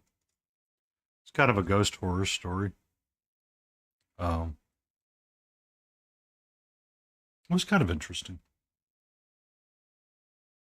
I usually don't do horror, but that one was kind of interesting to me.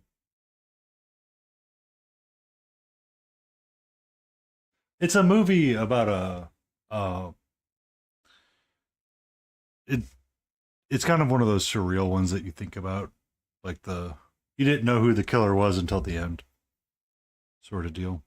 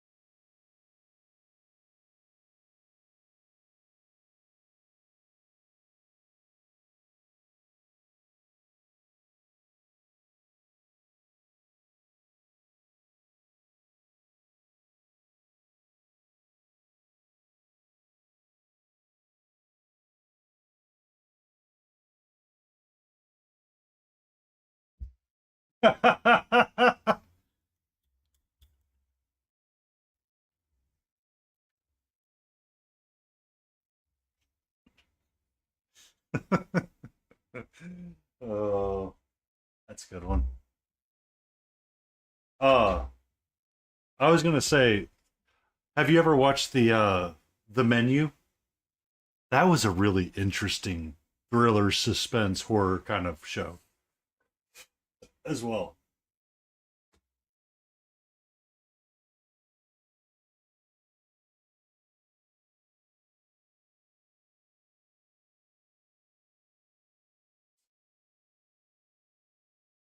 The Menu? Oh yeah.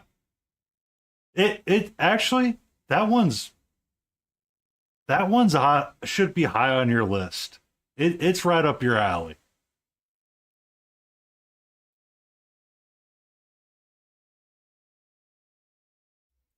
I watched that one and I thought it was really good. I thought it was actually really really good. And I don't really go for horror at all.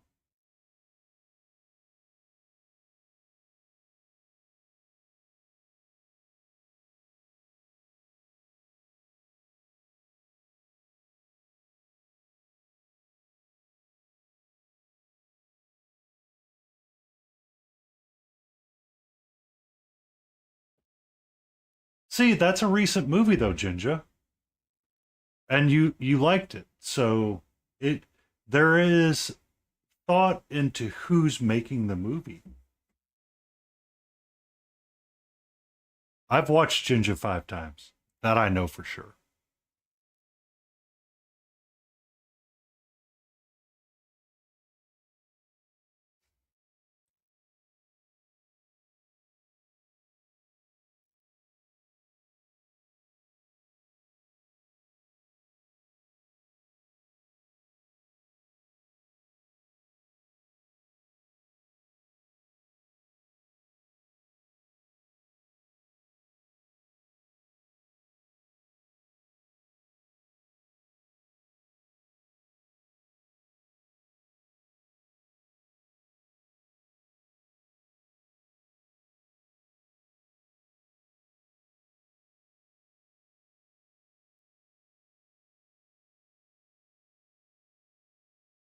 so cute seeing you two.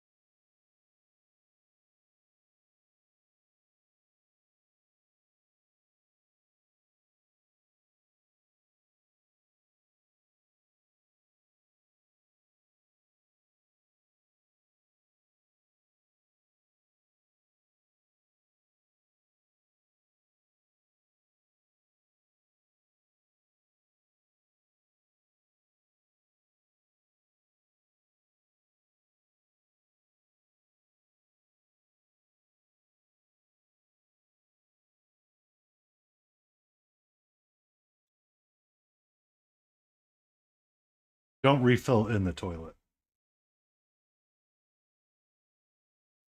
Just as a point of order. You could refill, but don't refill in the toilet.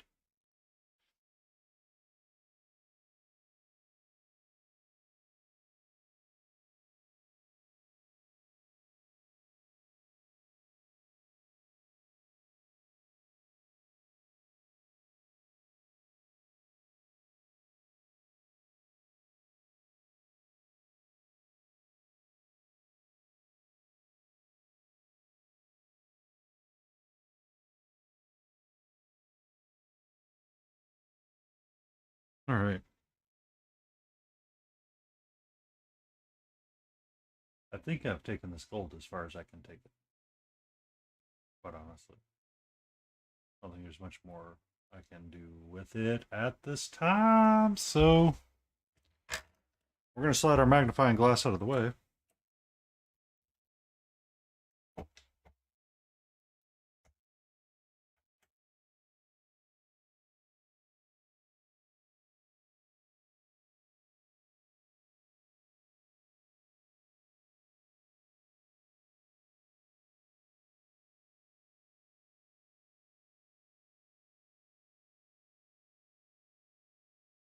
No. Stay over there.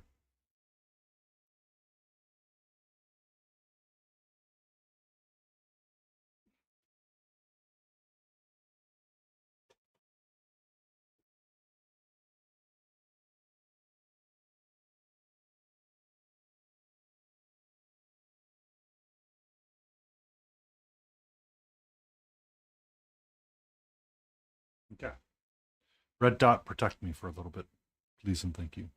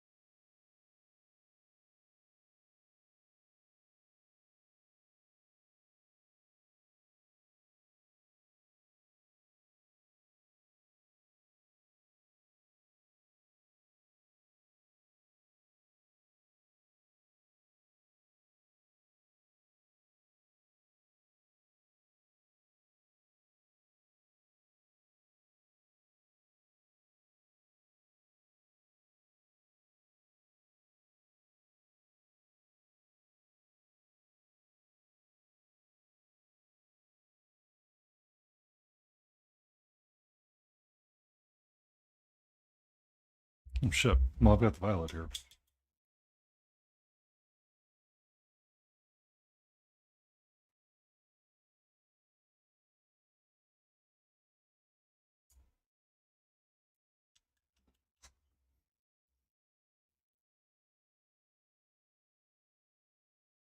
No.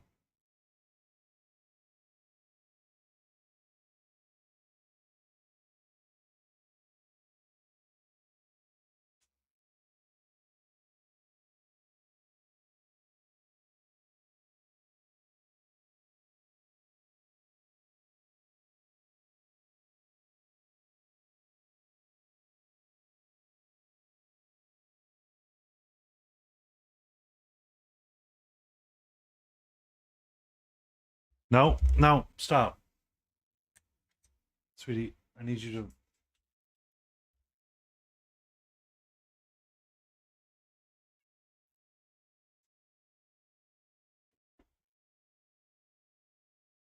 One second.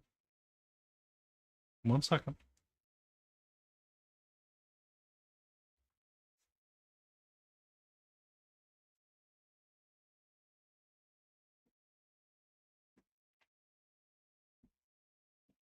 Second.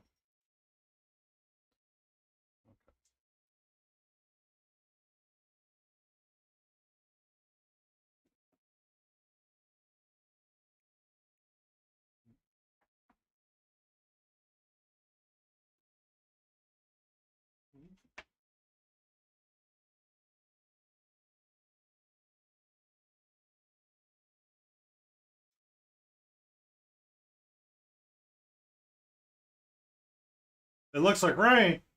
Oh, snack. You know what you could do is you go out there and you get the soap and you just put it on the car and let the rain rinse it off.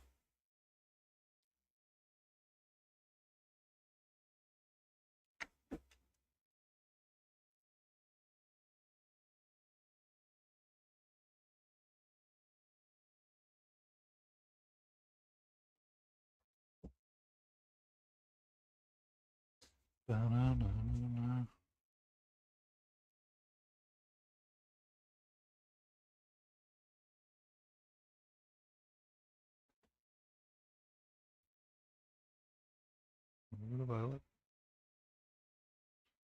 Oxide red.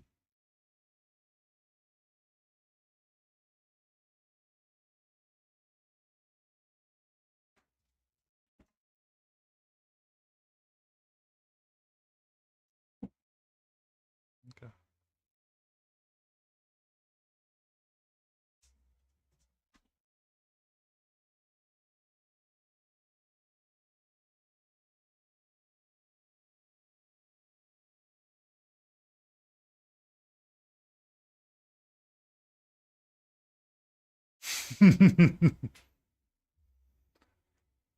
I mean, so there was a guy apparently that worked at a auto repair shop, Advanced Autos, for before he came to work for a company. And he was telling stories about how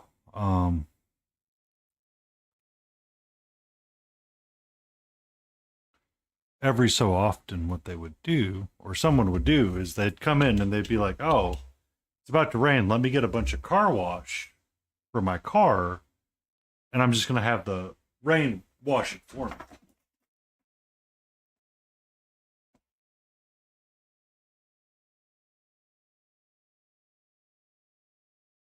Yep, we're in full zoomy mode right now with Katra.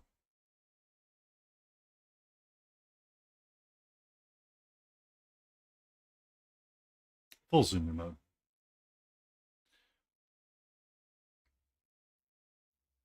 So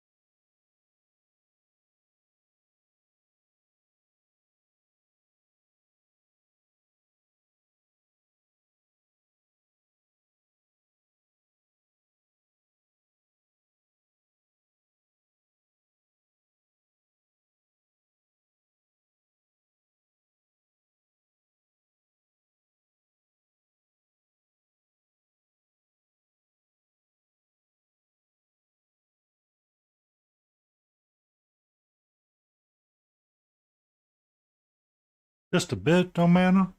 That's usually the case for you.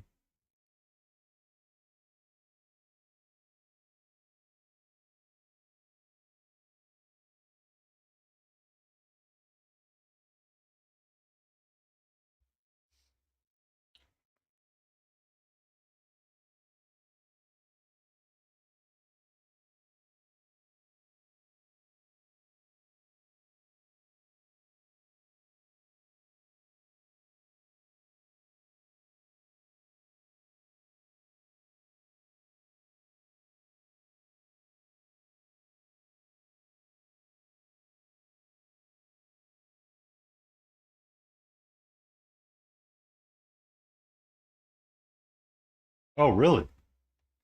Not this level of tipsy.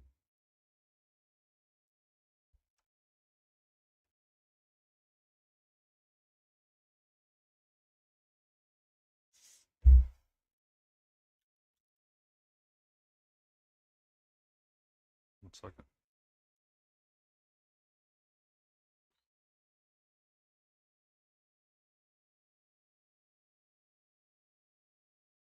That's a bit for you, sir.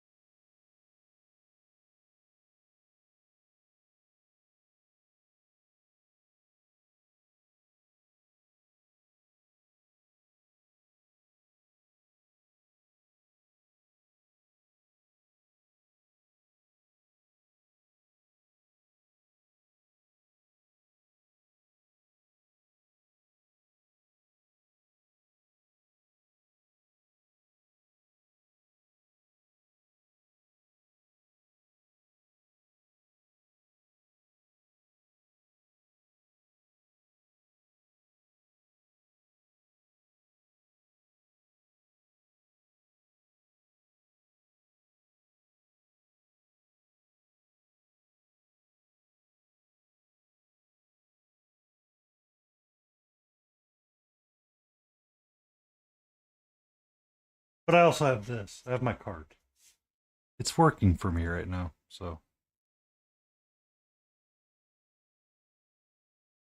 it's reminding me of how I'm mixing my paints to get them to where I want to be too.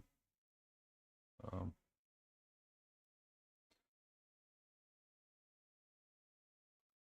One of the nicer parts about using signal pigments and mixing all my own colors.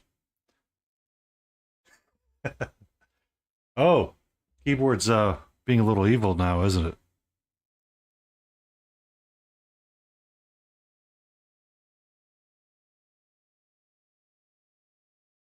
I understand now why he said blue.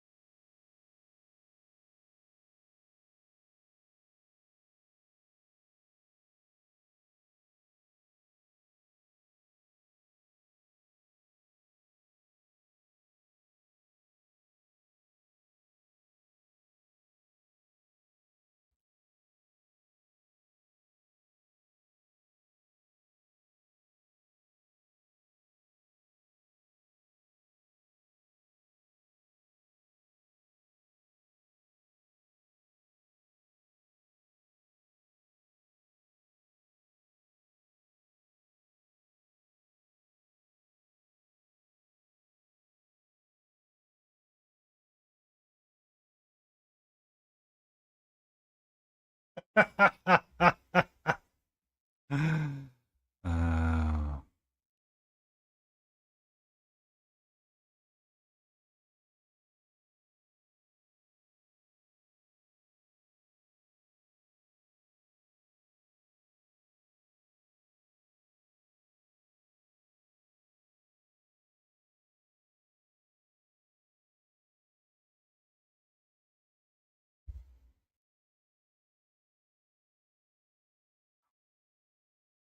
itch my ear.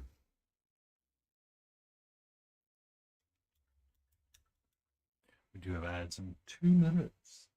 And it's probably going to be the last ad break for me. Um, I have something else that we need to take care of tonight. And I did not get a full night's rest due to my judgment.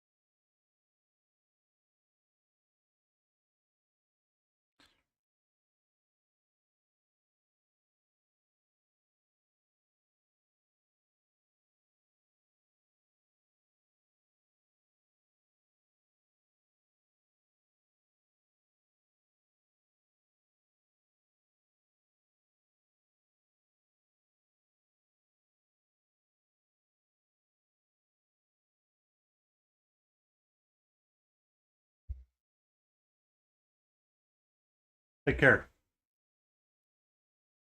Get some rest. Wake up tomorrow, you beautiful human being, and enjoy your dinner with friends.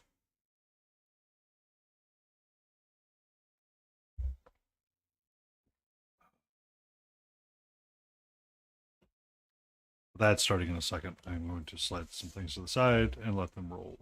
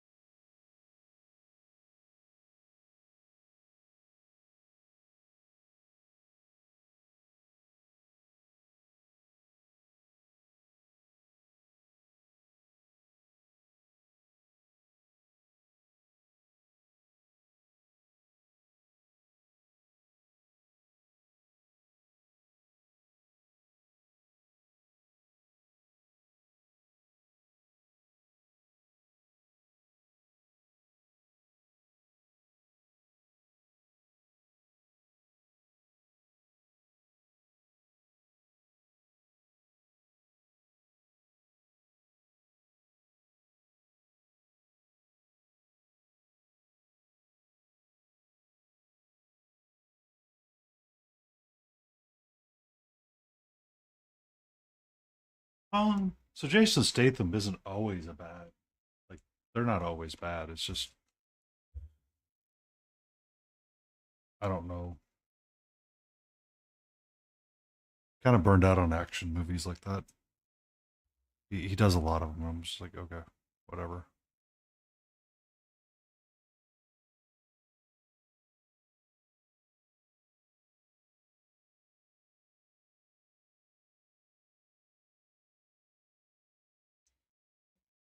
Yeah, I usually like if I have to watch them, I'm usually not disappointed with them. I usually find them to be entertaining.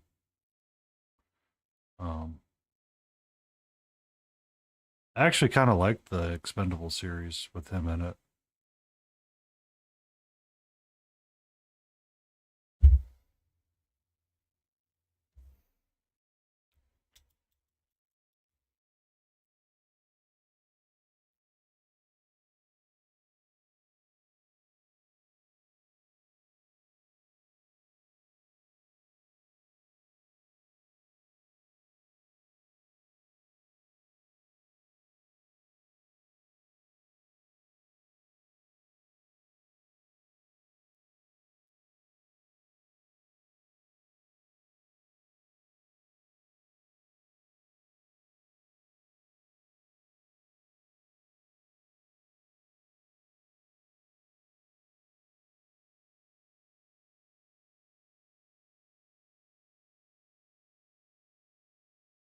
I don't like the way the jacket's working.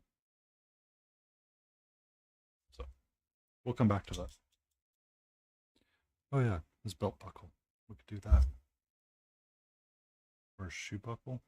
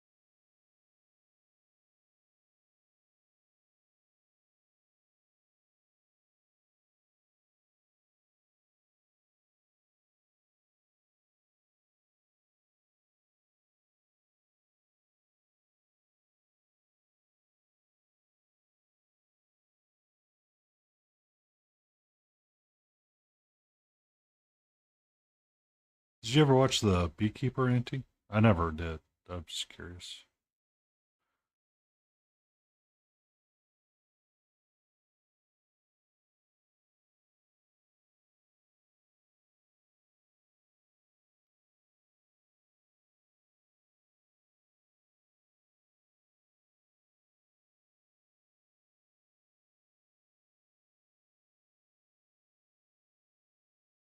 It's good.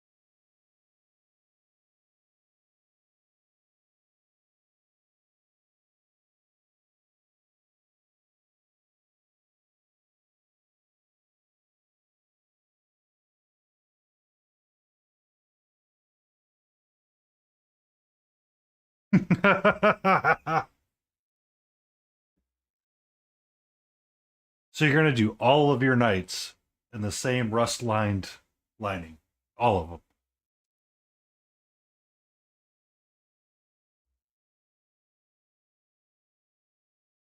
Okay.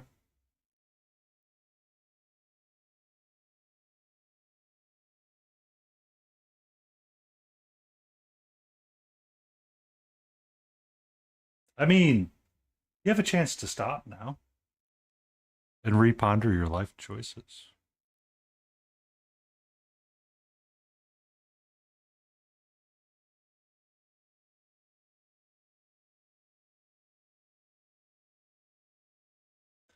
I mean, it always does. That's one of the things that Anne points out when she teaches sometimes. If you want to level up your mini painting game, draw a dark line between two things.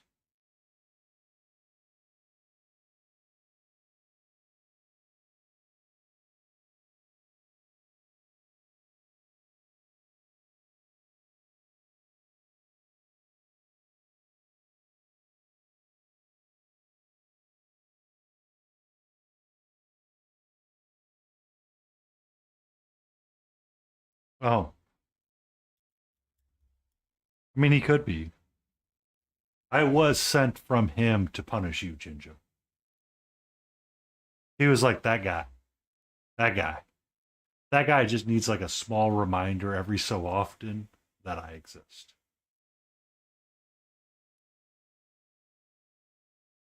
Ah, I mean, it does help. I could see how it would help on those because you have those large flat surfaces and you need to break them up just a smidge.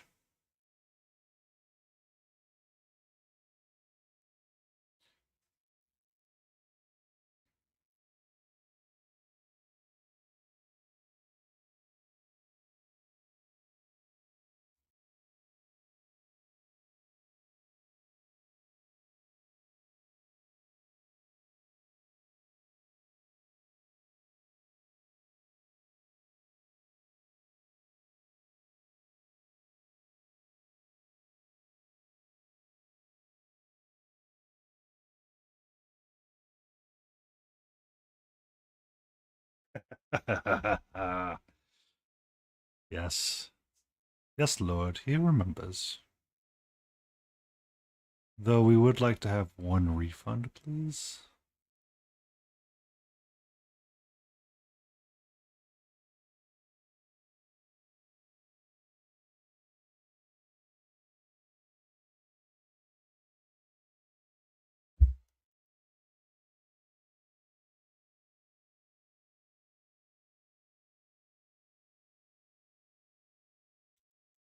I know the answer to that one.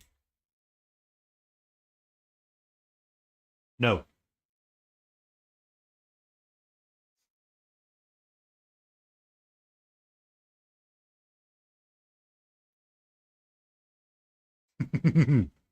Any other questions today?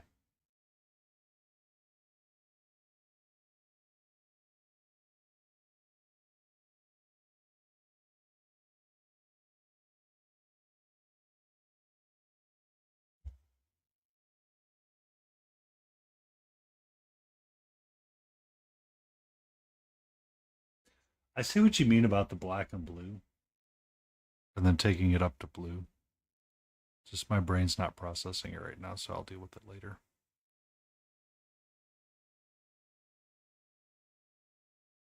I'm pondering if I just want to do this in black and blue on the other side or do it in a shade of gray. And then do this chair with this wine color. I think that might work better if the chair's in like a wine color.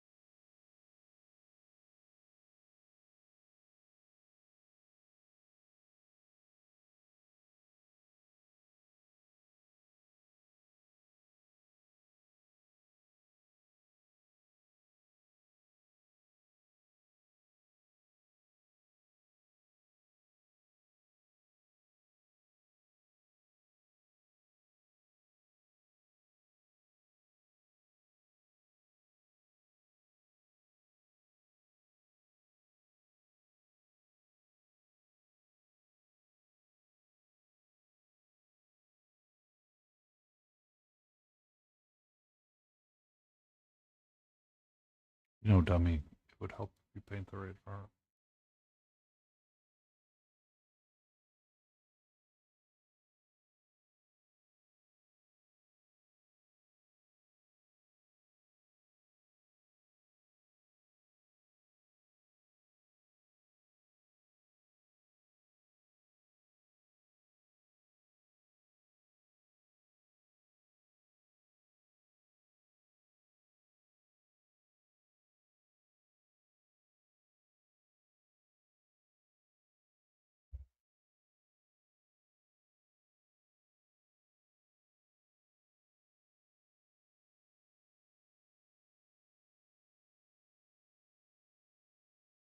So are you running the... I see what you're talking about with your rust. I see what you're talking about with your rust. I'm sorry. I was thinking of the flat panels. I'm sorry. Yes, the undergrowth of the rust is a very nice thing. Just sucks because you got to do every freaking line of it.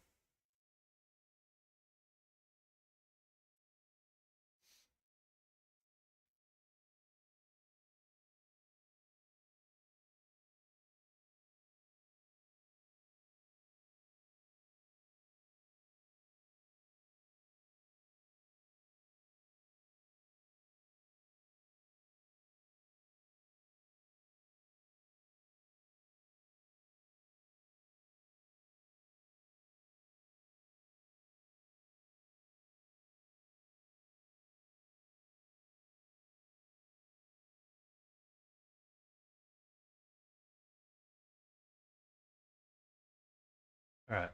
So I think that's going to be nice. I think that's going to be nicer. Because I like the burgundy red wine chairs. I I think the inside of the jacket would look better as a gray. One second.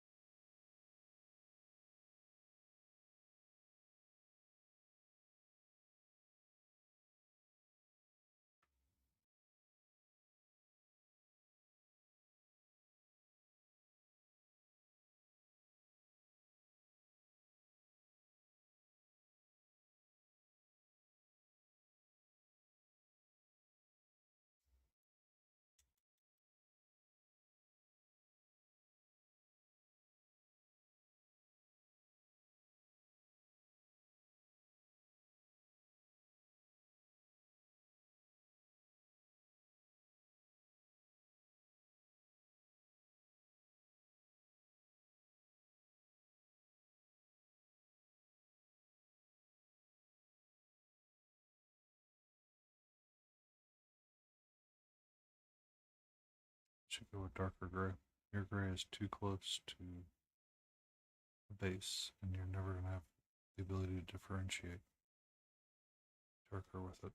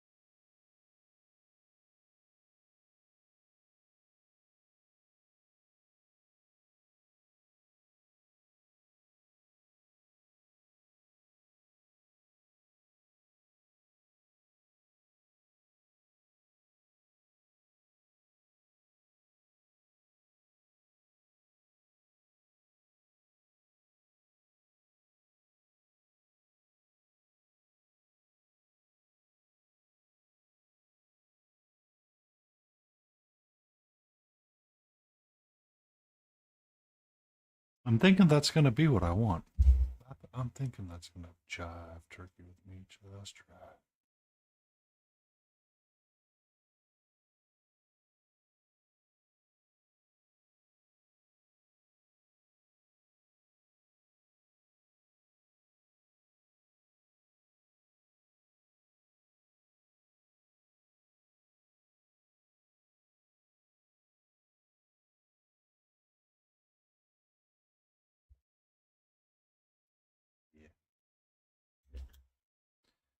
think that's going to be my plan going forward.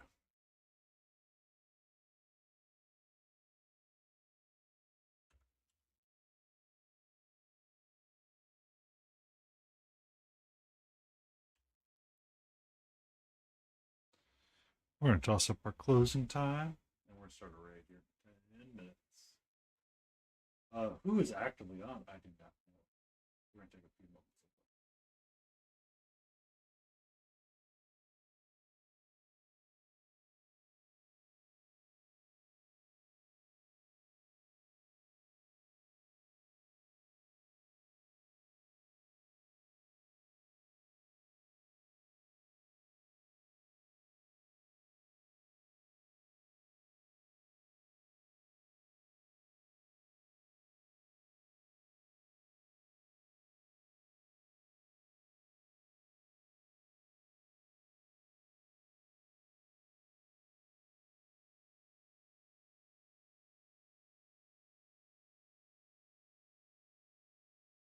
No, it's going to be Monster Den for it.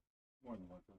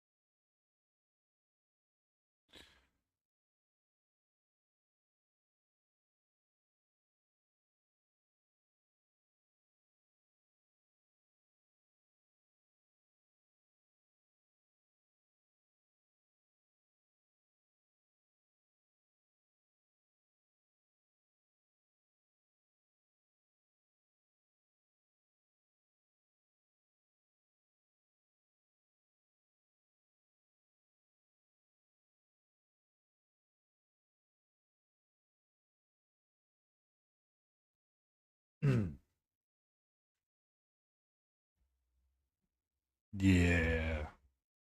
That's going to look. It's going to fucking look popping bad when I get done with it. Yeah, I think that's what it's going to look like.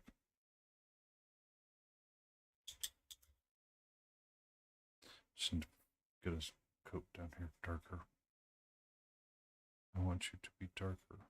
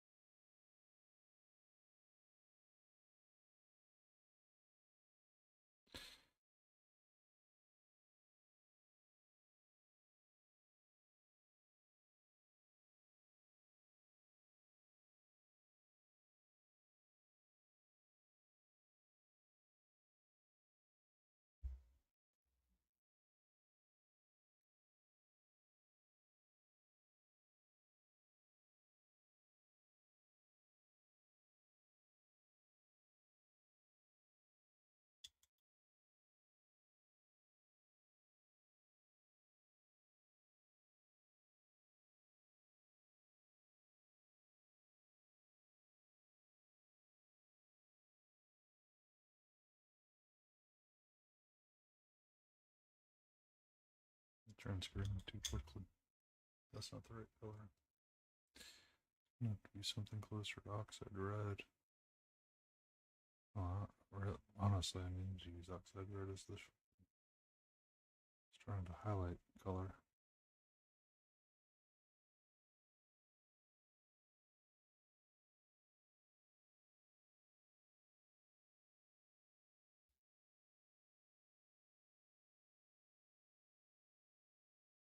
It's still too bright. Tamp it down. Tamp it down. So we take our palette. Take our oxide red. Mix the two together. Take our oxide red.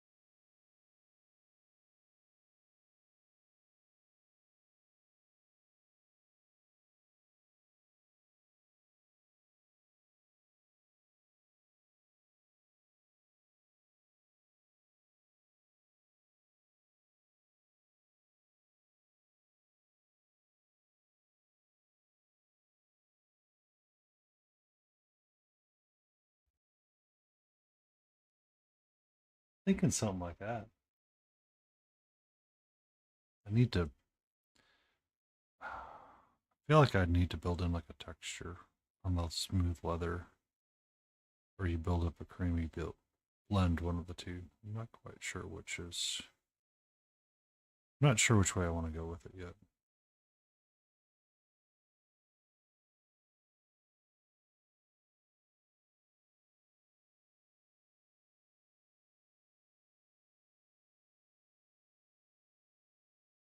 Actually, that gives me an idea.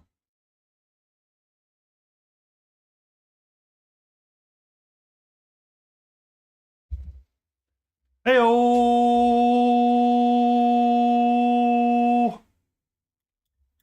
You're catching me towards the end, Layden. How are you?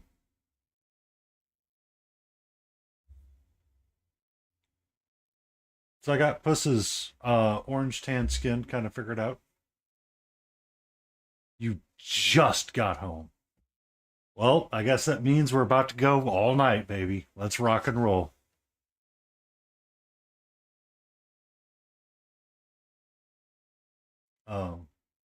Reworked a lot of Puss's orange skin Friday and today. We got him all kind of there. I need to get his patterning figured out, what I want to do with him.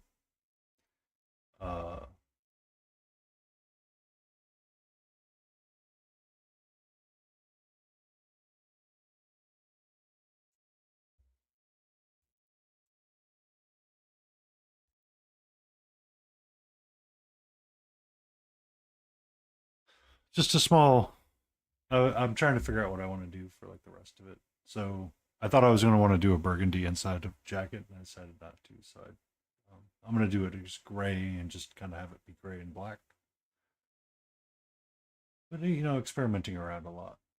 I need to do a freehand for all of his stripes and get a pattern going for it at some point. Yeah. Let me turn this down just a little bit.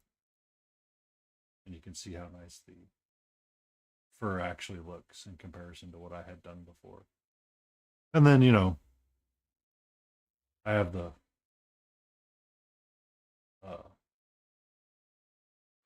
I decided I wanted a burgundy somewhere on this, and I was trying to think if I would want it just like the centerpiece to be burgundy, but I think I'm going to do the whole chair that way. And I might do like this piping as a darker color to make it stand out. Kind of like here on the front piece. It should be all burgundy with like a dark brown brass rivet.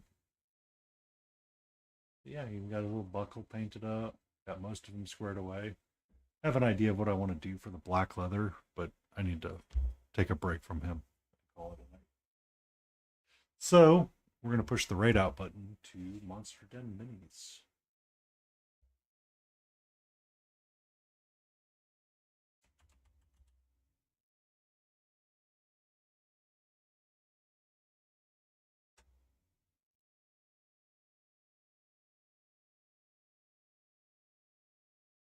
We're going to see what he's up to.